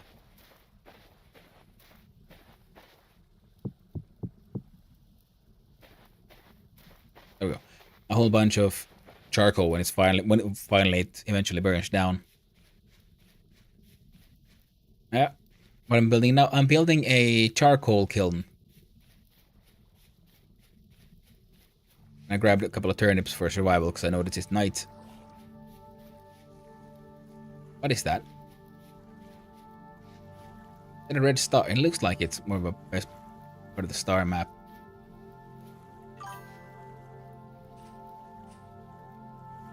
Otherwise, it implies that there is some kind of light source on this. Ooh.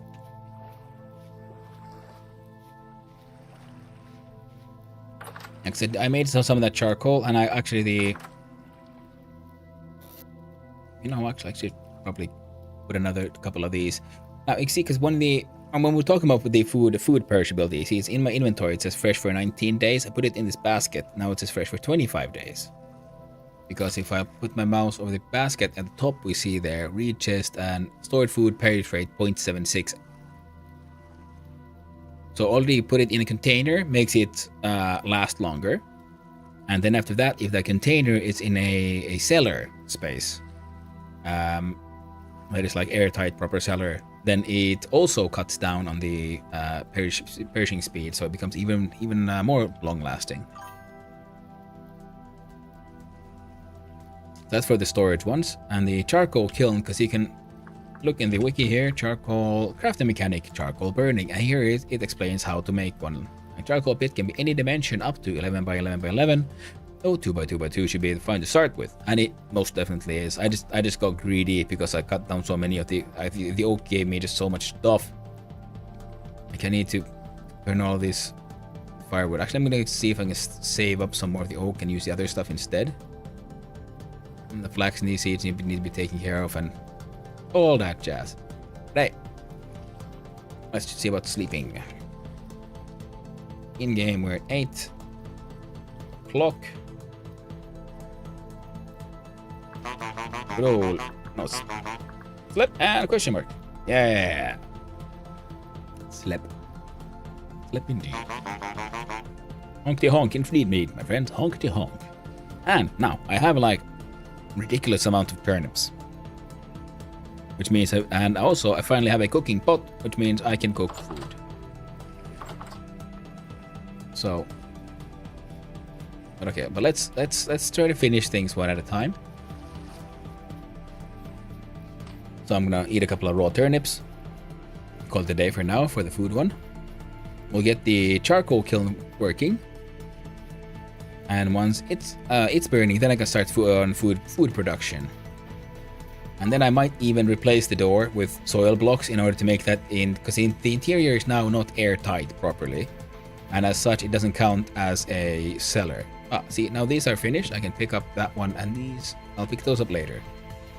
But what I'm carrying now is the sort of ceramic, like large vessel you can make, and it is also a fantastic food storage thing. And also, if I remember correctly, because a container needs to be inside a sort of like technically airtight space.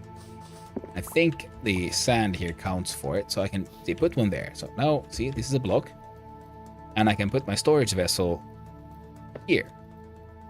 Now, if I put the block on top of here, that is now in an airtight space.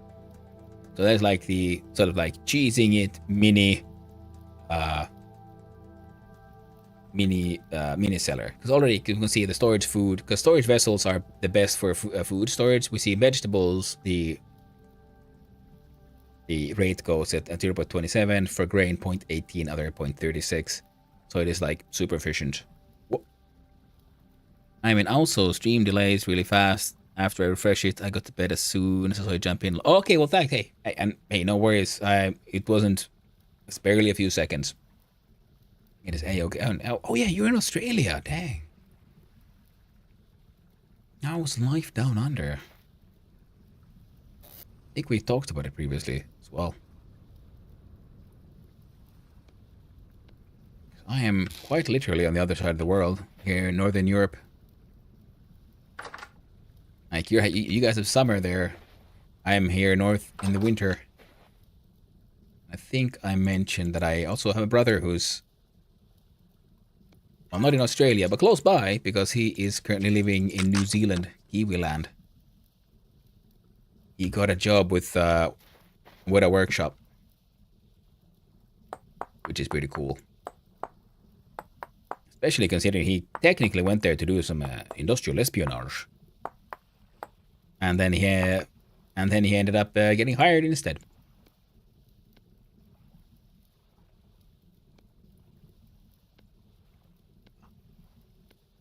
First make axe, then do that. Then we do this, and there we go.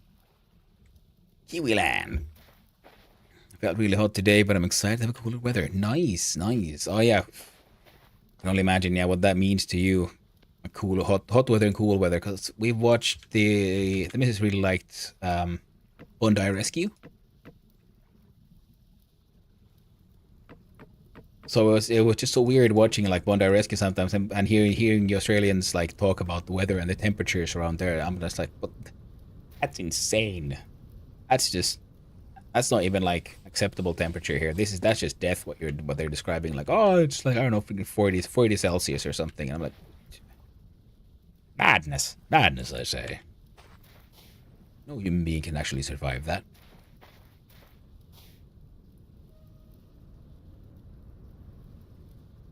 Now I was gonna make it like 4x4x4, but I think that might be excessive.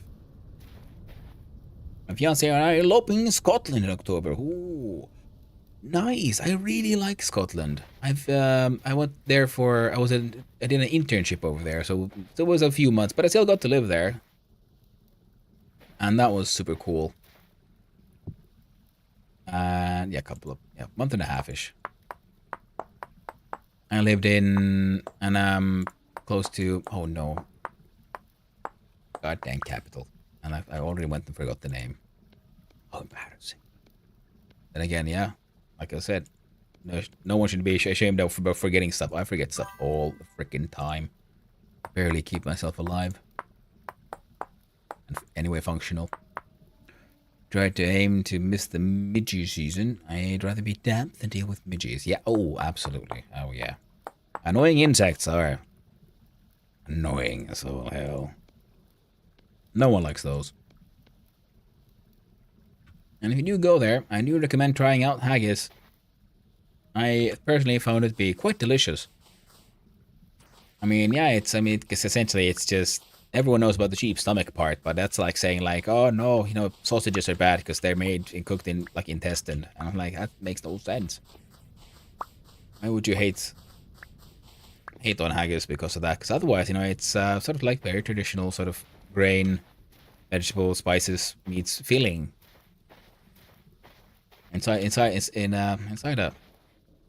a sheep stomach lining. And then there's, of course, they have the sheepless version where it's just like sausages. You can get version that's wrapped in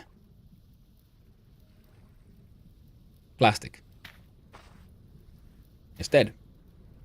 I probably won't just because I've had some of that part of an animal before, but my dad is German, so I've had a lot of weird European food. You are weird. Our food isn't weird. Nothing strange about... What's this? What can I make from walnut? Anything special? You know what? I can always go get more. Close the handbook.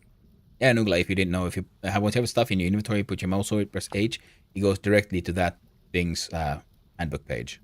Super practical. Took me a while to figure that one out.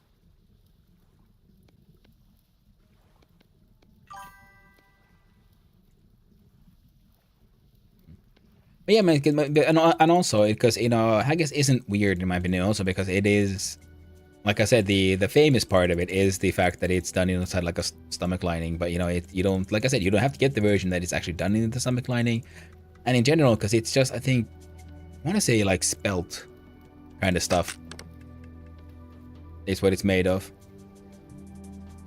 So in that sense, it is almost boring, and it has very much a sort of like homely country, like comfort food vibe to it.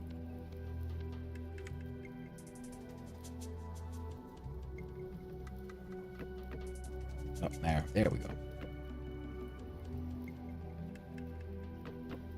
Sauerkraut is kind of a weird... What on earth? How dare you say such things? Pickled foods are not... There's nothing weird about pickled foods. Okay, some of the German ways of serving it might be weird, of course, but no, hey, that's something else. That's a different discussion.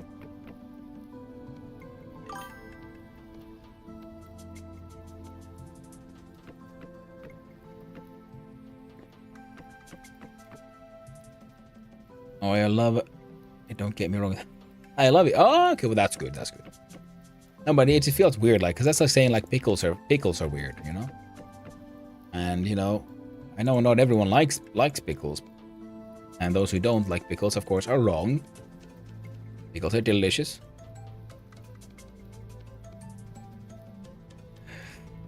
It's weird, like snails, blue cheese, those are just gross. I never had snails, so I can't comment on that. And personally, I would fall under your weirdos then, because I quite enjoy blue cheese. But blue cheese, I do understand that very much. Like, I don't call it weird, but it is very divisive. It has a very strong flavor. Then again, one of my favorite blue cheeses is an extremely boring one. In Finland, we have one we call Aura, which is named after a river in Turku, and it is the yes, they are. Oh, you.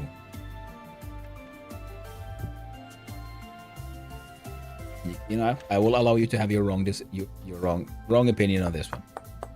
But oh, my dude is hungry again. Oh, right, I was supposed to like learn to do some cooking and shit. Oh, well, yeah. Stop complaining. Can I give you some raw turnips in just a sec? Keep you rootin' and going for a while longer. Here, have some raw turnips, friend. Om nom. Yes, they are. Was for pickles. Gherkins on crackers with cheese and ham. Nom nom. Oh, that is very good. Yes. And yes, they are. Is for pickles, and pickles are not weird. Pickles are delicious and amazing. Food of the gods.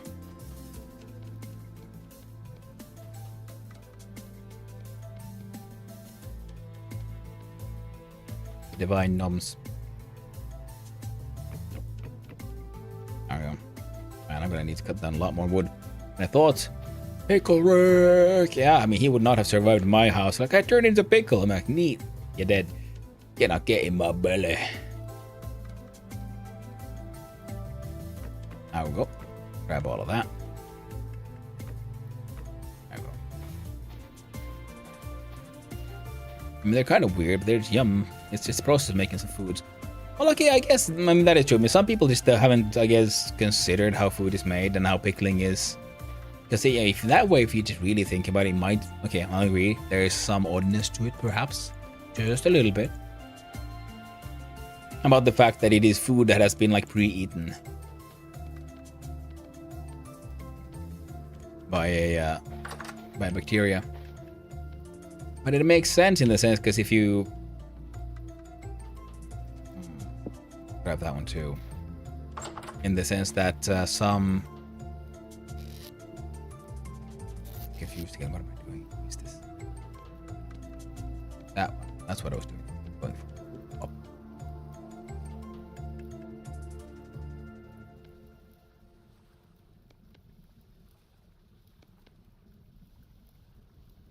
Keep forgetting to dump those with the...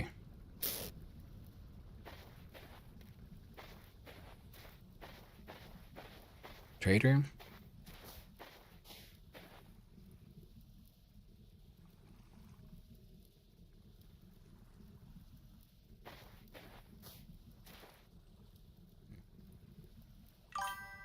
Yeah, pickling is interesting, especially because there's like the different.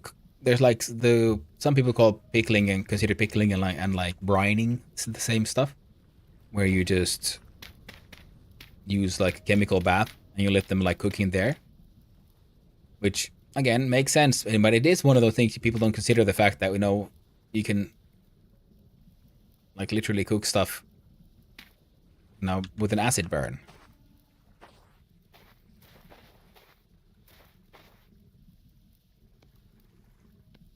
I got 28 sticks and 22 flint. I think we should be able to cut down a log. Other things go really, really, really wrong. I mean, the rest of that oak. Bleh. Oh, should be fine. That sounds awful. Oh, acid burns and how acid burns are like cooking.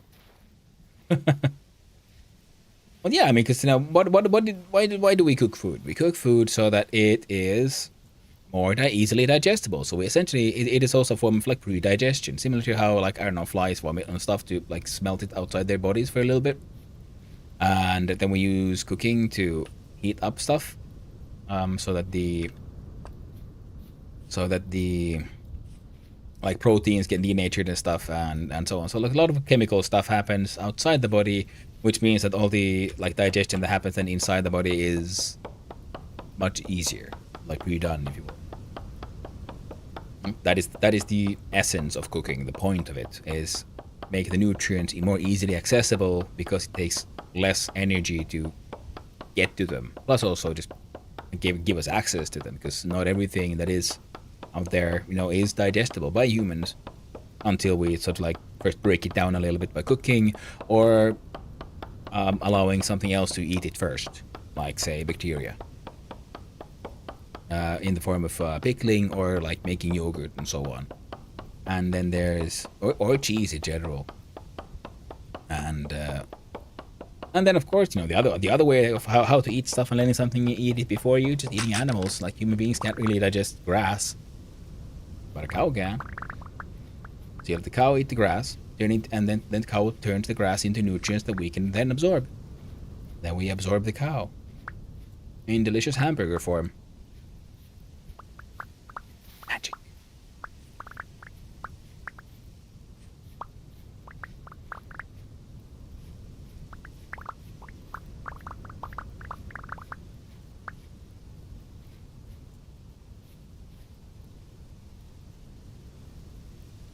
Maybe just give me a sec. I'm sure I can come up with more ways of turning mundane things into random existential horrors. Give me a sec to ponder.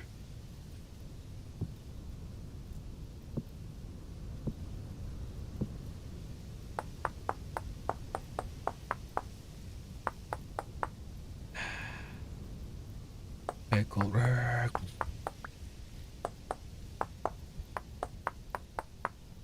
Alright. We are going through a lot of these flint axes to cut through that oak, but that is why they are easily mass produced. I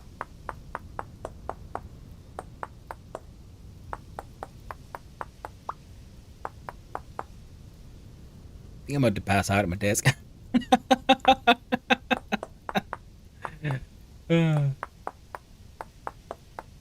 I hope you haven't found it to be too distasteful. Oh, and also, if you want me to shut up, just let me know. I just like pointing out sometimes that how weird the world actually is.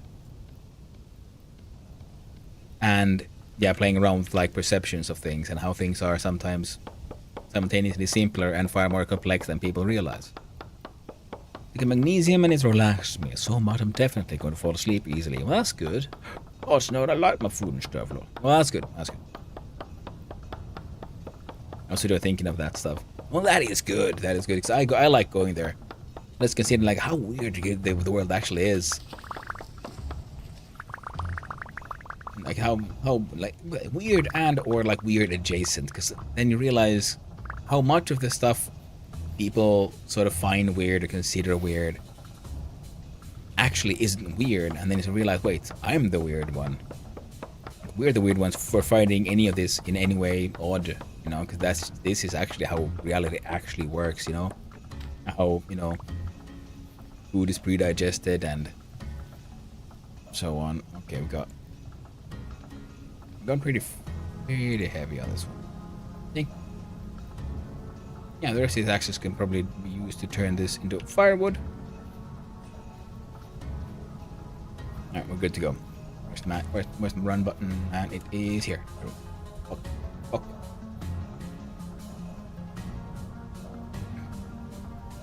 Food is delicious, and I've always found people who want to like run away from the reality of how things are made. I found them to be the weird ones, like almost tragically so, because it's those people who find like, oh no, how the food is made is that's horrifying or something. I'm like, well, I think the fact that that's kind of weird that you can find the reality of how stuff actually is to be somehow horrifying. It's like, because that implies that you'd prefer to live in some sort of strange unreality instead of just simply facing things as they are. Surely it's better to live in, reality.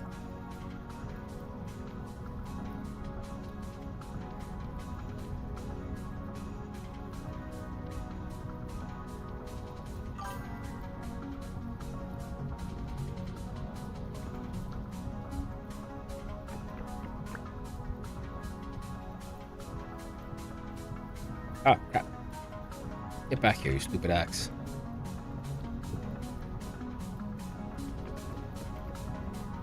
I weird thought that there's this large correlation between these people and people who died from. Oh, you know, no, that is not even a weird thought. That is sort of what I was going for, but it's one of those things. I know he's like, you shouldn't say it out loud. Yeah, people who die of problems are very much those who live in a false reality. One where, you know, animals don't get eaten or whatever, you know, like.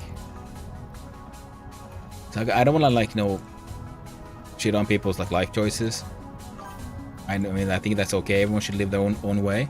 But those who then like go around demanding like, oh no, like no things can ever be harmed for food and stuff. And I'm like, well, I can't. The math doesn't work out there. Like, I'm not. Everything, like literally everything here in this world, like lives on off of the death of something else. Everything eats everything to a very large degree.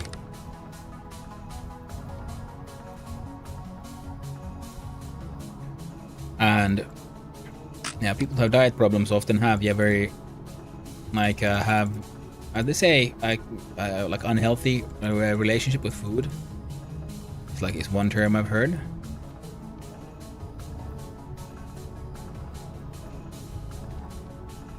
But in general, it is, yeah, it very much seems like some people, a lot of people nowadays, it seems like not just food, but in many other like questions on like, I don't know, morality and you know, something even as vague as like, I don't know, the inherent goodness of something is just, everything has to be so unreal somehow, based on some strange value system that is absolutely not based on anything real in the world, you know?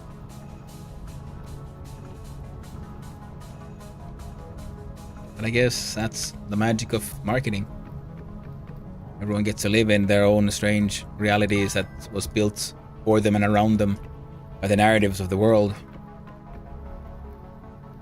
And one of the main narratives is, you know, right now is don't upset the people. As long as everyone's like jolly happy, having a good time, don't talk about it. Don't mention the existential horror.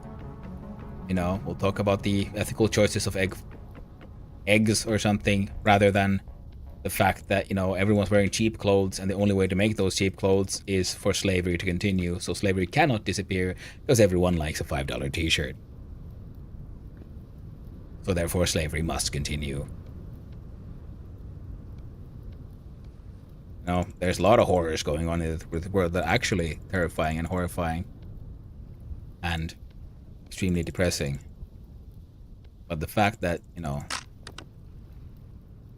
making food is messy sometimes is not one of them, in my opinion. Things like people who don't want to know or are too lazy to know live off snacks and TV meals and stuff. Yeah, that's nice to me. Hey there, Demi, and thank you for the lyric. I do appreciate it. It's very nice. It'd be great if they were healthier. I mean, they look as they could be. I mean, it depends on your snacks, really. I mean, as long as you don't buy them from the store and you, I don't know, live off carrots and stuff. Oh, you can't live off just carrots. You'll get poisoned that way too. Just carrots will also mess you up. Too much beta carotene, if I remember correctly, can be quite unhealthy. And I think I have the entire thing filled right now. So we have a 4x4x3 of future firewood. Let's go dig up some dirt. I want to keep this land relatively flat so it's not too obvious what I've been doing here. So I'll dig into this hill. I didn't mention this, I just thought this sounded very nice. Yeah, no, it's actually mostly just gherkins and crackers. And yeah, I also like, okay, my snacks, and the reason why I'm so overweight and have issues is because, yeah, I either don't have snacks or I eat all the chocolate in the world, all of it. I can't have a little bit. It's all or nothing.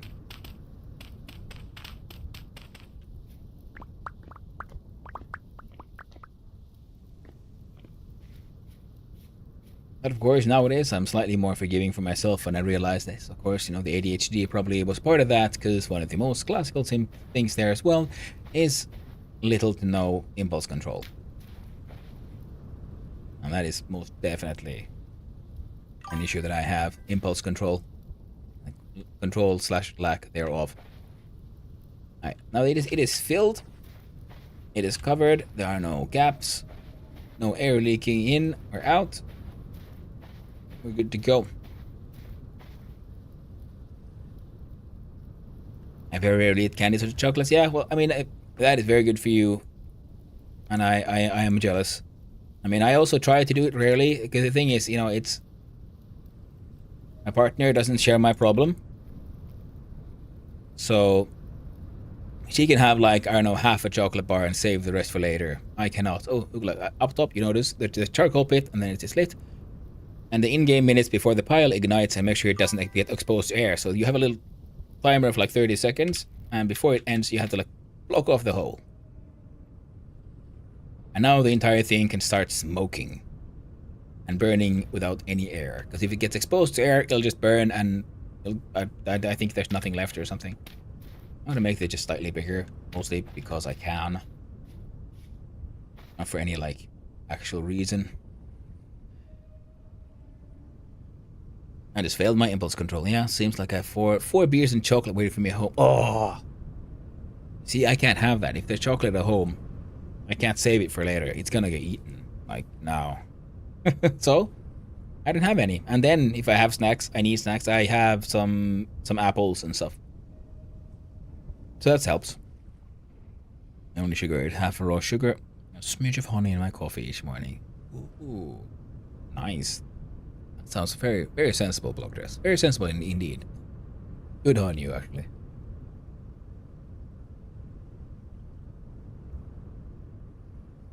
No.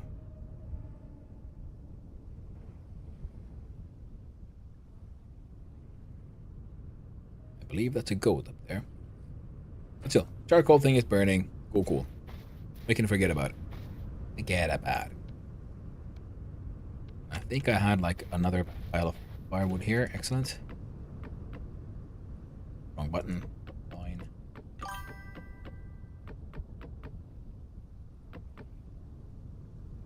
I'm working out though. Next week I'm doing it 4 times a week, and then the alcohol needs to stay away because it really affects everything. Oh, it really does. It does. Alcohol can like mess you up super easy.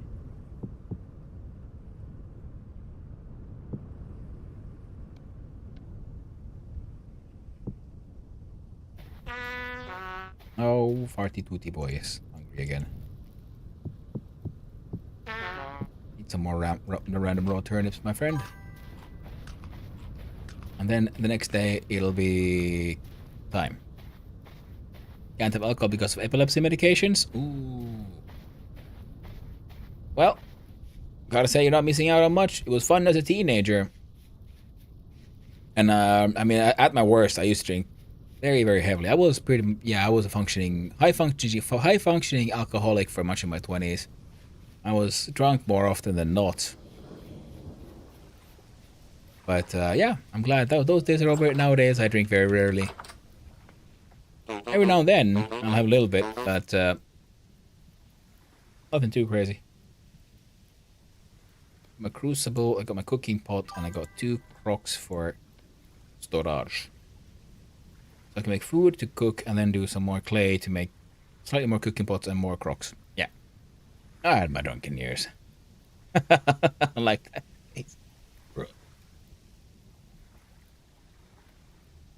Last time I worked out properly, didn't touch my 1.5 years. Ooh. Nice. Yeah. Huge taste this IPA. It's so nice. Here's the God wash it. Oh man. That does sound very, very tasty. I do like a good IPA every now and then. And I'm just so happy I can have a beer or 2 now and then nowadays. It used to be like you have one, it's gone. You know, now I need to have all of them. Now that part does come out every now and then. But no, not that bad. Not that badly anymore. So I'm happy I have way more control than I used to have. And yeah, I'm Vulcan. If you feel like sleeping, let me know.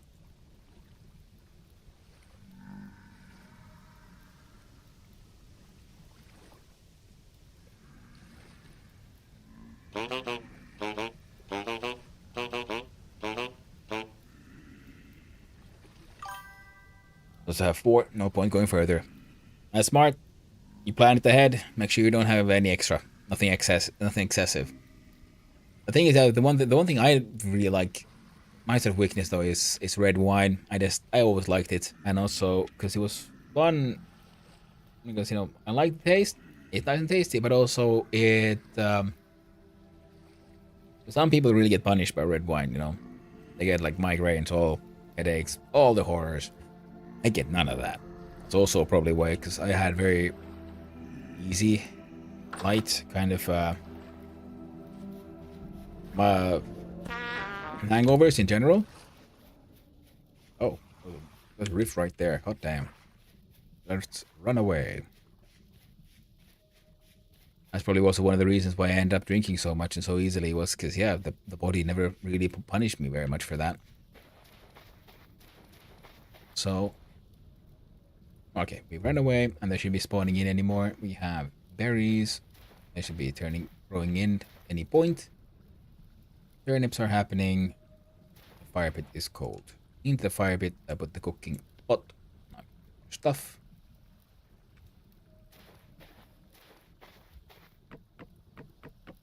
We have a bunch of firewood, and I think I'll save the grains because they last already by themselves like crazy amounts. And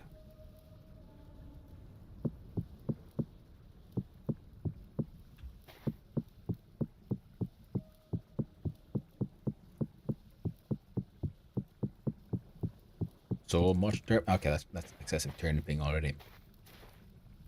Open, we put in the firewood, and then I add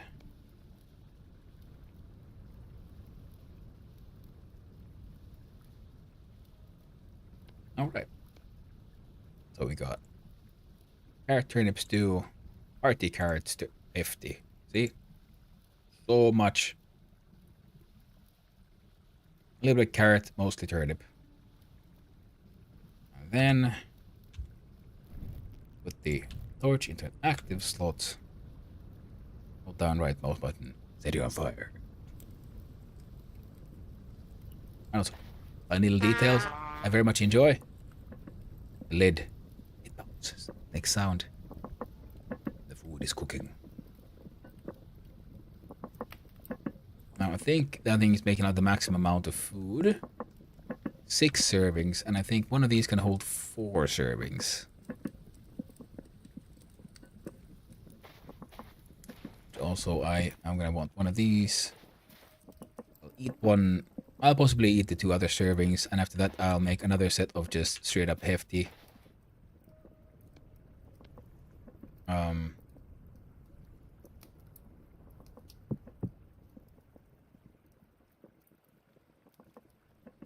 Just pure turnip stew, that's the word. That's what I was looking for. Of course, I could combine it with some of these flax grains into... right. Actually, I think if they're combined, they become better, right?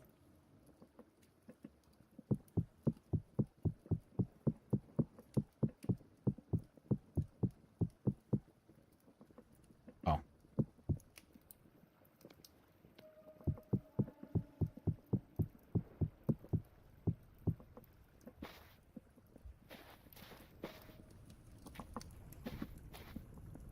Now, I can't put stuff too directly straight into there, so if I will pick up that one,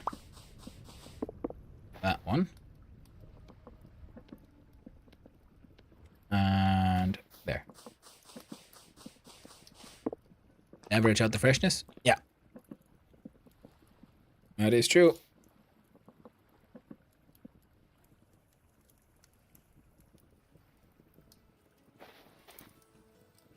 Oh, they're done.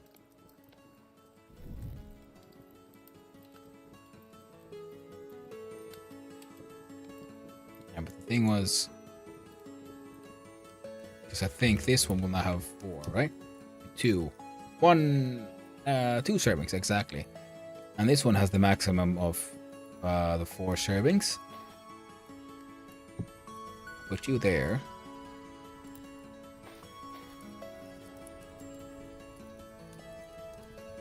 I see.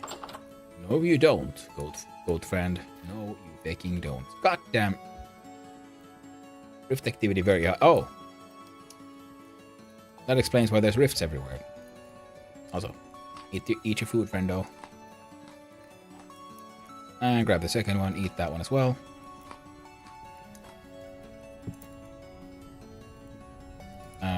Right, I was cooking. Put the pot back, and... Was it this way around? No. Flax porridge with mashed turnip. There we go.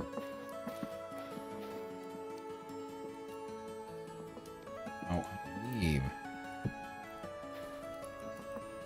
Yeah, then I'll have 2 bowls, and the next one will be also filled up. Like a filled, yo.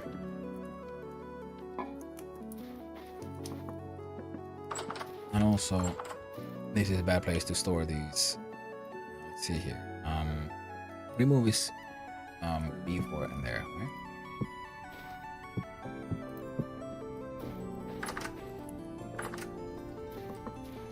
Get cooking.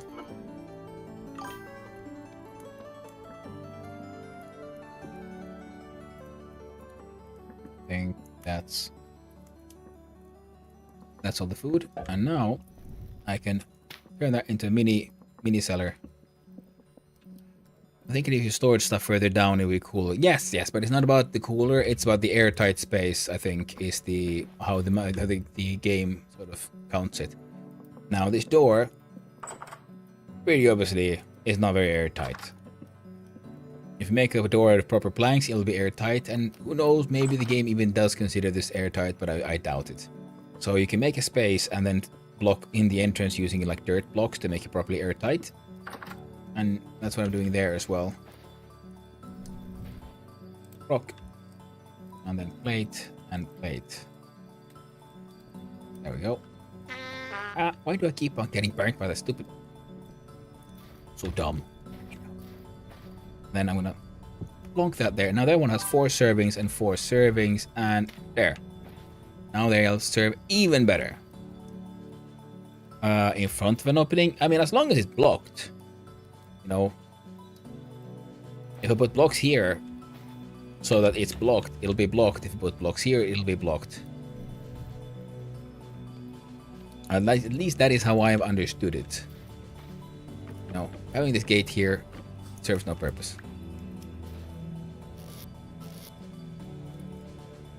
So I'm gonna do that. Door is enough. Also, the firewood is being wasted.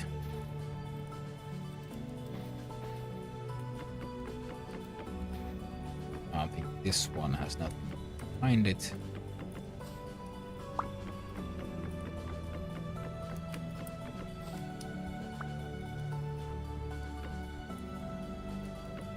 There we go.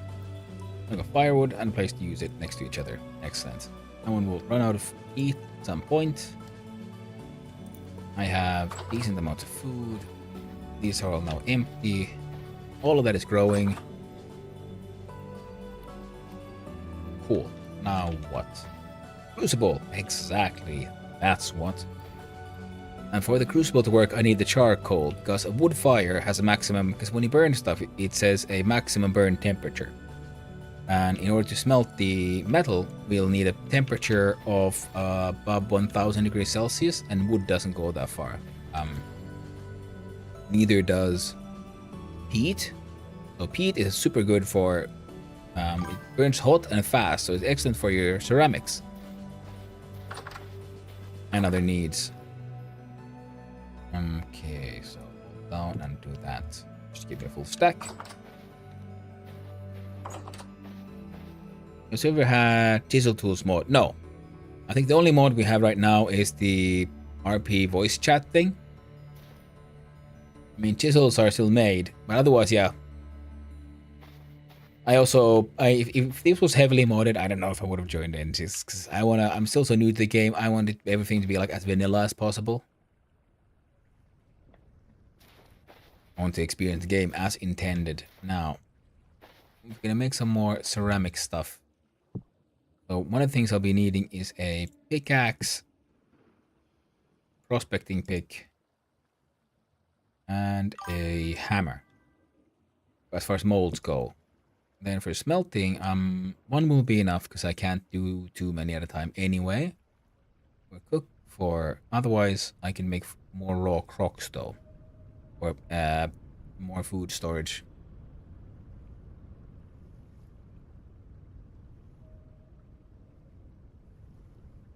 If we had chisel tools, I would know. Yeah, they patched the voice mod. It doesn't crash anymore. Oh, that's good. That's good. I had it. It crashed with RP voice chat. Oh, okay. Well, it's a good thing they fixed it then. What is this? Carry long. Oh, this is for the RP voice chat. This stuff. Okay, that's all RP voice chats. I could make a watering can. I don't need one right now. I can make more storage vessels though. Do like me a storage vessel.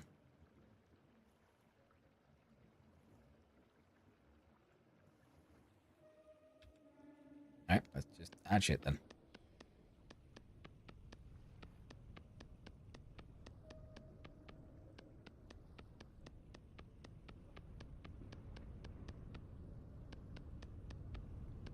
Build up the entire layer.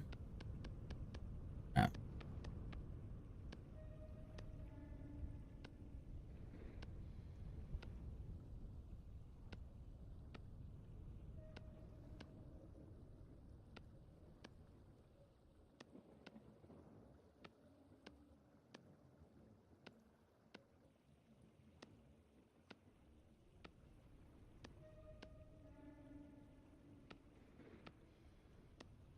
There we go.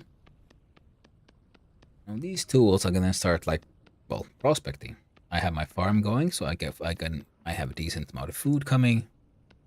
I already have a large amount of now grain, and most importantly, the turnips and stuff. So food production is a-okay in action.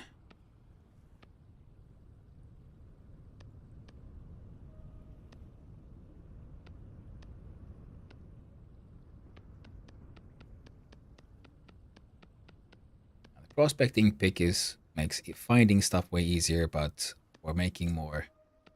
It'll have to be the hammer and the pickaxe that get done first. Pickaxe for mining stuff, hammer for breaking down then the ore chunks into actually usable nuggets. And once I get my hands on tin, that's when stuff starts getting even more interesting. Back in. Because that is when I can make bronze, and then I can make an anvil, and then I've never done the blacksmithing, I only seen it. And it looks cool.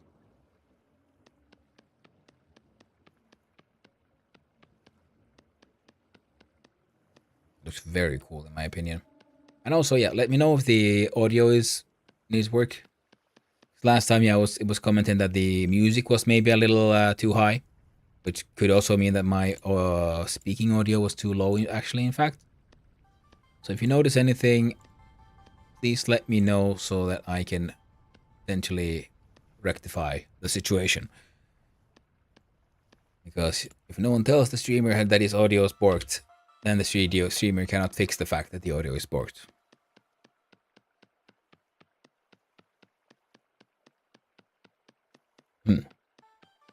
You're going on 5 hours.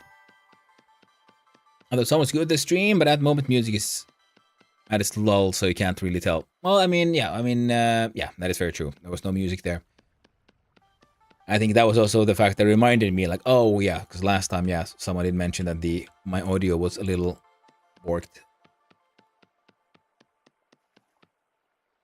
Like the balance. Oh, need more.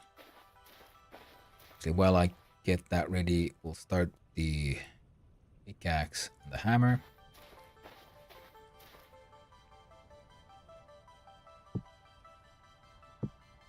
Those in there. Some grass on top. Sticks.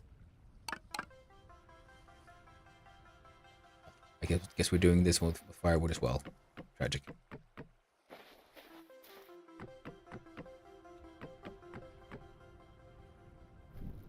Why is this tragic? Because it takes so. The times are told for the pit kiln in the here with pit Pit kiln here says pit kiln fueled with firewood will take 20 hours to finish, and with peat it's 16, brown/black coal 12 hours, and charcoal 10 hours. So it takes a while. I have 3 active mods now, but I would really consider removing them as I think I want to experience this vanilla myself. Yeah, I mean, makes sense. I mean, because I'm all okay for adding like mods if they add like audio stuff like the chat and so on. That makes sense to me. But then when you have things like, because for me, because like I said, I'm so new to the game, I'd rather not like make it too, there we go. Oh, there we go. Like affect it too much in the sense of what the game is, what is the intended experience, and so on. And I don't know, that's a me thing, and also, yeah, I do mean it when I say not everyone has to play like me.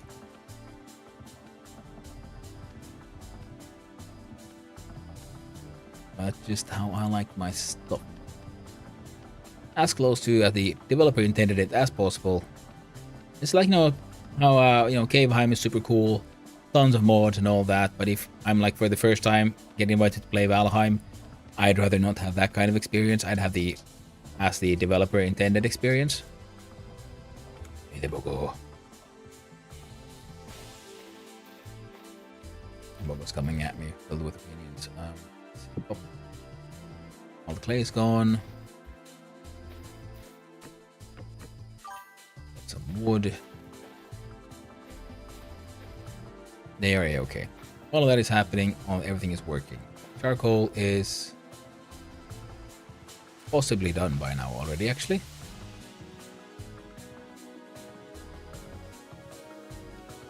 So what do I have left to do here? Oh, that's where I keep the firewood. I still haven't done my bony soil sifting, but I can wait. So I can put some sand somewhere outside the house.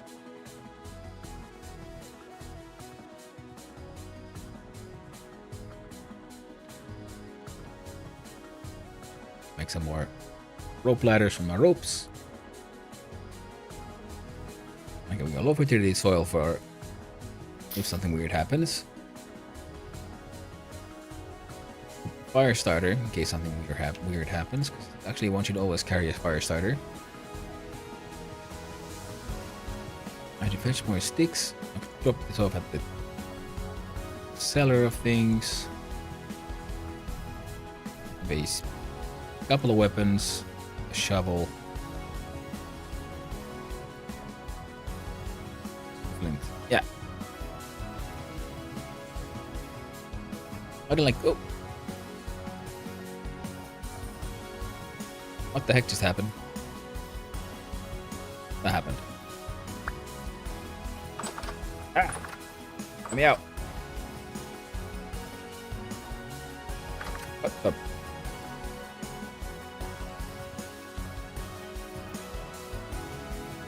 Did that bear just go to sleep? Are you a sheep? Need a shearing? I don't think so. You look very berry to me.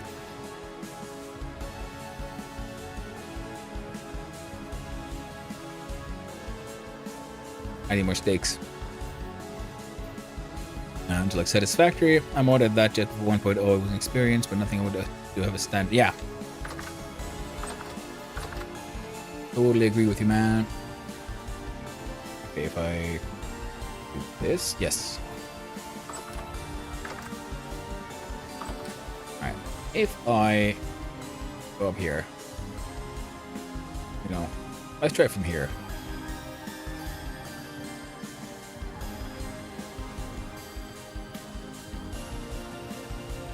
Also, I just realized, I don't know if sand actually is airtight.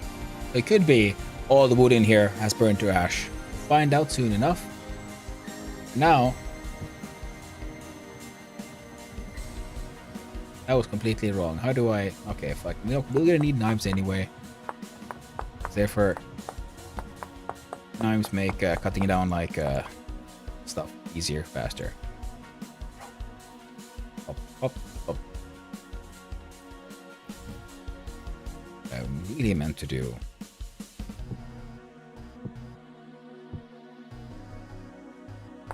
Projectile weaponry.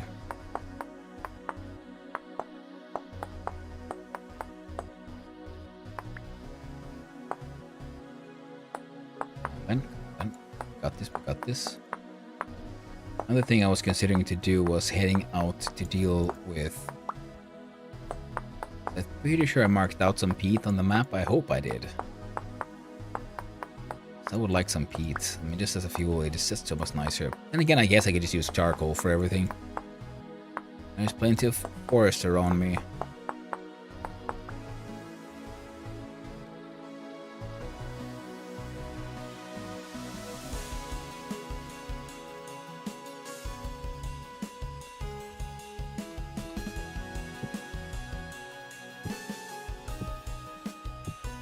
Now, I have no idea how many hit points a bear has, but I'm hoping I can cheese a bear.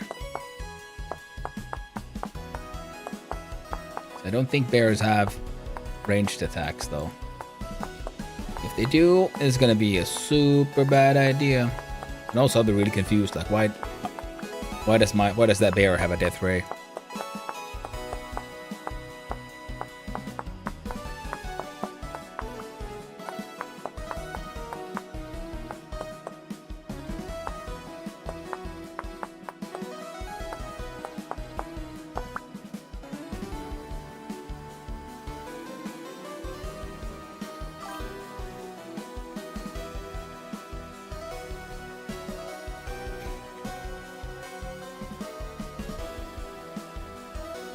They can't wait to add a slip mold for pottery. I'm so tired of shingles. Yeah, I haven't done shingles yet, so I wouldn't know. Oh, that way, molds. Okay, yeah. All right, I have 6, 7. I have 8 spears. Let's see who dies first.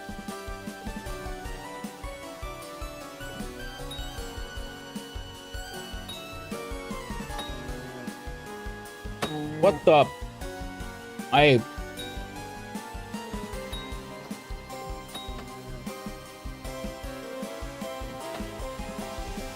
Man, that scared me.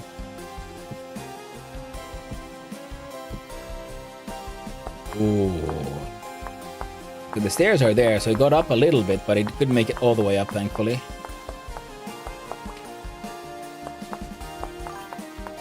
I was just sitting there, staring at me, being all upset. Filled with aggressiveness.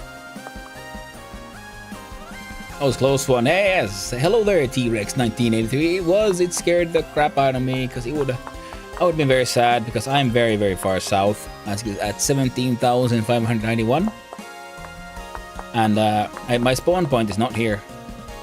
So I would have had a very bad time. Very, very bad time indeed. Ooh,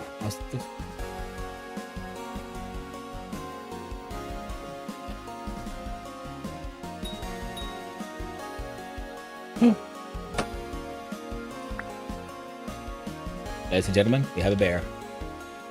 Bear with me for a moment. I can barely contain myself.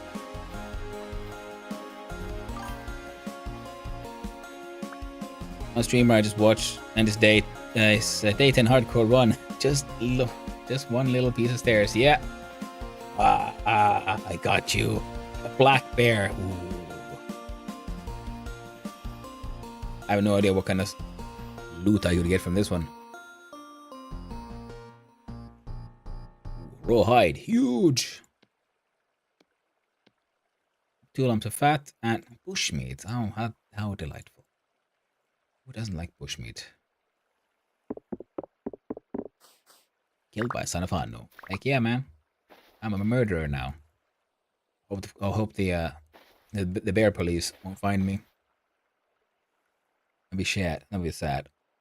Okay, first. Here, when I'm slightly safe, while I read about what I got. Rawhide huge, perishable, fresh for 5 days, leatherworking, killing, harvesting, bears. Ingredients for rawhide mantle, rawhide trousers, and warm robe. Salted hide huge, oiled hide huge, soaked hide huge. Okay. A warm robe. The beer police. Beer.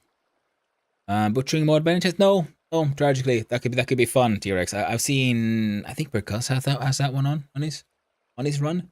I think the only mod we have right now is the RP voice chat one. Otherwise, straight vanilla. One rawhide with a knife will make a rawhide mantle, but I don't need that one. I have now salted hide. Rawhide huge combined with salt. I don't have any salt. I need to find halite, stone,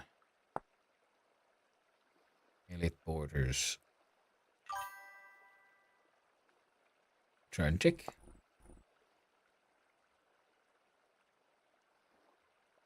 And cure stuff, but I can't make that. But I do have a.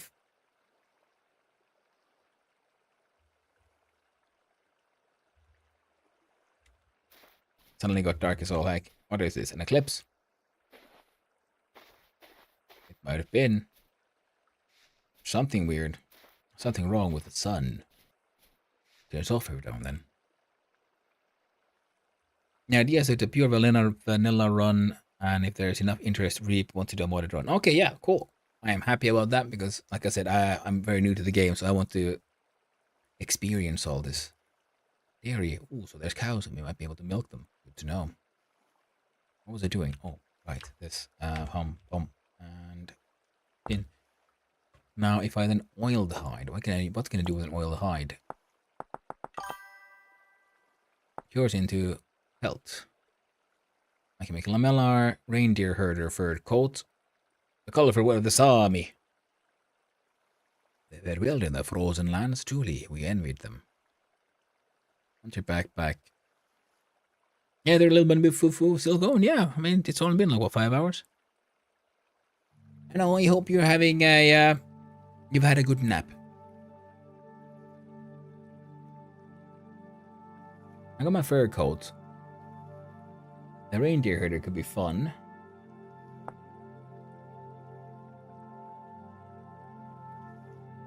Oh, but I'll need to dye some cloth then. One medium, I have some of those, and one huge.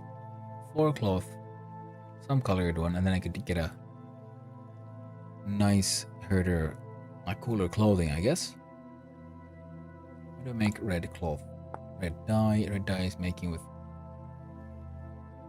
crushed cinnabar. Crushed cinnabar is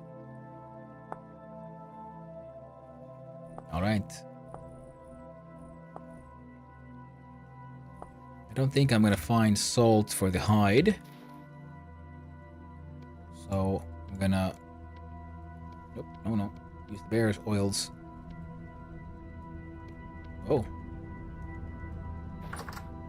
There was more than 1 pelt's worth. Good thing I had a hold of that.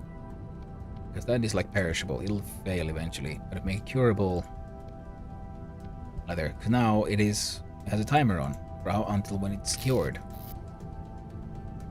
Might as well put it there. It'll cure eventually.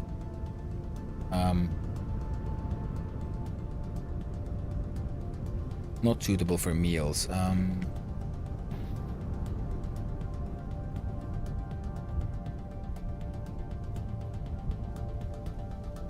And there's a sandstorm going. This would have to be done this way around. Except I can't be bothered doing that right now because I think it might be better to go sleep. Which means open up that one, open up this one, and put the bushmeat in there. And you should now it'll stay fresh for at least 2 days, and if I close that one, it'll be stay hopefully fresh for even longer. Now, chat, now we run. Those fires are still going. Okay, we'll find out about the fate by charcoal eventually. Right now, we must run through the darkness and make our way into safety. Thankfully, we have a minimap which allows us to navigate and find our way to our friendly neighborhood trader man.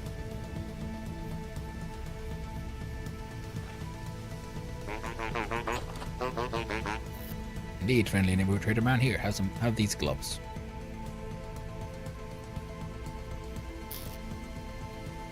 All right. You want to do sleep blockade?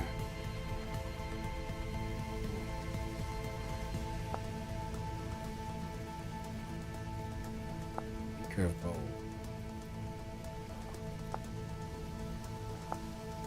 Oh, still needs an axe. In bed? Excellent. Let's leave. Oh, Alphonse.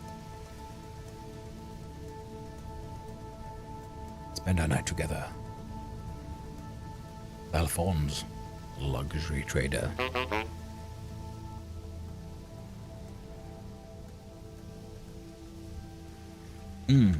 Oh, Alphonse, my love. Well, grab my turnips back.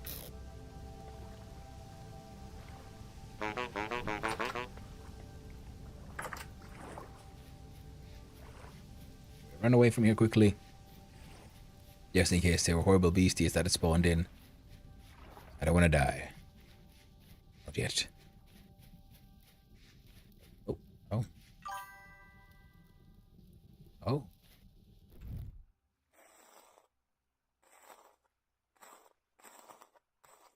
The ads are upon us. Red meat.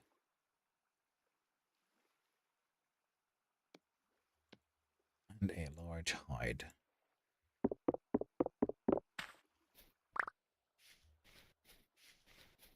Alright. Now I have some bones. I have a large hide, which I'll do something with.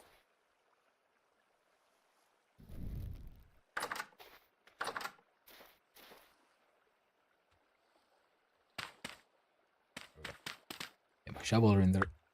To the ready. I'm gonna want to cook this into food.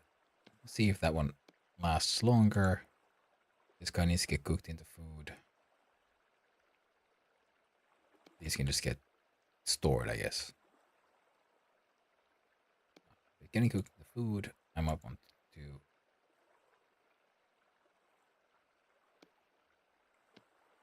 grab some of these.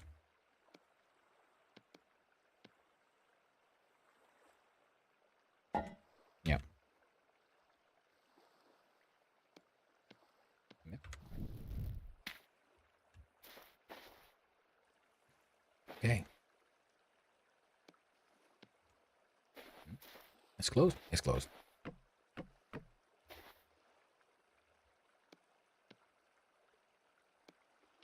can't remember.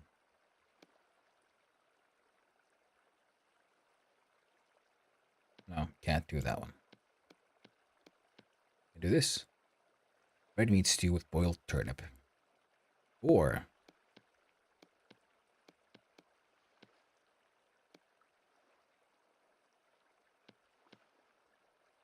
would this work?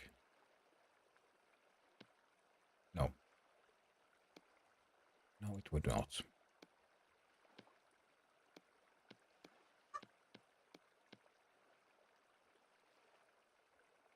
Okay. I can do that.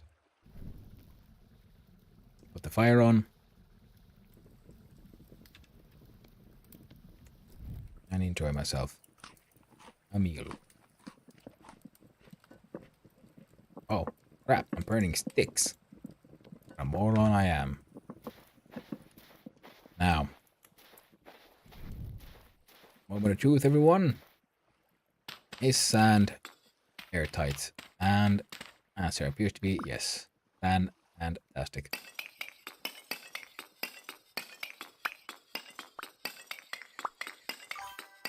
And seems the shovel is the tool of choice for which to break down charcoal.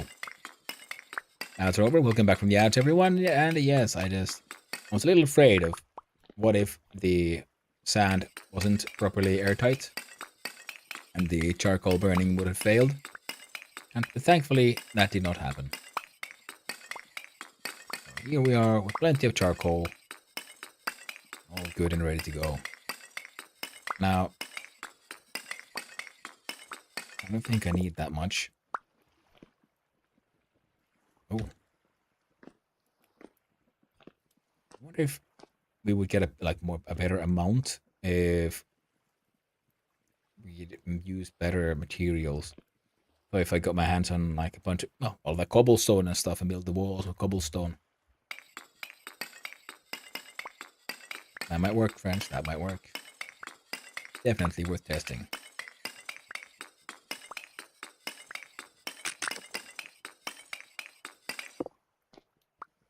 There we go. Oh, those buggers are still burning. Food, chat, the food. It is done. Now, once flax porridge with mashed turnips, nutrition 240 sat and 300 from the vegetable versus protein 840. Nice, that's a good saturation satisfaction. Eat that. Put in the bushmeat. Okay. Bring you out. Then I put in the bushmeat. There we go.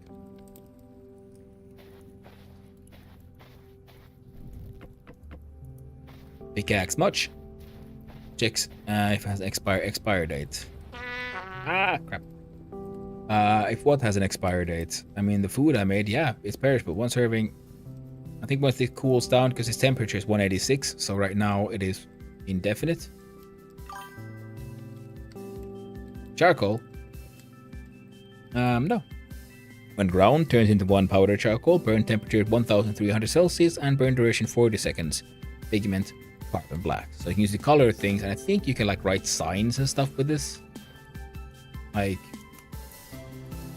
let's see.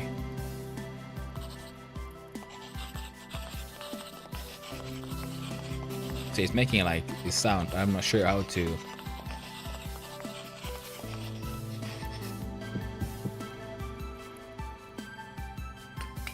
Oh. I also need to deep dive into Arcane again. Yeah. There's too many of these cool, really cool super awesome. Oh, would you look at that? We've finished with those. And freaking fantastic, friends. Absolutely delightful. So that means I'm gonna, for narrative purposes more than anything. Oh, I need some logs. I think I had some logs somewhere. Good. Oh, you do one? Acceptable. I have 2 bowls with meals. Grains and turnips that I should absolutely not be carrying around on me. And I should probably make another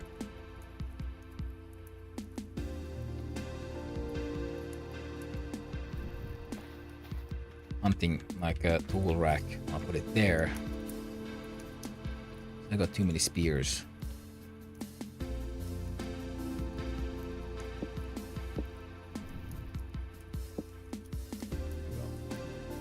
One spear I actually need. The clay on that I have in my hand back. And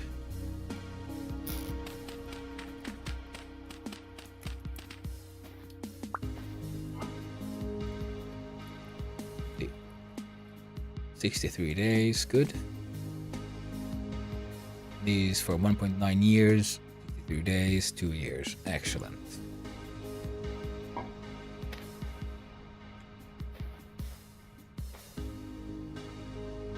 Well, crappy. Crapola. Damn, I don't have an axe ready. Oh, okay, gotta be quick.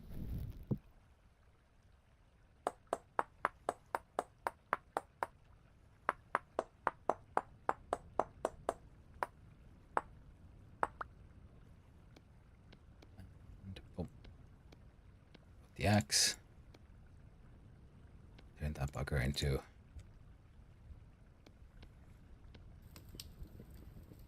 There we go. It's kind of annoying because you can make your sort of fire pit like in construction. You start it with putting down some grass, and then you actually absolutely have to have firewood in order to make it. Now we start with your 4 firewood, but I can now remove them and replace them with charcoal, for example. Now that thing can burn charcoal. I'm gonna...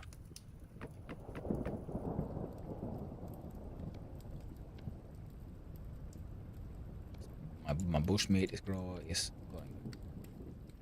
getting cooked quite nicely.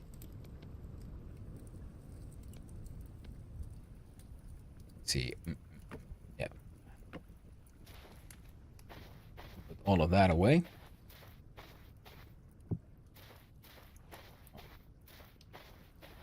Get my 2 molds. Put them down. Put my other burnables. Ready. Cover them in the grass. Oh, there we go. And I don't have enough sticks to make that stuff happen. And then my crucible goes in, and then in the crucible goes these ones. Alright, I'm going to need much more copper. Because to fill one of these pickaxes in the top you see, and well, there we go, needs 100 units of metal. And 1 nugget contains 5 units of copper, so we need 100 units. And as we put them in here, it says we'll create 10 units of copper. And the guidebook says spreading them out evenly makes them smelt faster. Plus, also, I need more sticks before I continue and make mistakes. I need sticks because I lack a specific set of tools called tongs. Now, you cannot just pick up a smelting tool that is currently burning at, say, 1000 degrees Celsius with your bare hands. You can absolutely apparently put it in your pocket just fine, but that's the magic of games, yeah. It's totally safe in the pocket. Not the best in your active slots. Maybe our dude here has some kind of magical multi-dimensional pocket. Who knows? But for now, we need to go and get the axe ready and go cut down some trees. Well, some leaves actually. Maple leaves.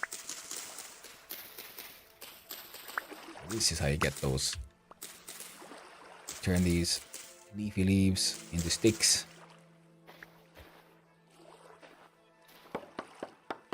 I don't want there to be one sad little log trapped inside the dirt. Here, a stack of oak leaves. Now, basic leaves all have a chance of dropping a stick, if I understood it correctly. Okay, here we go. What I need is this wooden tongs, which means I need a coil of rope, and I should have some at the base.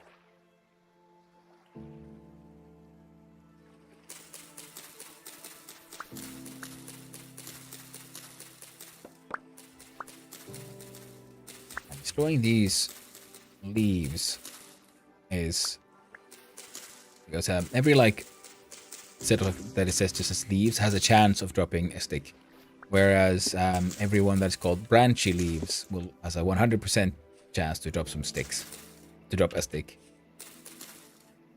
And if you chop down a tree, apparently auto destroys all of them, and only the branchy ones drop a stick. So in that sense, it is better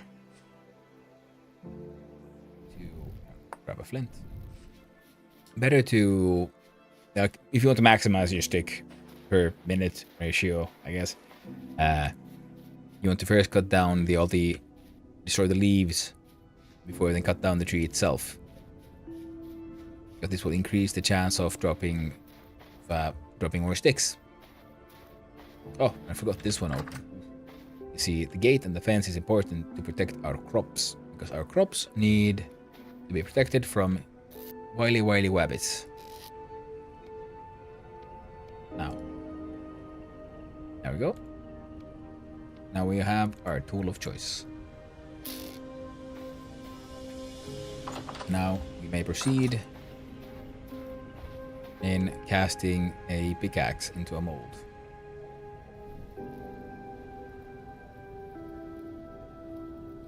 Fire pit has been lit. Now those will heat up. And I do love the fact that they added, because you might not be staring at this thing while it's heating up, but in case you are, you'll notice. The nuggets tooltip, the visualization, changes color depending on its temperature.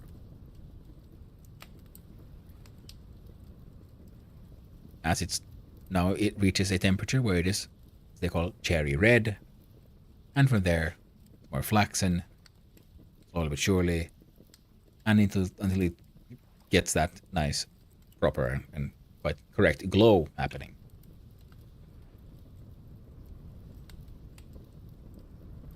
Temperatures over 1000, and the smelting temperature is 1084, and the sort of like the progress bar does not move until all the things have reached the correct temperature. Now they've gone past the temperature, progress bar starts decreasing, and eventually the crucible turns into into an object we can move. Now for now, I notice I have a seed. I'm gonna dump the seed there.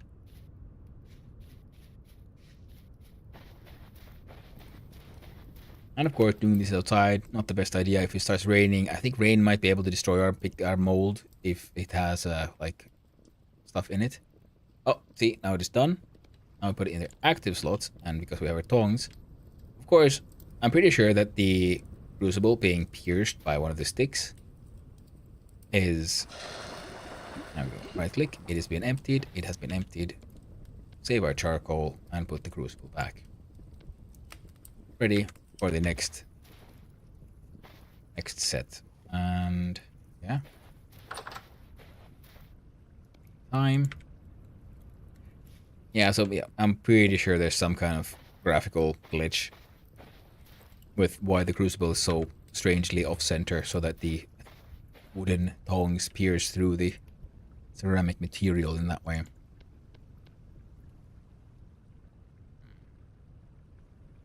Five days, 4 days.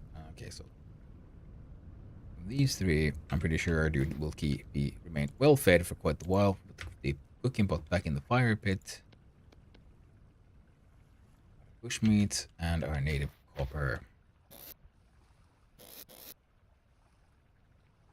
It's where we have some more of our nuggets and stuff. We have some resin. Olivine, which a smelting temperature of 1400. Ooh. So the charcoal, as is not hot enough to smelt olivine. Absolutely smelts bismuth. You might be able to do that. We do that with normal wood.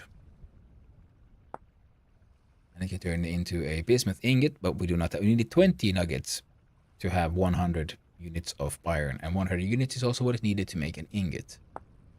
Ingots can be used, and then in forging to forge other things. Like alloy for, so bismuth bronze, we need zinc, bismuth, and copper. So a little bit of bismuth. Actually, so if I find zinc and enough copper, I could make a bronze alloy using this small amount. It's bismuthinite. Actually, if I only get one more. No, I don't need that much. This might be enough, combined with some zinc, to make a bismuth bronze anvil. I think an anvil needs like a large amount of metal, like a very large amount, and that one, this should be enough for 10%, because I think like 600 units or 900 units. And then, well, 9 out of 9 for 900 units is exactly enough. Empty, blue clay, empty. Maple log. You know what? Let's just turn that log into firewood. Also have a quick look. And yeah, temperature 700 degrees Celsius, so that is enough for smelting bismuth into an ingot, should we want to. But instead, what we'll do is eventually mix it with the other materials inside our friendly crucible there. Ah, there's a goal.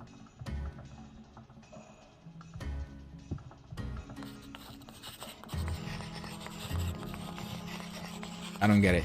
How long am I supposed to...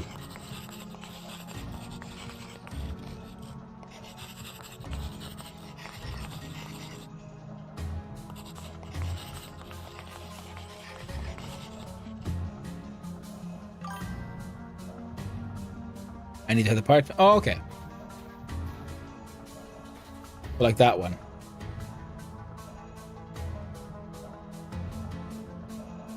Alright. Good to know. Good to know.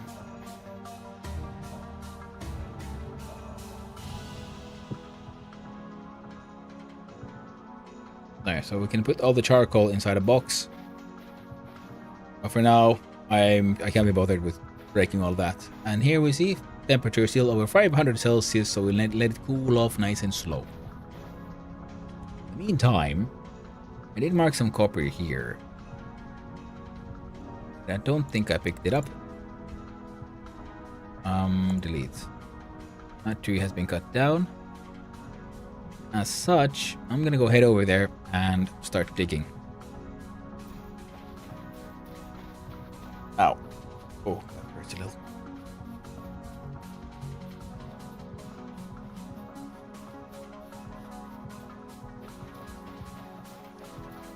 Start digging up and seeing if I can find the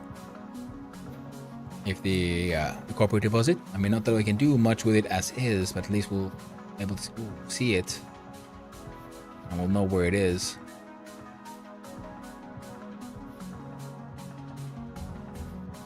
Cool, right? Good. Good.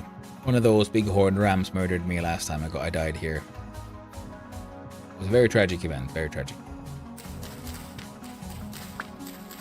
Oh, there's amaranth here as well. Let's get our hands on this good stuff. And wait, I don't have a shovel.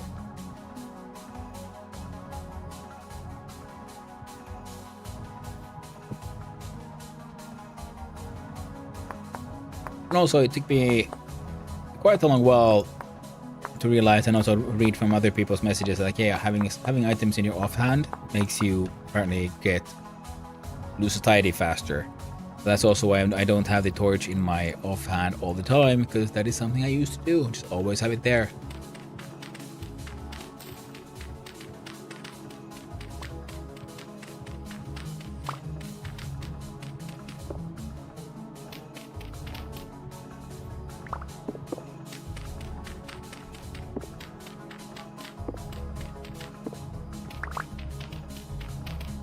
I have learned from my mistakes.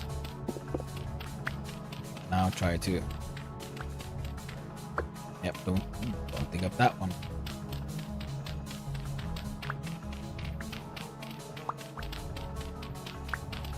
Think that was decorative? Yeah, okay, yeah. That makes sense. Okay.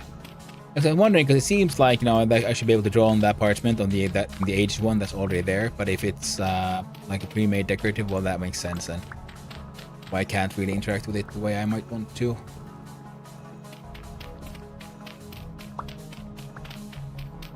If I had a prospecting pick, this might be a little easier. Because then I could also like determine whether or not I'm wasting my time here. Right now all I can do is dig. Dig and hope for the best.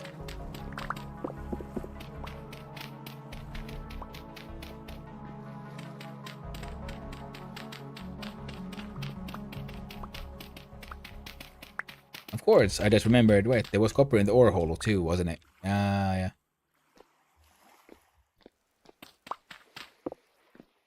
Of course, I'll still need to find enough thingamabobs.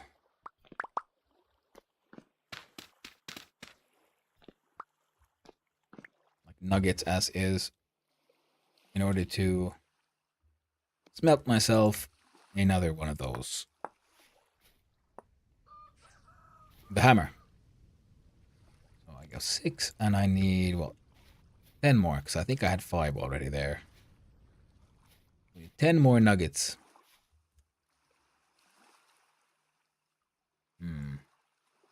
Alright. I guess it's time to just run around and hope for the best, really.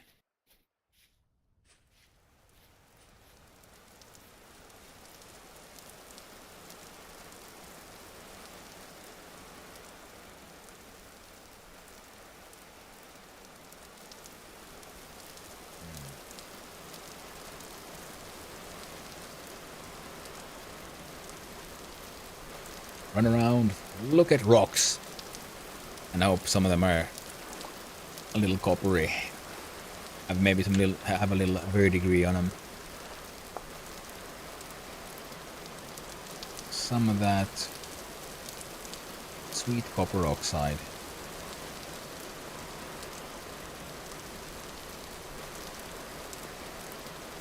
I need a hammer so that I can break down the ore chunks. I might find. Actually, no. You know what? I'm really dumb. I'm extra dumb, massively dumb, because I know exactly what I need to do, and that is sift through them sand and gravel using the panning tool to get that small amount of missing stuff. And I need to do that anyway for my for all the bony soil I have there.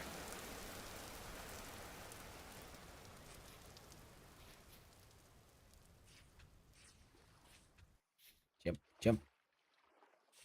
Come on, friendo, you can do it. Well, I hope you get it fast, and I hope you get a temp gear from it too. Yeah. Oh man, if I get a temp, oh freak yeah. Hey, can I get from bony soil? Can they drop copper nuggets?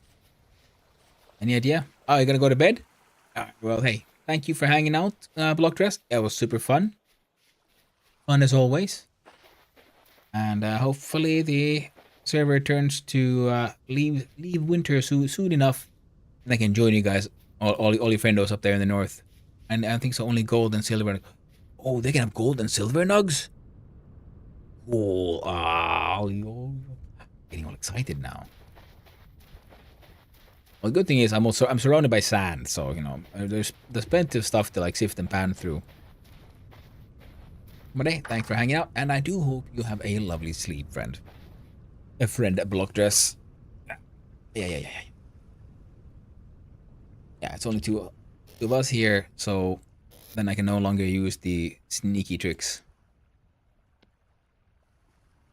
Low-fert soil. Clear that sand. And bony soil. I need the flint there. So tiered. I'm not sure if I should play this or MSC tonight. Oh, yeah. See, that is why I need a schedule, because otherwise I am just, I live in the moment, if you will, and I'd end up doing all kinds of stuff I maybe shouldn't be doing.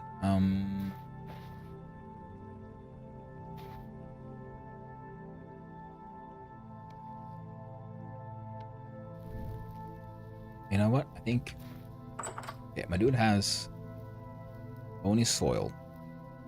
There shouldn't be any sand in my chest, but I am in a desert. There's plenty of sand and gravel, because you don't have to go mining and finding stuff. You can do a wooden pan, which you make using a knife and a log. Now this is the recipe. You have a log and the knife on the right side, and you make a wooden pan, and then you can like panning for ores. You can find all kinds of random crap there, but eventually you'll get enough ores. That is one way of doing it. Well, hello there, Falinix. Hey, how long has this server been online? Is it still worth starting there? I'm looking for a cool multiplayer server. Started the game 2 days ago. I'm having a lot of fun, and we're entering winter, so you might want to then like log in when someone else is here. I'm a very bad example, because I also didn't like winter, and I traveled like super far south. I'm like about 18,000 blocks south of spawn. Because I'm adventuring here. A normal spawn is, let's see, we keep on going, and we keep on going, and we keep on going. I think he's here. Hereabouts. Yeah. This is one thing like main hangouts with Reaper Link. And of course, yeah, you'd have to just ask Reaper Link He's the one who runs this server. I think if you want to ask, you can just get in contact with him via the his Discord and stuff. Other than that, yeah, I'm just here playing. Fun, yeah. So I traveled from here. There was a teleporter. With that teleporter, I got further south. Then I traveled even further south on another teleporter, and then traveled even further south. And then here's my base right now. Yeah, and no worries, and it's super fun because we have there's required mod is the RP voice chat. And other than that, it's an unmodded server. Very vanilla run. Where did I put that bushmeat? There we go. Om nom nom. Eat me my bushmeat.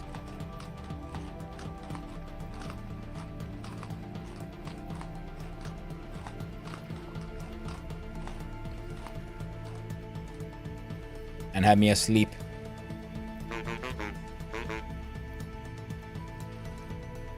As soon as... Thank you, Blockgrass.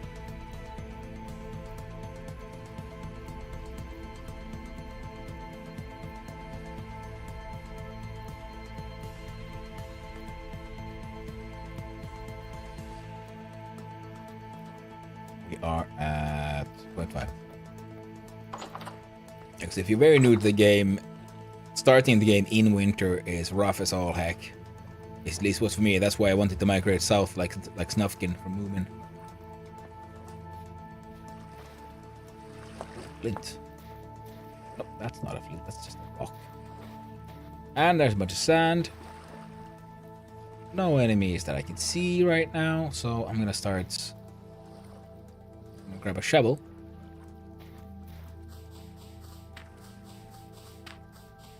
To do things my way, because it's kind of dumb. More flint. There we go. We'll start with the peridotite. With the magic sand. There we go. No magic sand. It's just normal sand.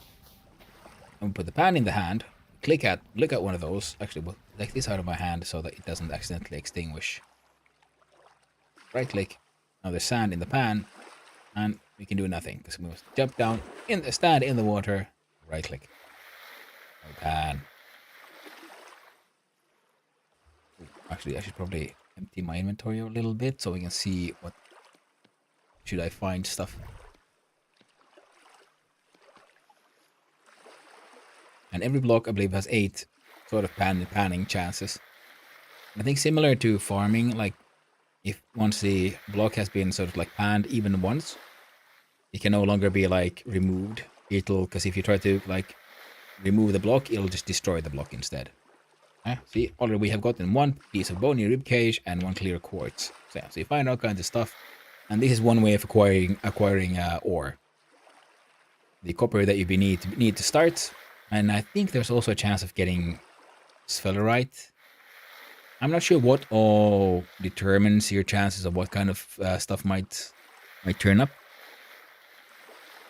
A heavy temporal storm is approaching. Oh, that sounds delightful. Sounds like I'm gonna have a extremely super bad time.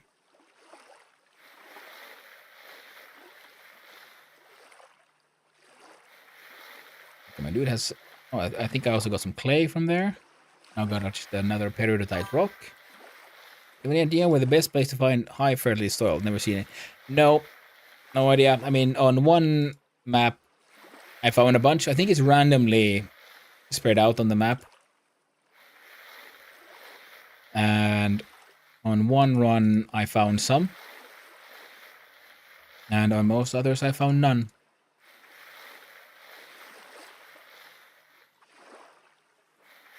You know what? I realize I'm making a mistake. I need to run, actually.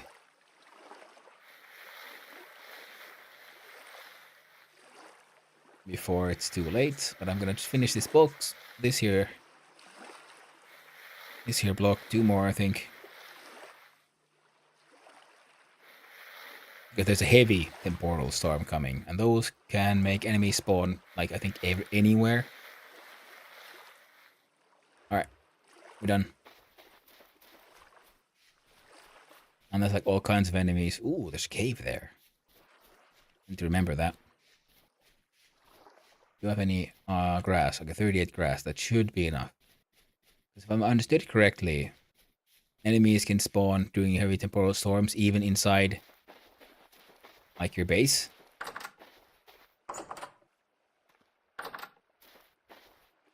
As such, you want to make sure that there's no surface area where they can spawn. And one of those... Oh, I did get some nuggets. Nice. 6 of them. No, wait, no. Those ones already found. Ah, so I got none. There's already like a structure they can't spawn in. I think.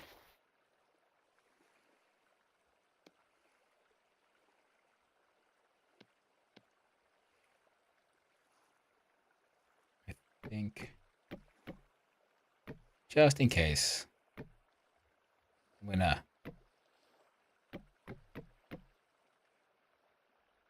There. Now every sort of block has something in it. Even these blocks have these things. My stairs.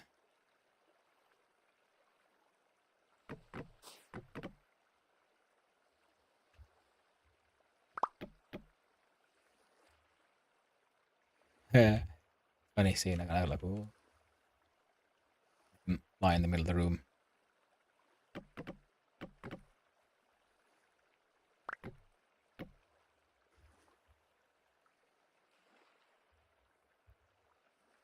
Yeah, it's good to put it there because I thought they might have been able to spawn on top of that one, but I'm not sure. I have 2 meals. That should carry me through. I need better containers for seeds and stuff. Oh man, I want chests and things. We'll get there. We'll get there. I have random peridotite rock.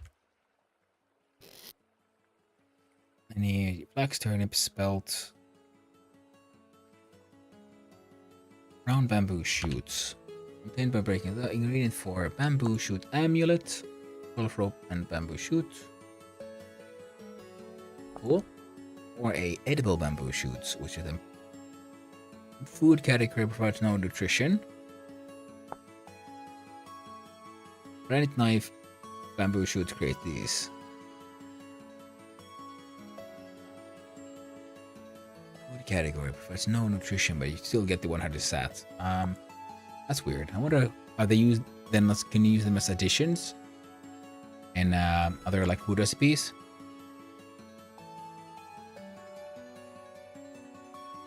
Ooh, a temporal cog there in the middle is just moving a little. Restrict activity, calm and rare, but at the same time, a heavy storm is approaching.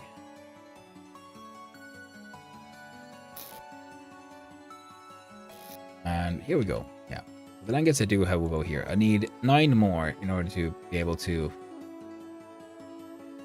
do what I want.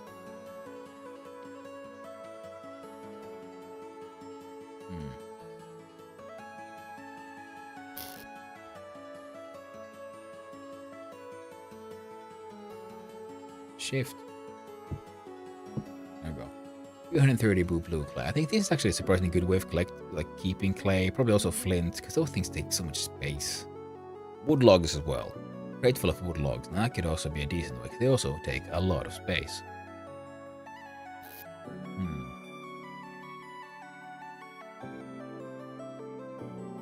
Now, resin. What can I make with resin?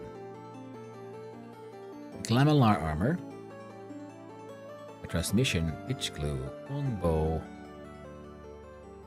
Now fruit press. What do I need to make one of these? I need a steel rod, boards, 2 resins, a lump of fat, and a chisel, and a hammer.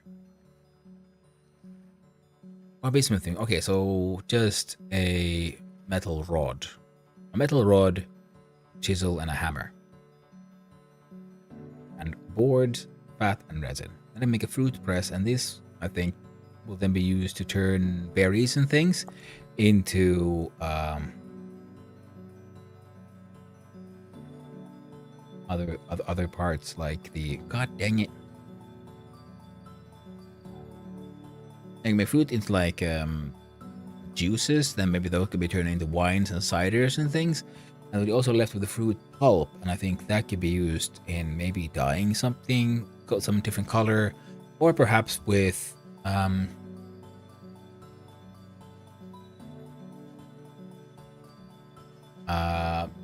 composting and stuff. Actually, you know what?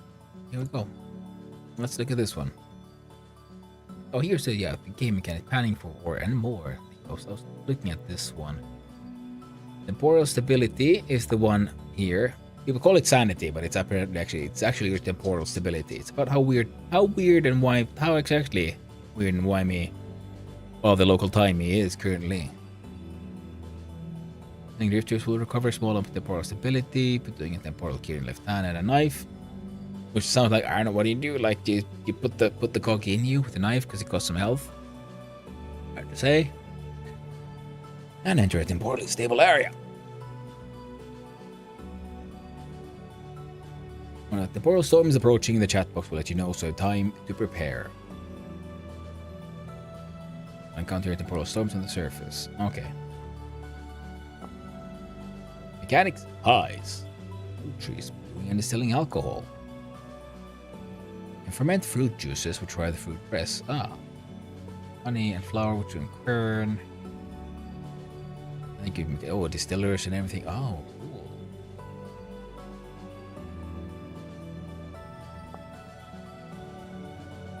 Beehive kiln, building a sailboat. Tamed mountable animals. Certain animals can be tamed and used as mounts. Mounted animals have several locations to add attack and equipment.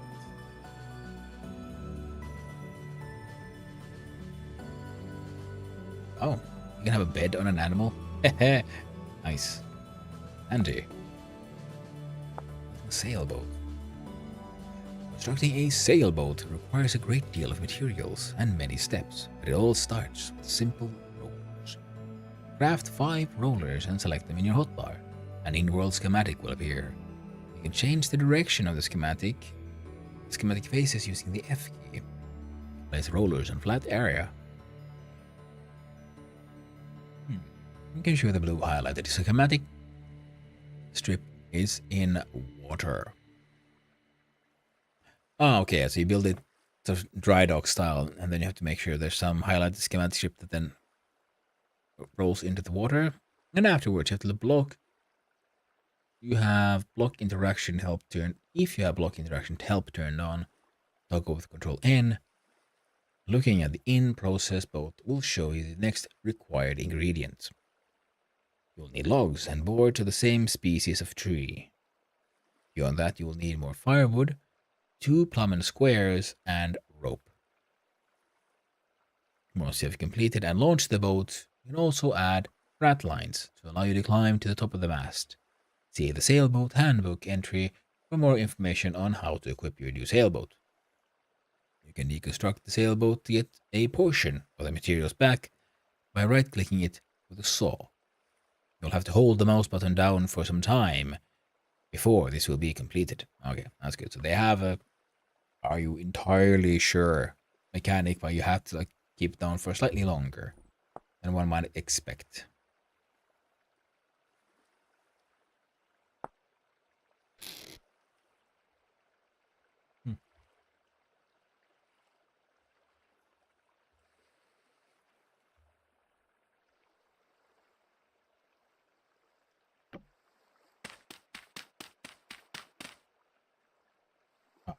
Wrong one.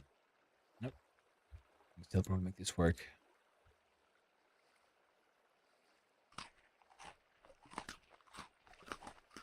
Oh.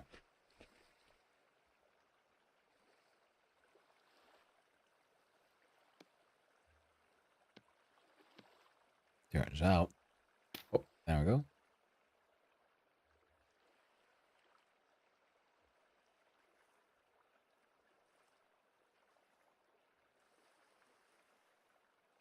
Alright. Stuff away then, I guess. I don't need those. I don't think I'll be needing these.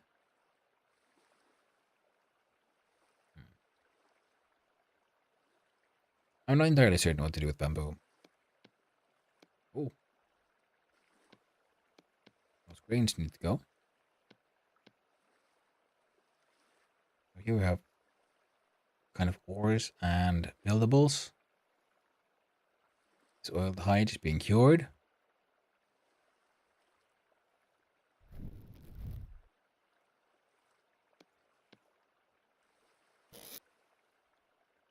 Amaranth seeds. Oh, there we go. Fantastic. More seeds in here. All those bones in there. Oh, I guess this can be then like planted somewhere. Maybe as a like decorative item. And then also most likely after that one be drop some broken, be turned into bones.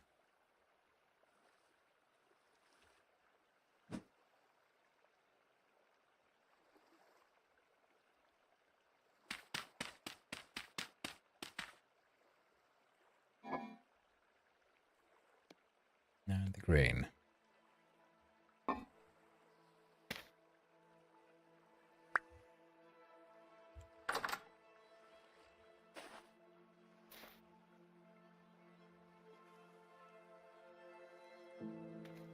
was warned of a grand temporal storm, but I'm not seeing nothing. There we go. I got my pickaxe head. It had cooled down. Add a stick to it. Now we got a copper pickaxe. Heck yeah. Now we can start breaking stuff. Oh, right. That was another thing we need sticks for these guys. Oh, okay. Okay. Oh. Okay. Let's go see if we can get some more sticks while we wait for that temporal storm to come by and mess us all up.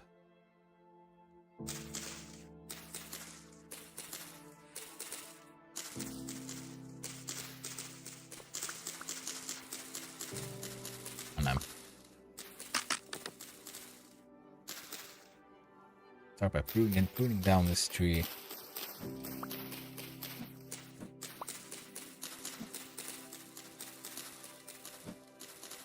As we hope for the best.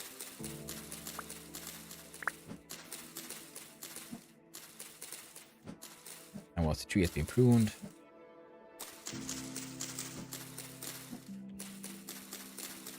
well, it'll have to be cut down.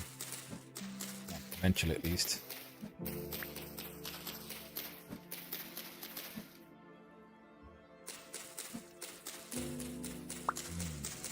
Wow. Now, once we have this thing pruned, I don't think I'll be cutting it in the near future.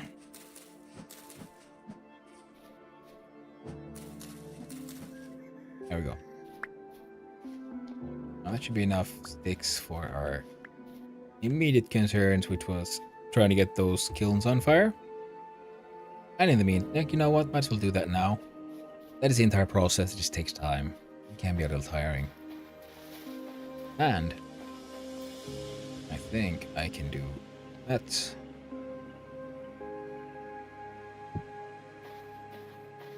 Grab a whole bunch of. Okay, just make sure. Yeah. Yeah. Okay. Sticks.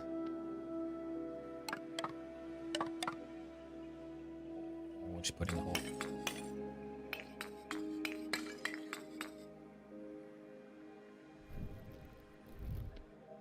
Decently excessive amount. There you go. And upstairs it says unlit, and then it says lit. Well, at the top of the screen, I mean the tooltip. Stairs. Oh, everything still seems fine. Ooh, pine seeds.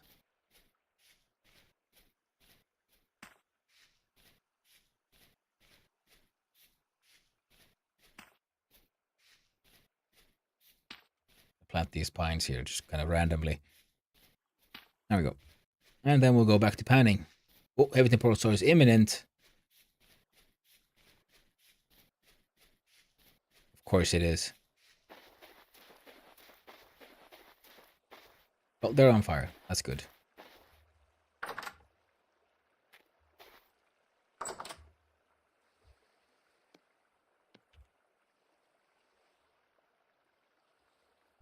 There we go.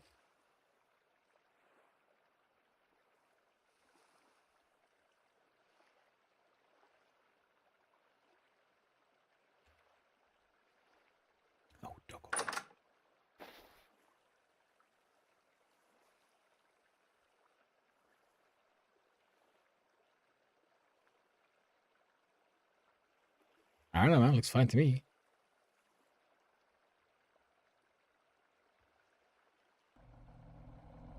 Oh. World is warping. It is weirding out. Okay, we're like straight up full in the rust image. Okay, there we go.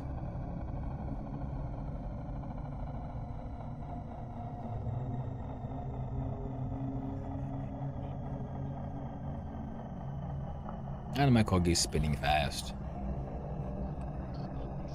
Ooh, I can see through here. Oh. I guess, yeah, 'cause it warps reality a little bit.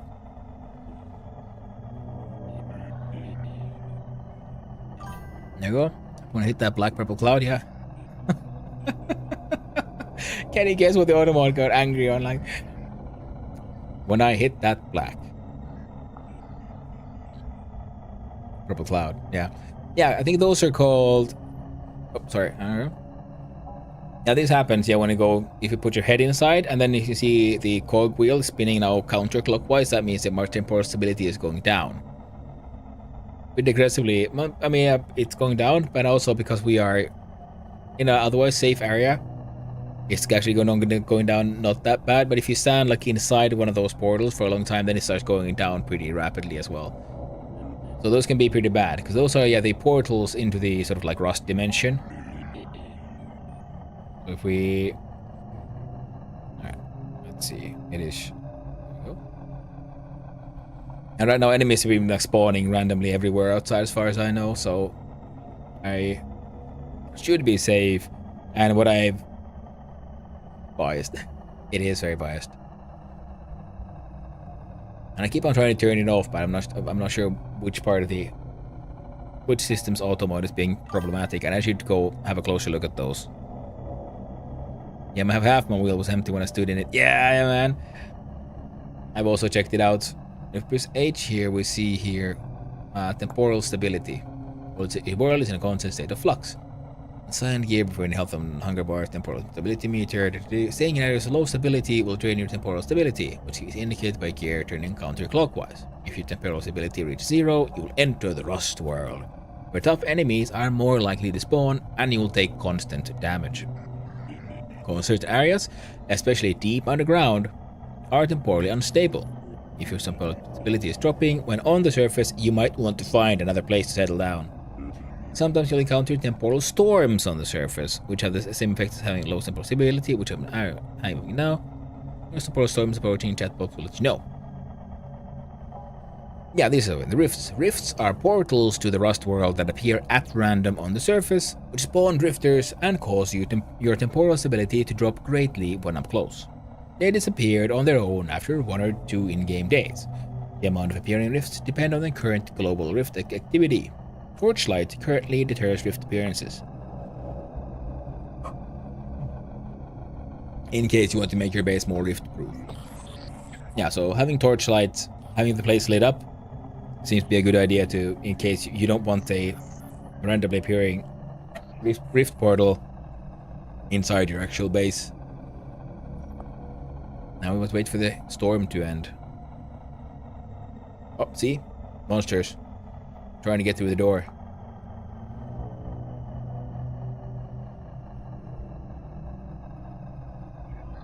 And they see like they're like sort of blinking in and out, like only half real. Yeah, I think that's sort of like because of the temporal storm. And if I understood it correctly, yeah, because they could then technically spawn inside your base as well, which is why I copied this trick that I saw Falaise or Blocktreks use, where you put stairs on the walls to make sure every block sort of counts as occupied. Or Reaper said that also putting those dry grass and applying that to the ground as if you were starting to, like I put there, as if I was trying to make a fire pit, will also mark that space as occupied, and therefore an enemy can't spawn directly inside there. Now, of course, yeah, Andy. This is how stuff works as far as I know. Then again, it could be that having a light source inside here is already enough, because I don't think things are much spawning inside. For example, Blockdress's actual base, which is a fantastic and great and big building. Oh, would you look at that? Also, my storage food perishing rate is gone, like, inside these have gone up as well. It said torches. That is very true, but I don't sure it doesn't mean like enemies in general or just those like rifts, the portals. And welcome back from the edge, everyone. So I think, yeah, torches could help.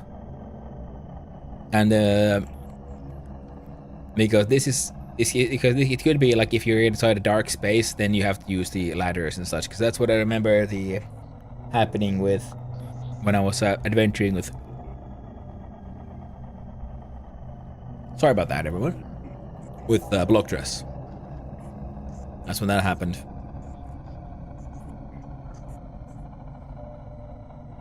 So now we wait and hope for the best.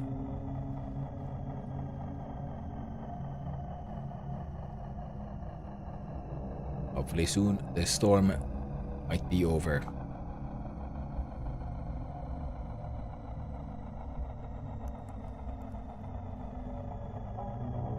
I do how like everything starts like warping and those like strange like running, like the graphics get twisted. There's all like many little funny and interesting little like touches they're using here to make it all feel even more eldritch. Because it seems like some of the animation warping, only the like bitmap, the color warping patterns, the pictures on the boxes and the walls are affected a little bit by like where the player's camera is, and then of course then there's also how the physics seems to be shifting a little bit.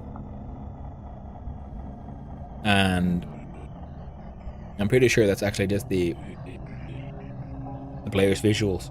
The camera is shifting and the math for the lens is changing, so it's warping how you see things. That's just more likely than actually changing the physics of the world even in this way, because that would just require way too much computation.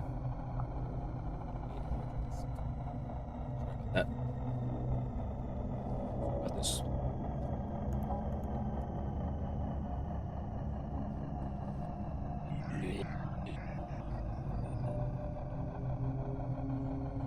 Well, thankfully, Blackboard didn't pick that one up. Lovely.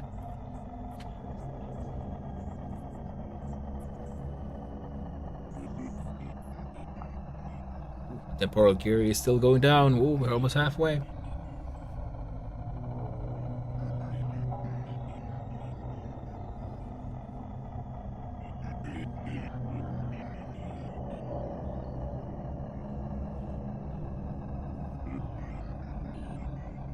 And well, one might get tempted to head out there and start killing enemies. You might be thinking like, well, I can like get on a elevated platform where they can't get to me, or try to attack at them like from behind a fence or something. The problem is there's many enemies with ranged attacks as well. Well, not many, but there's the Bowthorn. They can shoot stuff at you, and they will most likely just mess you up. So when this happens, yeah, it's definitely time to hunker down and hide, wait out the storm.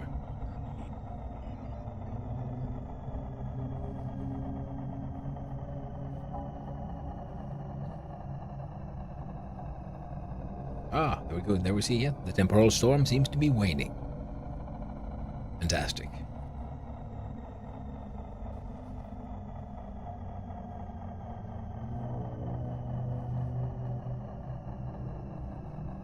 I wonder if I can sleep through this. Well, hello there, Gornick94. I hope you're having a lovely day. We're here hiding in a hole, waiting for the temporal storm to pass.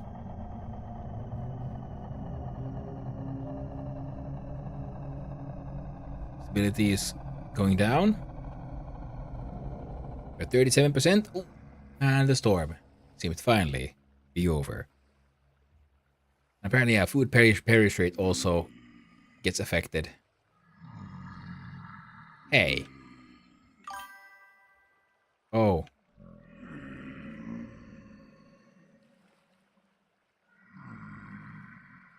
That's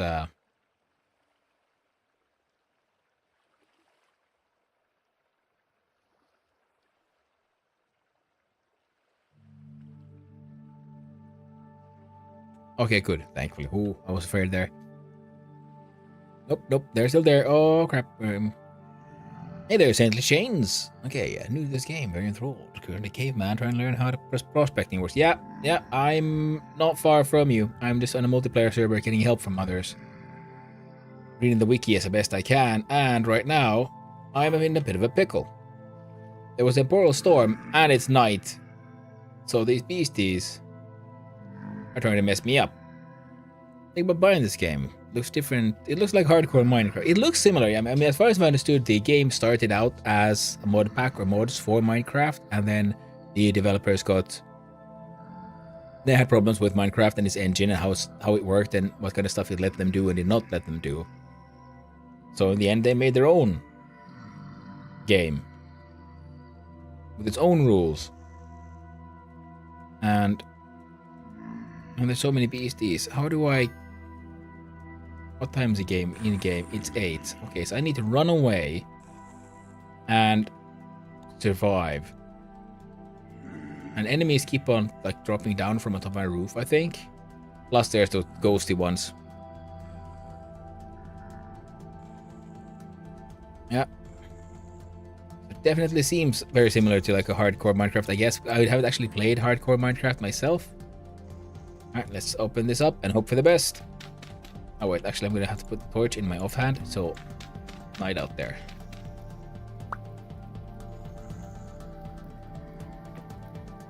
Okay, might be a bad idea. Oh, crap. Of course I can't make it through there.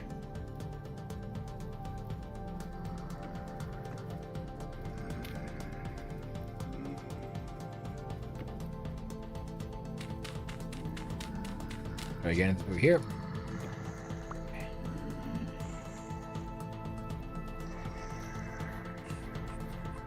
That's a lot of monsters. Oh, fucking hell. No. I don't know what the heck just hit me. I don't like it. I'm almost dead. And I am over 17,000 blocks away from spawn.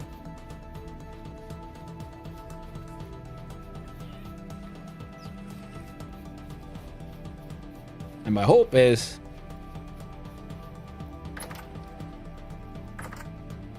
Okay, I ran into the trader's cart. And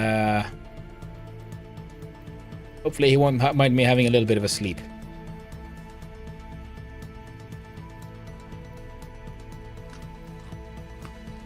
Okay. There we go.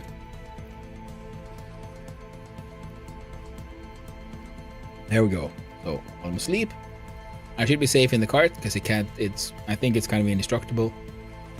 And the enemies really mostly hate the player. Now satiety is going down pretty fast, but that's okay. I have food on me. Okay, it's day again. Oh. Torch out. My second meal.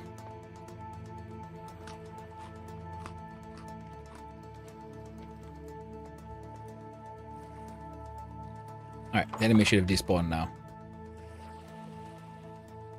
Double checking. But yeah, I stood around not moving for a little bit too long there on top of the roof of the house, and all those ranged enemies just shot me so hard.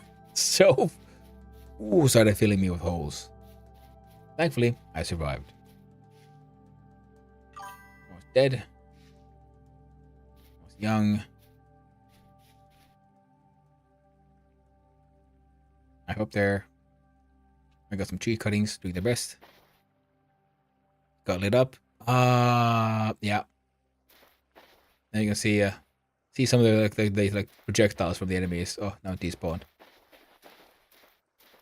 And hopefully they didn't break anything. I don't have the tech to make doors, but I found this ruined door and apparently still works as a door. And the reason why there's these rope ladders everywhere is because if I've understood it, during a heavy temporal storm at least, enemies can spawn so kind of anywhere, including inside your base. So I wanted to make sure that every block was technically occupied, so the enemies wouldn't spawn in here. And this is okay. This is not much of a base. It is my storage room with some stuff that I found in some dungeons that I encountered. So far, I have a pickaxe. I still need more copper. Okay, and that means open up this one. Oh, stupid. Okay, fine.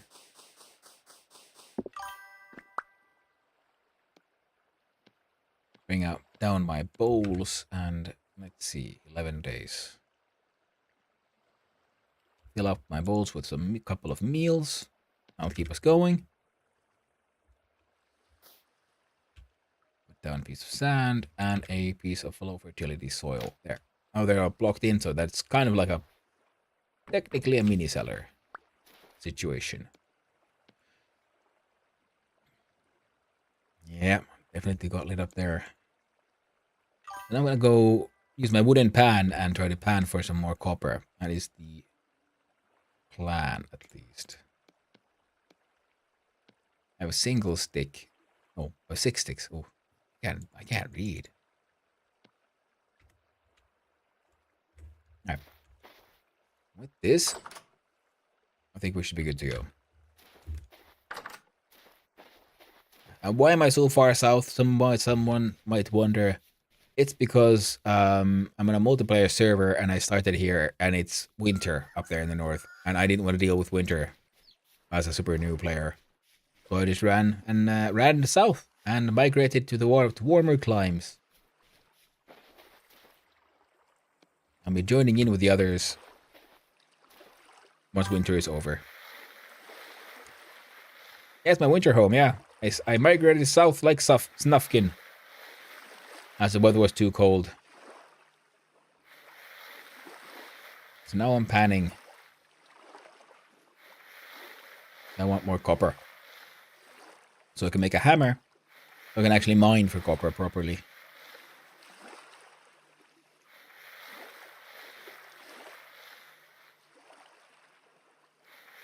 And so the farm is coming along. I just need more flax because my dude is a tailor. And I'm hoping to have then a decent cloth armor set going on at some point. I'm planning on also turning this entire piece of the beach here into farm as well. I just haven't gotten around to it yet. Because I'm, well, distracted by the possibility of blacksmithing.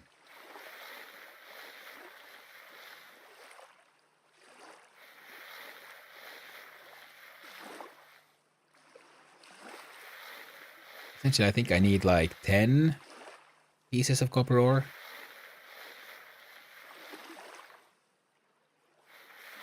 So for now, just gotta keep on panning and hoping. Oh, we got one. Oh, I think I had a 5 and a 6, so technically I think I will need 9. So I would have enough to make the hammer.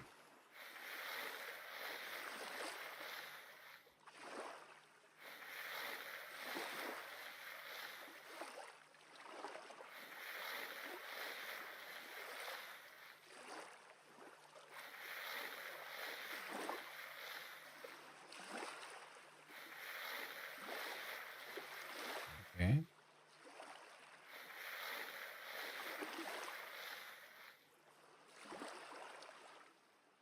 No, gotta play the arrowhead. Something. And you do have this bony soil and stuff, but as far as I know, they don't. Bony soil doesn't produce copper. Well, I would like to pan through it as well. Actually, instead.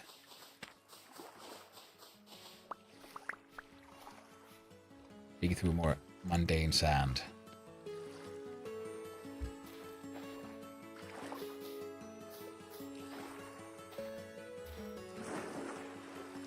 Every block hat gives you 8 chances for panning. Ooh, got 2. Nice. But Jello, what stuff should I focus at start? When you start the game, it recommends you to press H.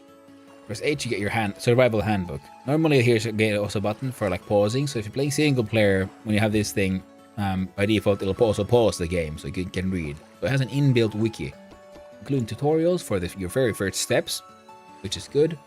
The guide for your starter guide on like how to find flints or hard stones, because many of my tools here are made of stone. This one I made, and this one I was gifted by another player. This is metal. This one is more complex. You have to then made from tin, bronze. You have to make your own alloys and everything.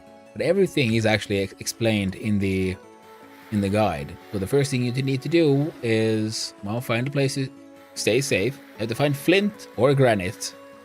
You find stones on the ground. Right, I can show you. I'll just finish panning this block, and I'll show how the very first tool creation will go.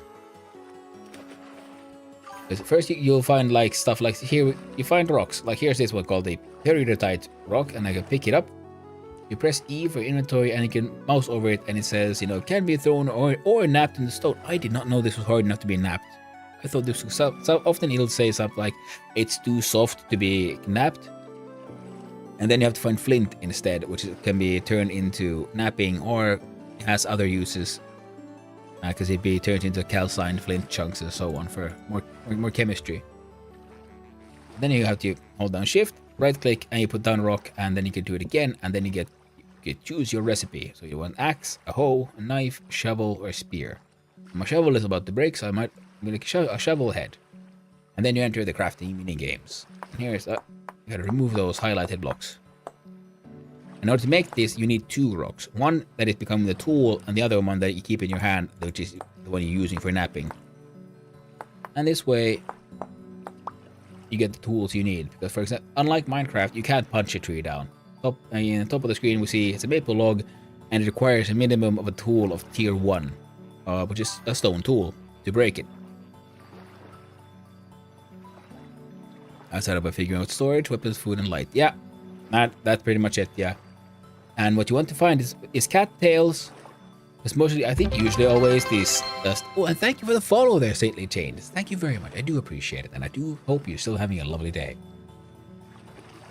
Yeah, and so cattails are good because you use those. Yeah, sure. Let's do this. All right, just peridotite. All right, cool. Oh yeah, and then you need sticks. So put a stick there to be the handle, and here's my shovel head. Put it on top. There we go. I have a recipe for a shovel. Done. Now I have a shovel.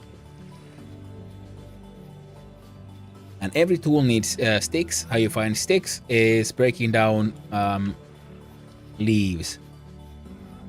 Now this is just a fruit tree, so you're more unlikely to find one. But you might find, see, like this, a bush on the ground, for example. It says oak leaves. You break them, and there's a chance they'll drop a stick, but you might find one that says branchy leaves, like this one. Now, branchy leaves have a 100% chance of then dropping a stick. So sticks are super important when you run around, look at rocks. Apparently, peridotite is hard enough. Granite can also be used to make tools, but usually we look for rocks like this one. You see, it has one is gray, other is normal, and at the top we see loose flint. And that's these rocks, and these are something you really want to find because they're your most basic tool rock. So pick these up, and also for food you can pick up. Here we have reishi, growing from a wood log. So you want to mark where you find mushrooms because mushrooms grow back. So for example, for this one, this tree has reishi. I can harvest these and then remember to not cut this one down, because they'll grow back. Don't worry about hunting in the beginning because you can't really do much until you start being able to, because you need an axe to cut down a tree, so you can, and then use an axe to turn those logs into firewood, and then you can first make a cooking fire. And cattails, you want to use it as the tooltip in the top says. You cut it with a knife, and then the roots remain there, and it'll regrow. Or now you can also harvest this one, and you get the cattail root, which can be cooked for food, or replanted, so you can move them around.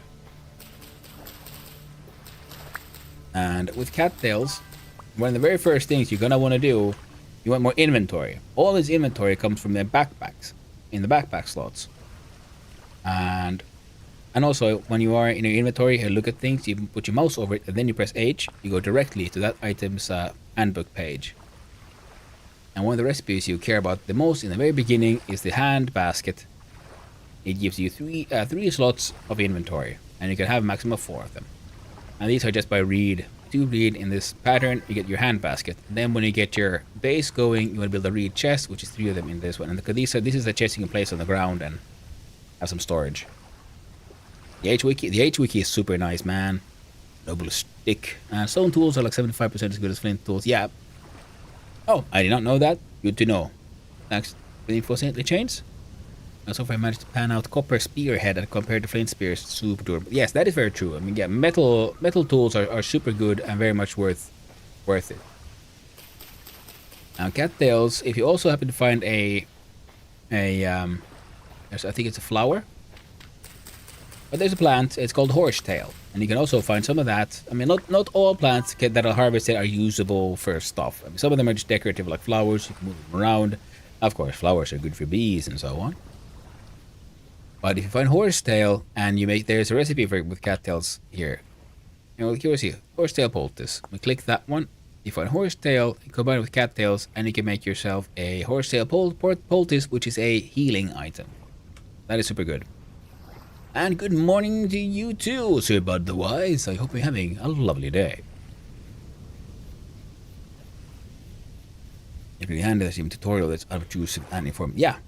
Yeah, because I mean this is very much a game. There's so much content. It needs a wiki, and it's very good that they built it. It's in the game, built in, and that it is super user friendly. Man, it is such a good one. And yeah, you can find copper in the world, and it's usually good to leave a marker, because when you look at your map, you right click, you can choose a waypoint, you can give it a color, you can give it a name, give it a symbol. When you find copper on the ground, that's usually also where there's copper, like, well, underground. But in the beginning, if you don't have a pickaxe, you can't break rocks unless you have a pickaxe. So you can find some copper on the ground, mark where you found them, and come back later when you're ready to start mining. And the other way to get ore is panning, like this. As far as I know, sand and gravel have the same loot table, so there's no real difference there. Which one you choose. The only one is like at the bottom of the water here, we see muddy gravel.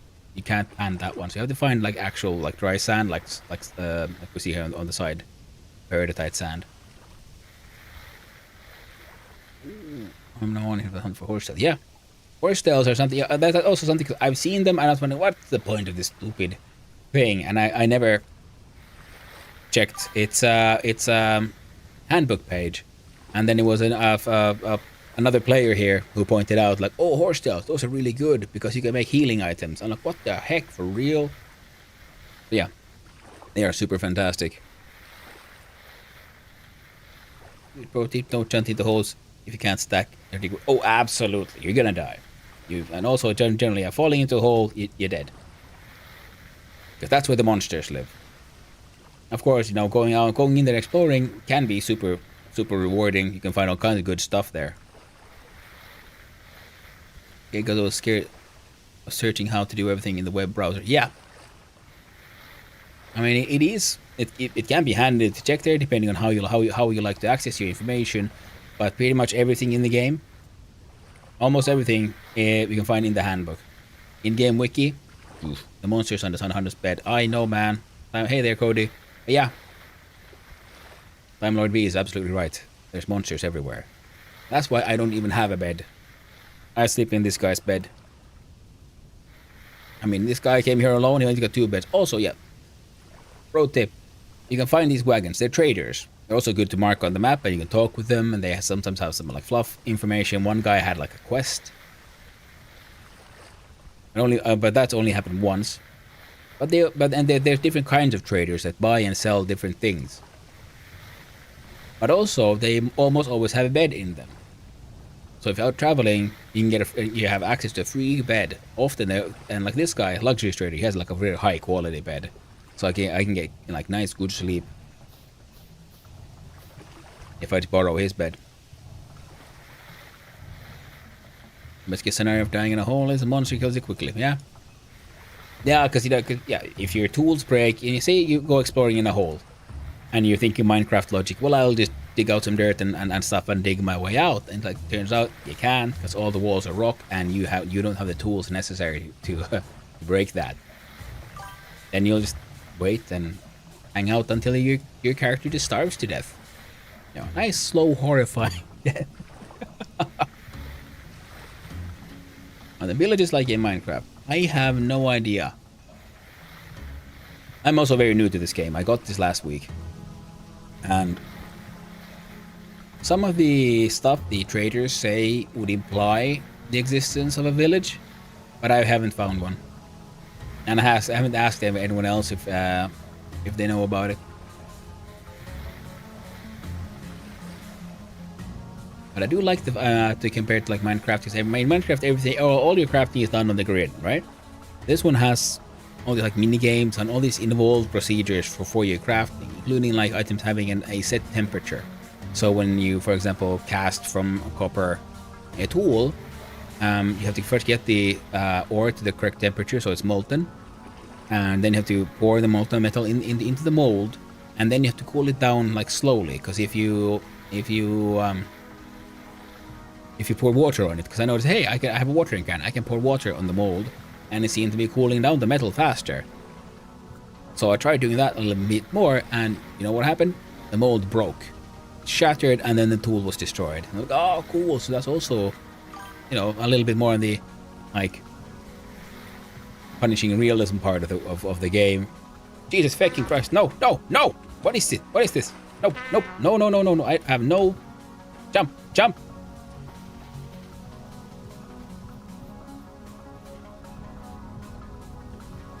I think it's a hyena. Because I ran so far south, I'm pretty much in the African savanna biome here. Fucking hyenas. Oh, inventory's really full with stuff. What have I found? I got a bunch of rocks. Flint spearheads, flint arrowheads, and I believe this one. Oh, a copper arrowhead. Nice. FK guys, hey, no worries. Cooling process shatter of mold and ruined pig. Yep. One learns one way or the other. You learn in this game. Okay.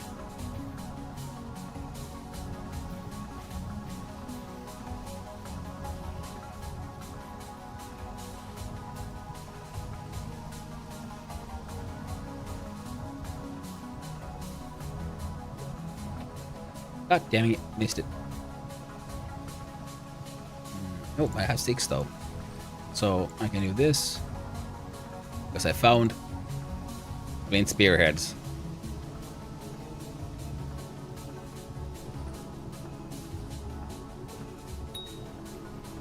Bonk. There you go, stupid hyena. So I think hyenas are slightly more scared than, say, wolves. So when they get hurt, they try to run. Hey, got him.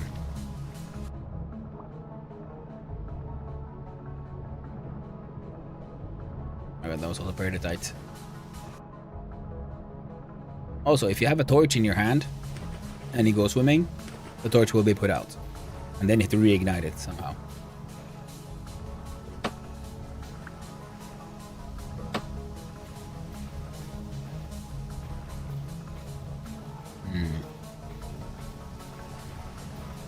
And also one thing I noticed that some of these traders, I mean, you can interact with some of their stuff. On this one, apparently, I can make use of this guy's chests. Someone put some stuff in here. I found... Okay, this stuff is gonna have to wait. I don't need that much low fertility soil on me. Wait, I grabbed the cattails, but I'm not doing anything with them right now. The Spellerite nugget is valuable. Quartz chunks.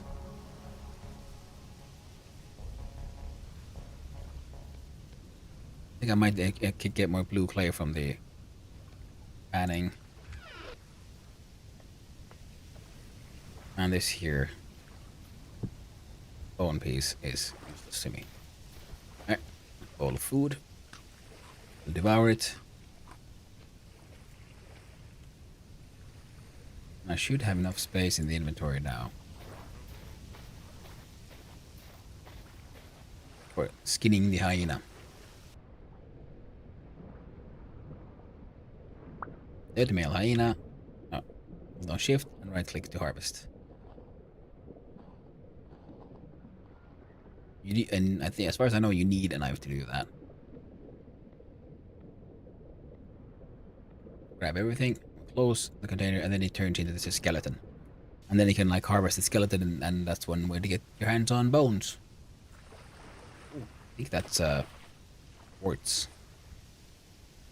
Yeah, and that requires a tool of tier 3, which is bronze to break. So a mere copper pickaxe will not be enough. Alright, more panning.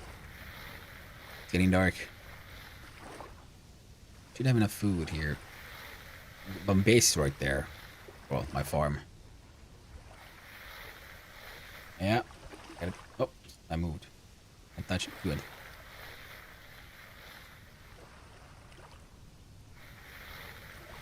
I'm pretty sure I need 9 copper nuggets in order to deal with the... in order to cast the hammer. You need 20, and I'm pretty sure I have 11. I have my pickaxe ready, but the pickaxe alone is not enough, because you need a pickaxe to mine a rock into, like, chunks of ore. And after that, you then need to break down those chunks of ore so you can get your hands on nuggets. Alright. Oh, here we go. There's my shovel.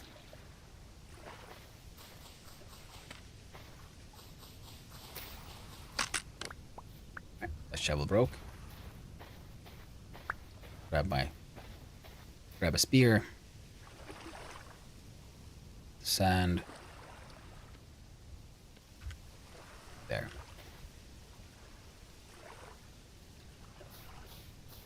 I think you have to be like a bowyer, because you can start with different professions. And in my single player, I usually do the commoner one. Well, usually I've done it twice, testing stuff out and so on. But the commoner is the most basic one. You got like no bonuses and no minuses. In this one, I'm playing a tailor because, well, the other players were saying like, "Oh man, we should get so much to learn to become a tailor on the server for the like cloth making bonuses." So I said, "Well, it'll be my first time trying out an actual profession." And so far, it's been interesting. Haven't seen that much. Ooh. We have all the copper we need, but it's also getting a bit dark, a bit late. So I can keep panning, and then I'll go in the cart. And my dude will have himself a nice little sleep. And then in game, the next day's plan will be casting that hammer. And I do have the benefit right now that I'm alone on the server, so I can sleep whenever I want. That's when there's others on the server, then of course, unless everyone's in the bed at the same time, no sleeping will be happening. It's getting dark pretty fast. As you can see, okay, only past 7, it's not too late. I'll just start out as a commoner. I'm not sure how to put it, but not having anything special about the class type feels like I'm missing out on something. It feels sturdy but simple, I guess. Yeah. No, I get it. And it's sort of like, oh man, what am I missing out on? But it is a good one, a good way to start. Because if you start out specialized, then, the game might feel a little weird for the next one. So I would also still recommend that the first playthrough be a commoner. Just because then you get like the feel for the base game, if you will. Okay. And also, yeah, as you might notice, they're well lit, these traders. We got another flint spear. Raw bushmeat, I'll have to deal with that one ASAP, but still a while away. Okay, and yeah, and the quality of the bed determines how long you sleep on it. Like this one is a super, like a good one, 8.5 hours of sleep. The most basic one you can do out of hay bales, which you go from just cutting grass. Gives you 7 hours of sleep. Alright, so hopefully it'll work out okay.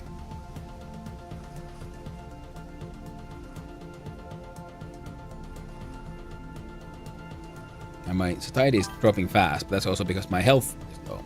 So for every health regeneration eats a lot into your satiety.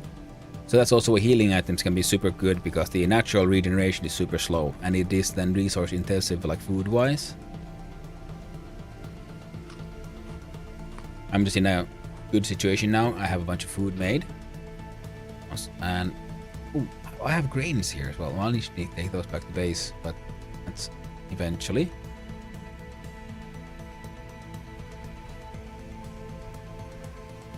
Quartz chunks. Did I get any more quartz chunks? I did. No. One clear quartz and one quartz chunk.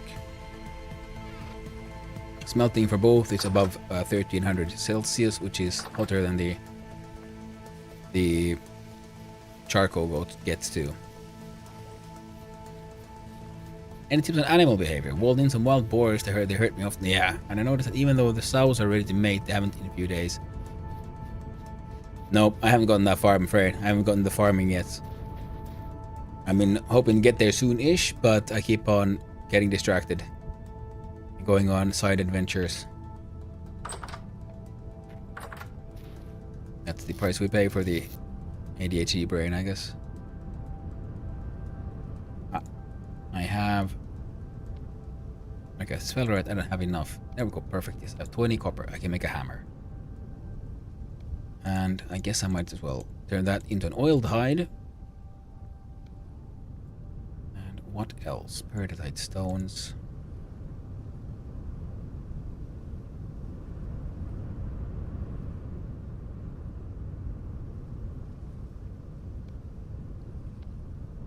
Clear quartz. And some quartz chunks. Spellrite.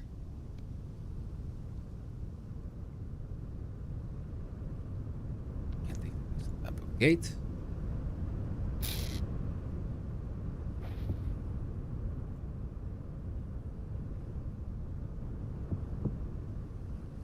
Go.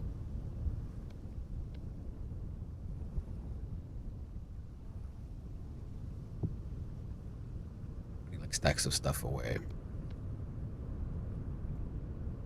Man, I really should go collect those reeds. Actually, make another one of those reed thing. Oh wait, no. I forgot. I make this one. A proper storage vessel. There we go. This can contain my random crap.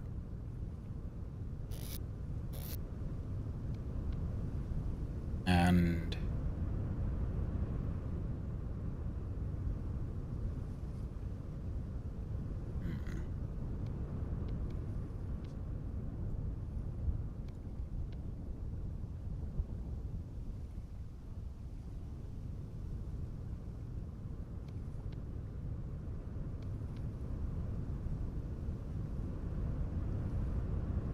close that one.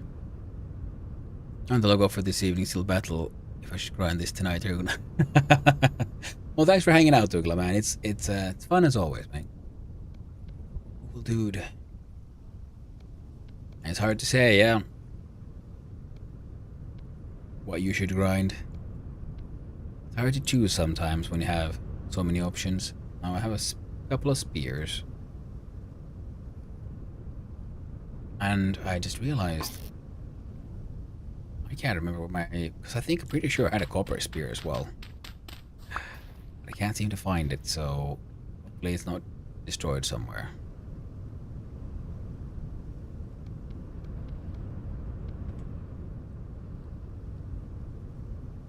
Alright, nothing's been emptied, so I'll remove it.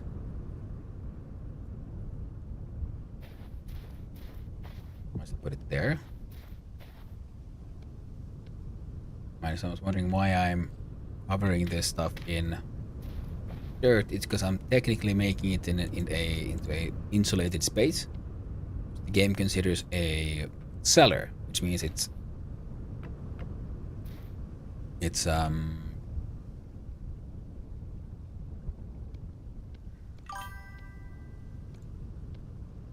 It's the perishable goods we put in there, like storage, like food storage, it's better. I'll see you. Hey, see you around, Ugla. Thanks again for everything, and thanks again, Matt, for all those gifted subs, man. You're the best. There we go. And bushmeat cannot be used for making meals, as it says there in the tooltip, like less nutritious than other meats and tough to chew, not suitable for meals, because otherwise I would have used the cooking pot to make something slightly more complex. Right now I'm just putting them there on the fire while I see it is no, there we go. Open this one, the charcoal for fuel. Put these. The guide says that having them evenly spread should make it smelt faster. Close that one, please. I'm using my torch to light them, but I could have used a fire starter, but using the fire starter is just slower. And if you have your torch in your hand or your off hand when you go underwater, it'll be extinguished. But if you put it while it's still on fire into your pocket or backpack, it'll stay just fine, nice and dry.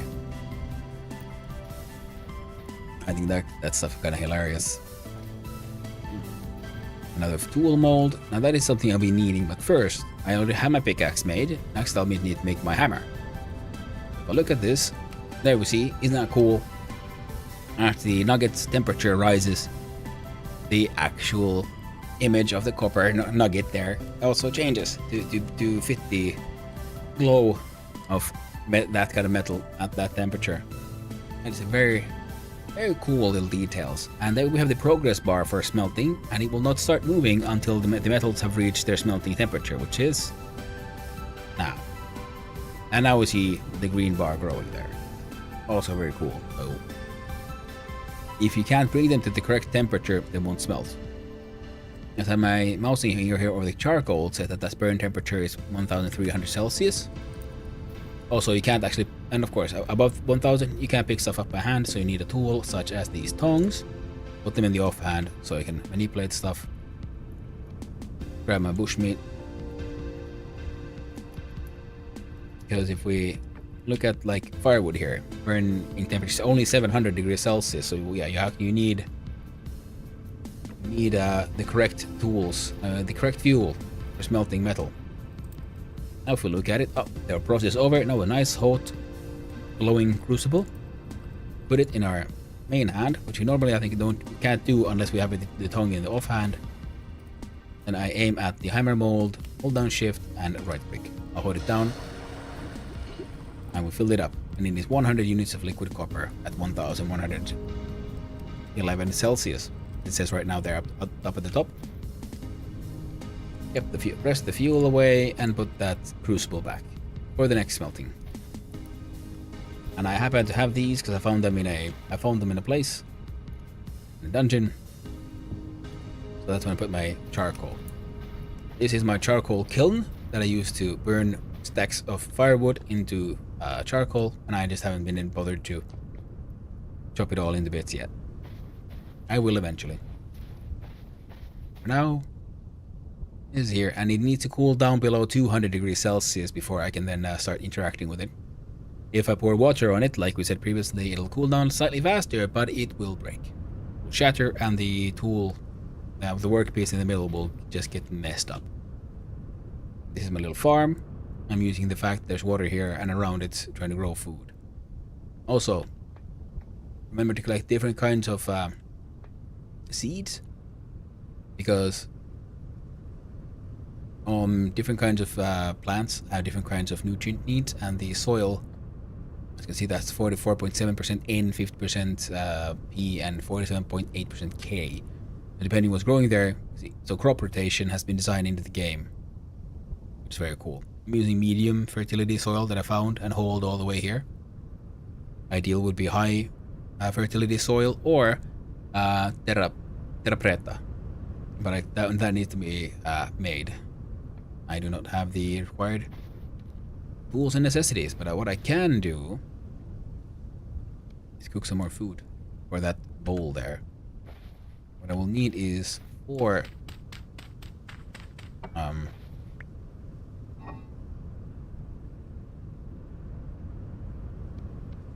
stacks of 4. So what should we do? I know what, like we can do 4 carrots, 4 turnips, 4 flax grain, and you know what? Another 4 turnips.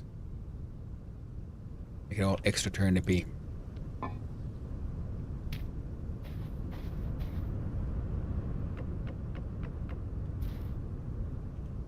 the... Where is it? There it is. Wood inside. Oh! It was still... I guess because it was still smoking, so I guess that means he still had a little something going on there. Now I think... And that's not enough. Yeah, that won't work. I want to do... See, now we got... There's 4 servings of turnip stew. Oh, my bad. I can't do that. Hearty turnip carrot stew. Even fast enough.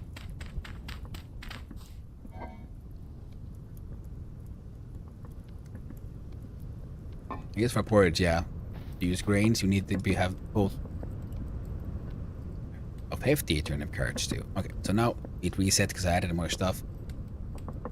That's my bad. But it's cooking. Making that food.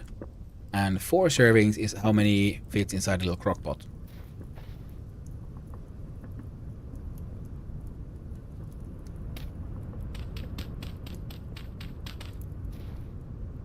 Now what I'm gonna do then is place the crock pot in here. And I'm annoyed at anybody annoyed at this. Poor design choice by me. Every time I break that thing, it falls into the hole and I can't get to it. Eh. Open. We're almost done.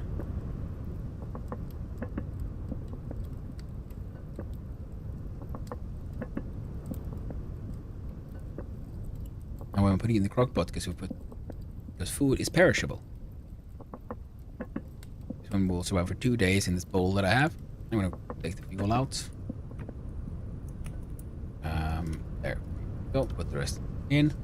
See, now the lightly flopping lid has disappeared. Oh, there we go. Open. Remove this one back. There. 700 Celsius. Still, but it's cooling off. And here we have 4 servings of hefty turnip carrot stew. And while it's at this state, it doesn't have a end by date because it's super hot still. If we combine it with, say, fat, we can then have a sealed crock. And if I've understood it correctly, that's the kind of stuff that will then last for goddamn forever. Put the crock here in my technically a cellar. Put the lump of fat back where I found it. Because I'm gonna need for other stuff. This one doesn't it can be eaten, but it doesn't have a expiration date. So I'm gonna need to make more crock pots at some point and a proper cellar for some even more long-term food storage. Ooh, we're getting there. Not there quite yet, but we're getting there. And my dude's satiety is low, so I'm gonna eat this bushmeat I made. Oh, lovely sandstorm. So rude.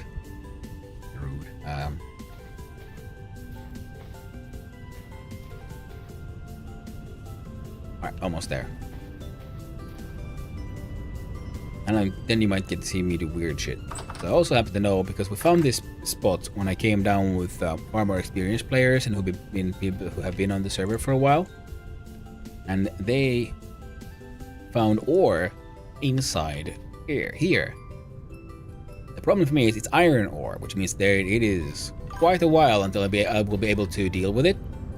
Oh, sorry about the ads, everyone. I think, yes, I have hammer, fly stick. There we go. Oh yeah, guys, it's hammer time. Put hammer on tool shelf. All is good. I don't know what kind of madness awaits me down there. Take axe at the ready and try not to drown.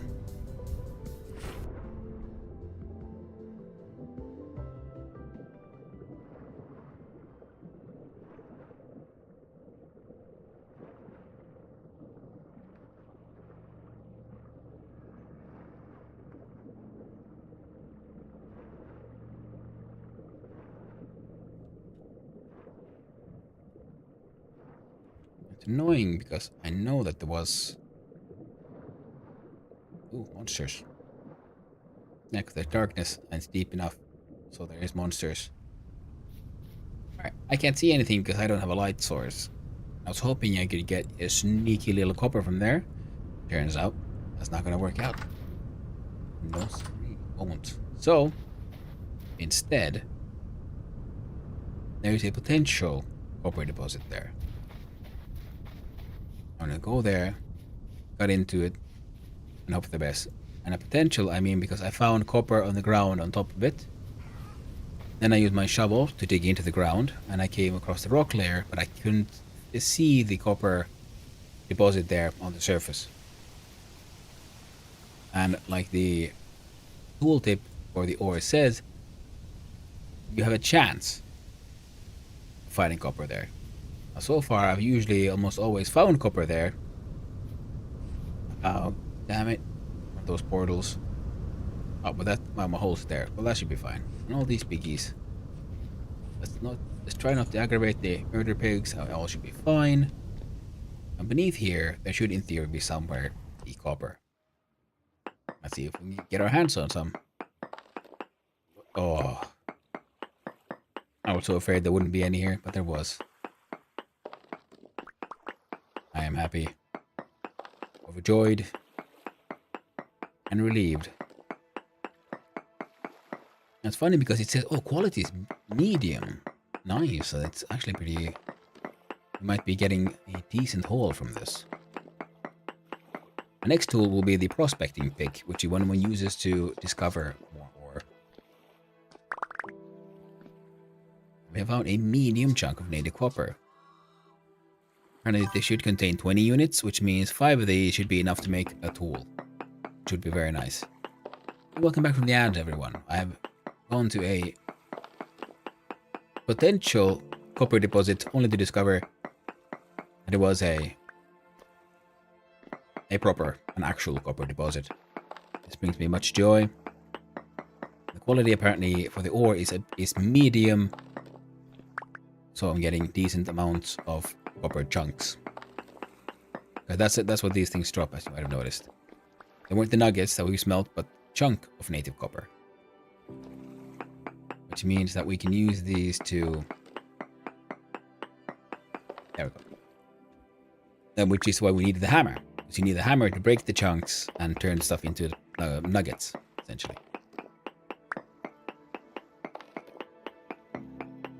Because unlike Minecraft, where you just dig in and hope and usually end up finding some cool stuff, in this one it is... You're far less... Yeah, you might end up like digging a lot and finding nothing. Nothing is certain in this game. Other than the monsters are coming. Monsters are always coming. They will never not be coming.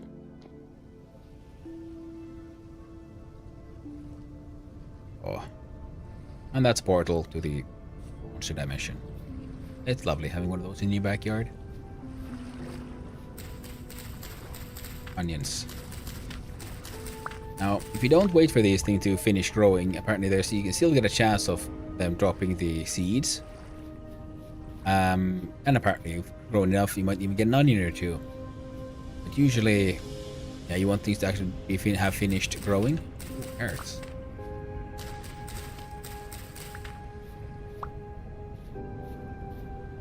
Also, right now, apparently there's a little bit of a graphic bug going on in this game, which is when you some items, when they fall on the ground, they seem to sink into the ground a little bit, so it can be very hard to see whether or not there's like still loot there.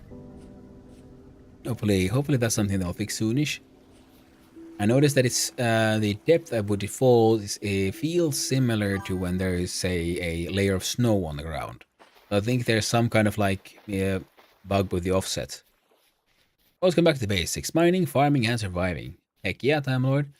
That's my jam. I've realized I like factory automation, logic games, and I just really, really enjoy survival crafters. What am I doing? All right. Yeah. First, we'll put the seeds away. I believe I have some onion seeds here as well.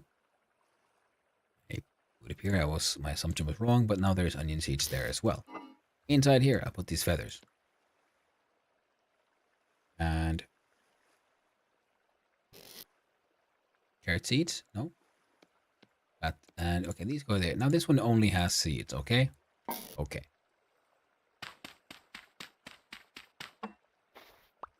Don't break their lovely little ceramics. I'll put the onion and the carrot into long-term food storage.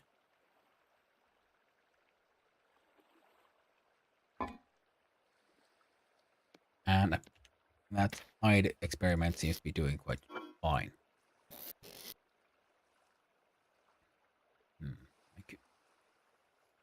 I have a huge, and I believe there was a large one that was there. So if I did oil it or treat it, I could get it sorted. But I don't know if I want to.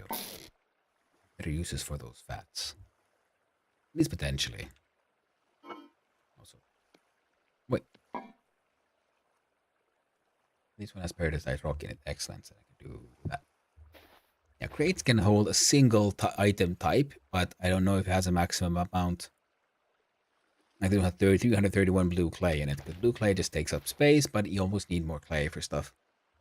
So I put it all in one big crate. Just like I mistaken on my charcoal here. Only has 31, but there's way more there. Now, hammer time. I put the hammer, the crafting grid, and then I grab my chunks of copper, flip, and then I start spamming.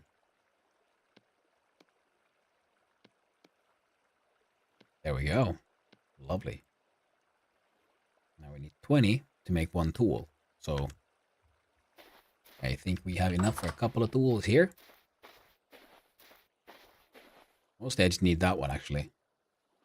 Everything else can kind of wait, I think.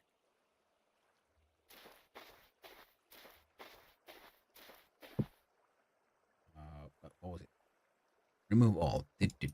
And B4, because you get the tooltip there for what the different button combinations. Normally running is on control, but I may change it into one of my mouse buttons. That's what the B4 there means. The coal in. We'll do a 4x5. Boom! 100 units of copper. That feels good to have resources you need.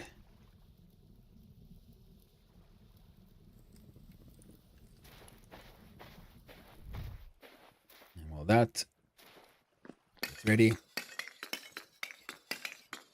I'm gonna cut into this here charcoal piles.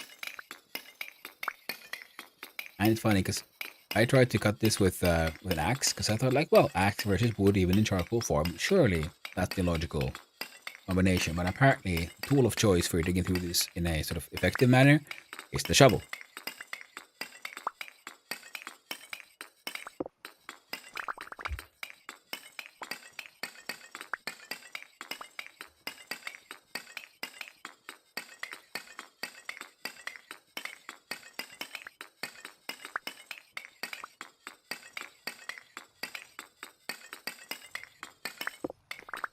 I think the minimum is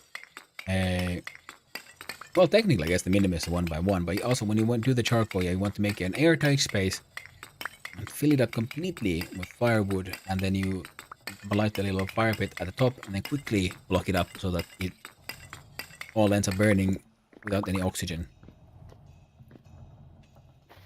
Which I find super cool. Nice little touch of realism there. And there we go. Those tongs. Okay. Up. Put them in the offhand. But oh god damn, those portals are just faking everywhere. And put it on the prospecting pick. The prospecting pick can also dig through stone, but that's super slow, and I don't think it drops any ore. And you use it to dig it and grab samples and find out where stuff is.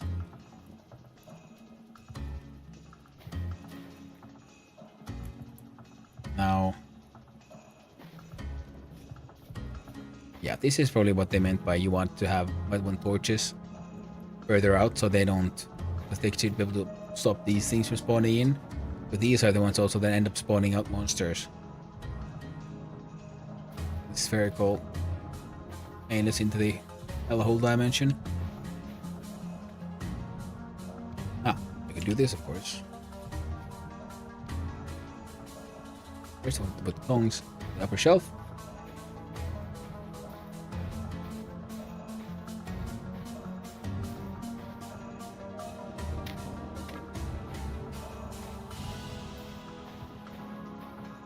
Because these are also something I found in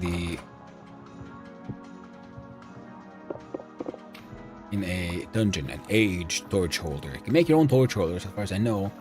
The aged items are the ones you only find inside dungeons. There we have it.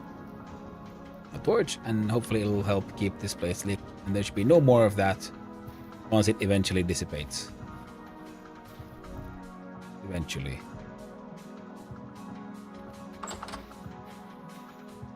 I'm not sure what to do with this, so I'm gonna put this. Oh, wait, no.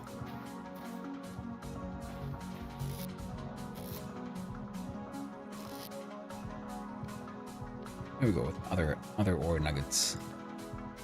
Now, I have a bit of bismuth, and it should be enough to make a large amount. I think this should be enough to make something that I eventually really want to have, which is a anvil made of bismuth bronze. A bronze anvil will be super nice. Because copper anvil is too soft. You can't work harder metals on it. So you need a bronze one. Specifically tin or bismuth. If I could find some tin, that'd be super cool. In general, I also need more. Yeah, I need more tin. I need more sphelerite for zinc and so on. I still need many ores in order to become a proper ore user. And I need to find those salt rocks things. And if I find myself... I mean, I'd have to travel all the way back here, because from this teleport location to here, we have a large area with bauxite sands and bauxite rocks, because the local ore also affects what kind of other stuff can spawn in. And as far as I've understood, inside bauxite areas, you also have a chance of spawning in... That's a trader. Make him white because we don't know what he does. Yeah, the map is actually like absolute 100% correct. Yeah, so inside there is a special type of clay called fire clay. You can make it yourself, or you can also find it out in the wilds. And right. Oh, enemies are already spawning in. I'm gonna run away. Part of me really wants to fight them though. Wait, how many? Terrorist activity hot. Oh man. It wasn't this dangerous here earlier. Things are just getting worse and worse around here. Oh shucks. Now, another way to get also the other ores is still panning. That is something I could consider. Possibly should consider.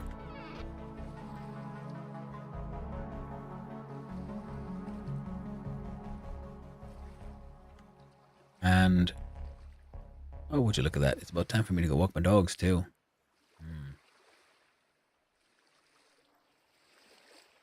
So, chat, should we continue our grand adventures? Or take a break and come back after I walk my dogs and then continue our grand adventures. Hard to say, hard to say. Been going for over 7 hours already. I think I'm gonna have to call it then. I'm gonna radio all out. First I'm gonna sleep. Just so I don't get accidentally murdered while I'm... Oh man, I forgot to eat before sleep. That dude might wake up. Rootin' tootin' screaming in pain from hunger. Because his hit points are... His healing is still happening. And that eats a lot of satiety. Would you look at that, we survived the night. Let us eat some flax porridge with mashed turnip. Nom nom, delicious. Now, right, let's see here. Press G, so my dude sleep. Sits. I think it was F, no? Yeah, I don't want to press too many F buttons. I can't remember which one does what.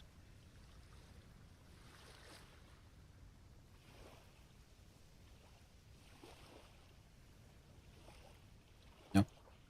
Oh, there it is, yep. I can see my dude. See, he's just sitting out there. Sitting down here, having a piece plate in his hands.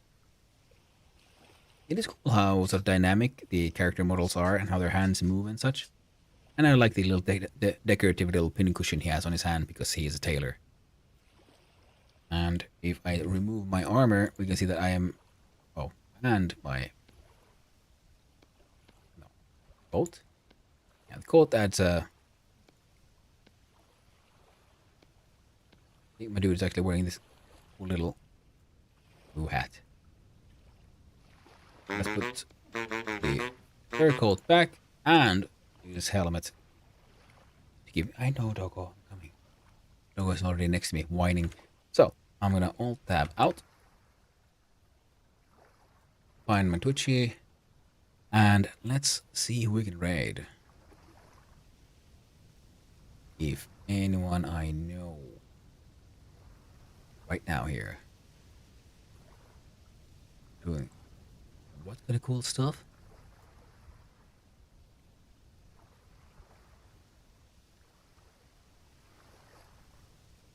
Well, I don't know. We shall be raiding the Smitchell,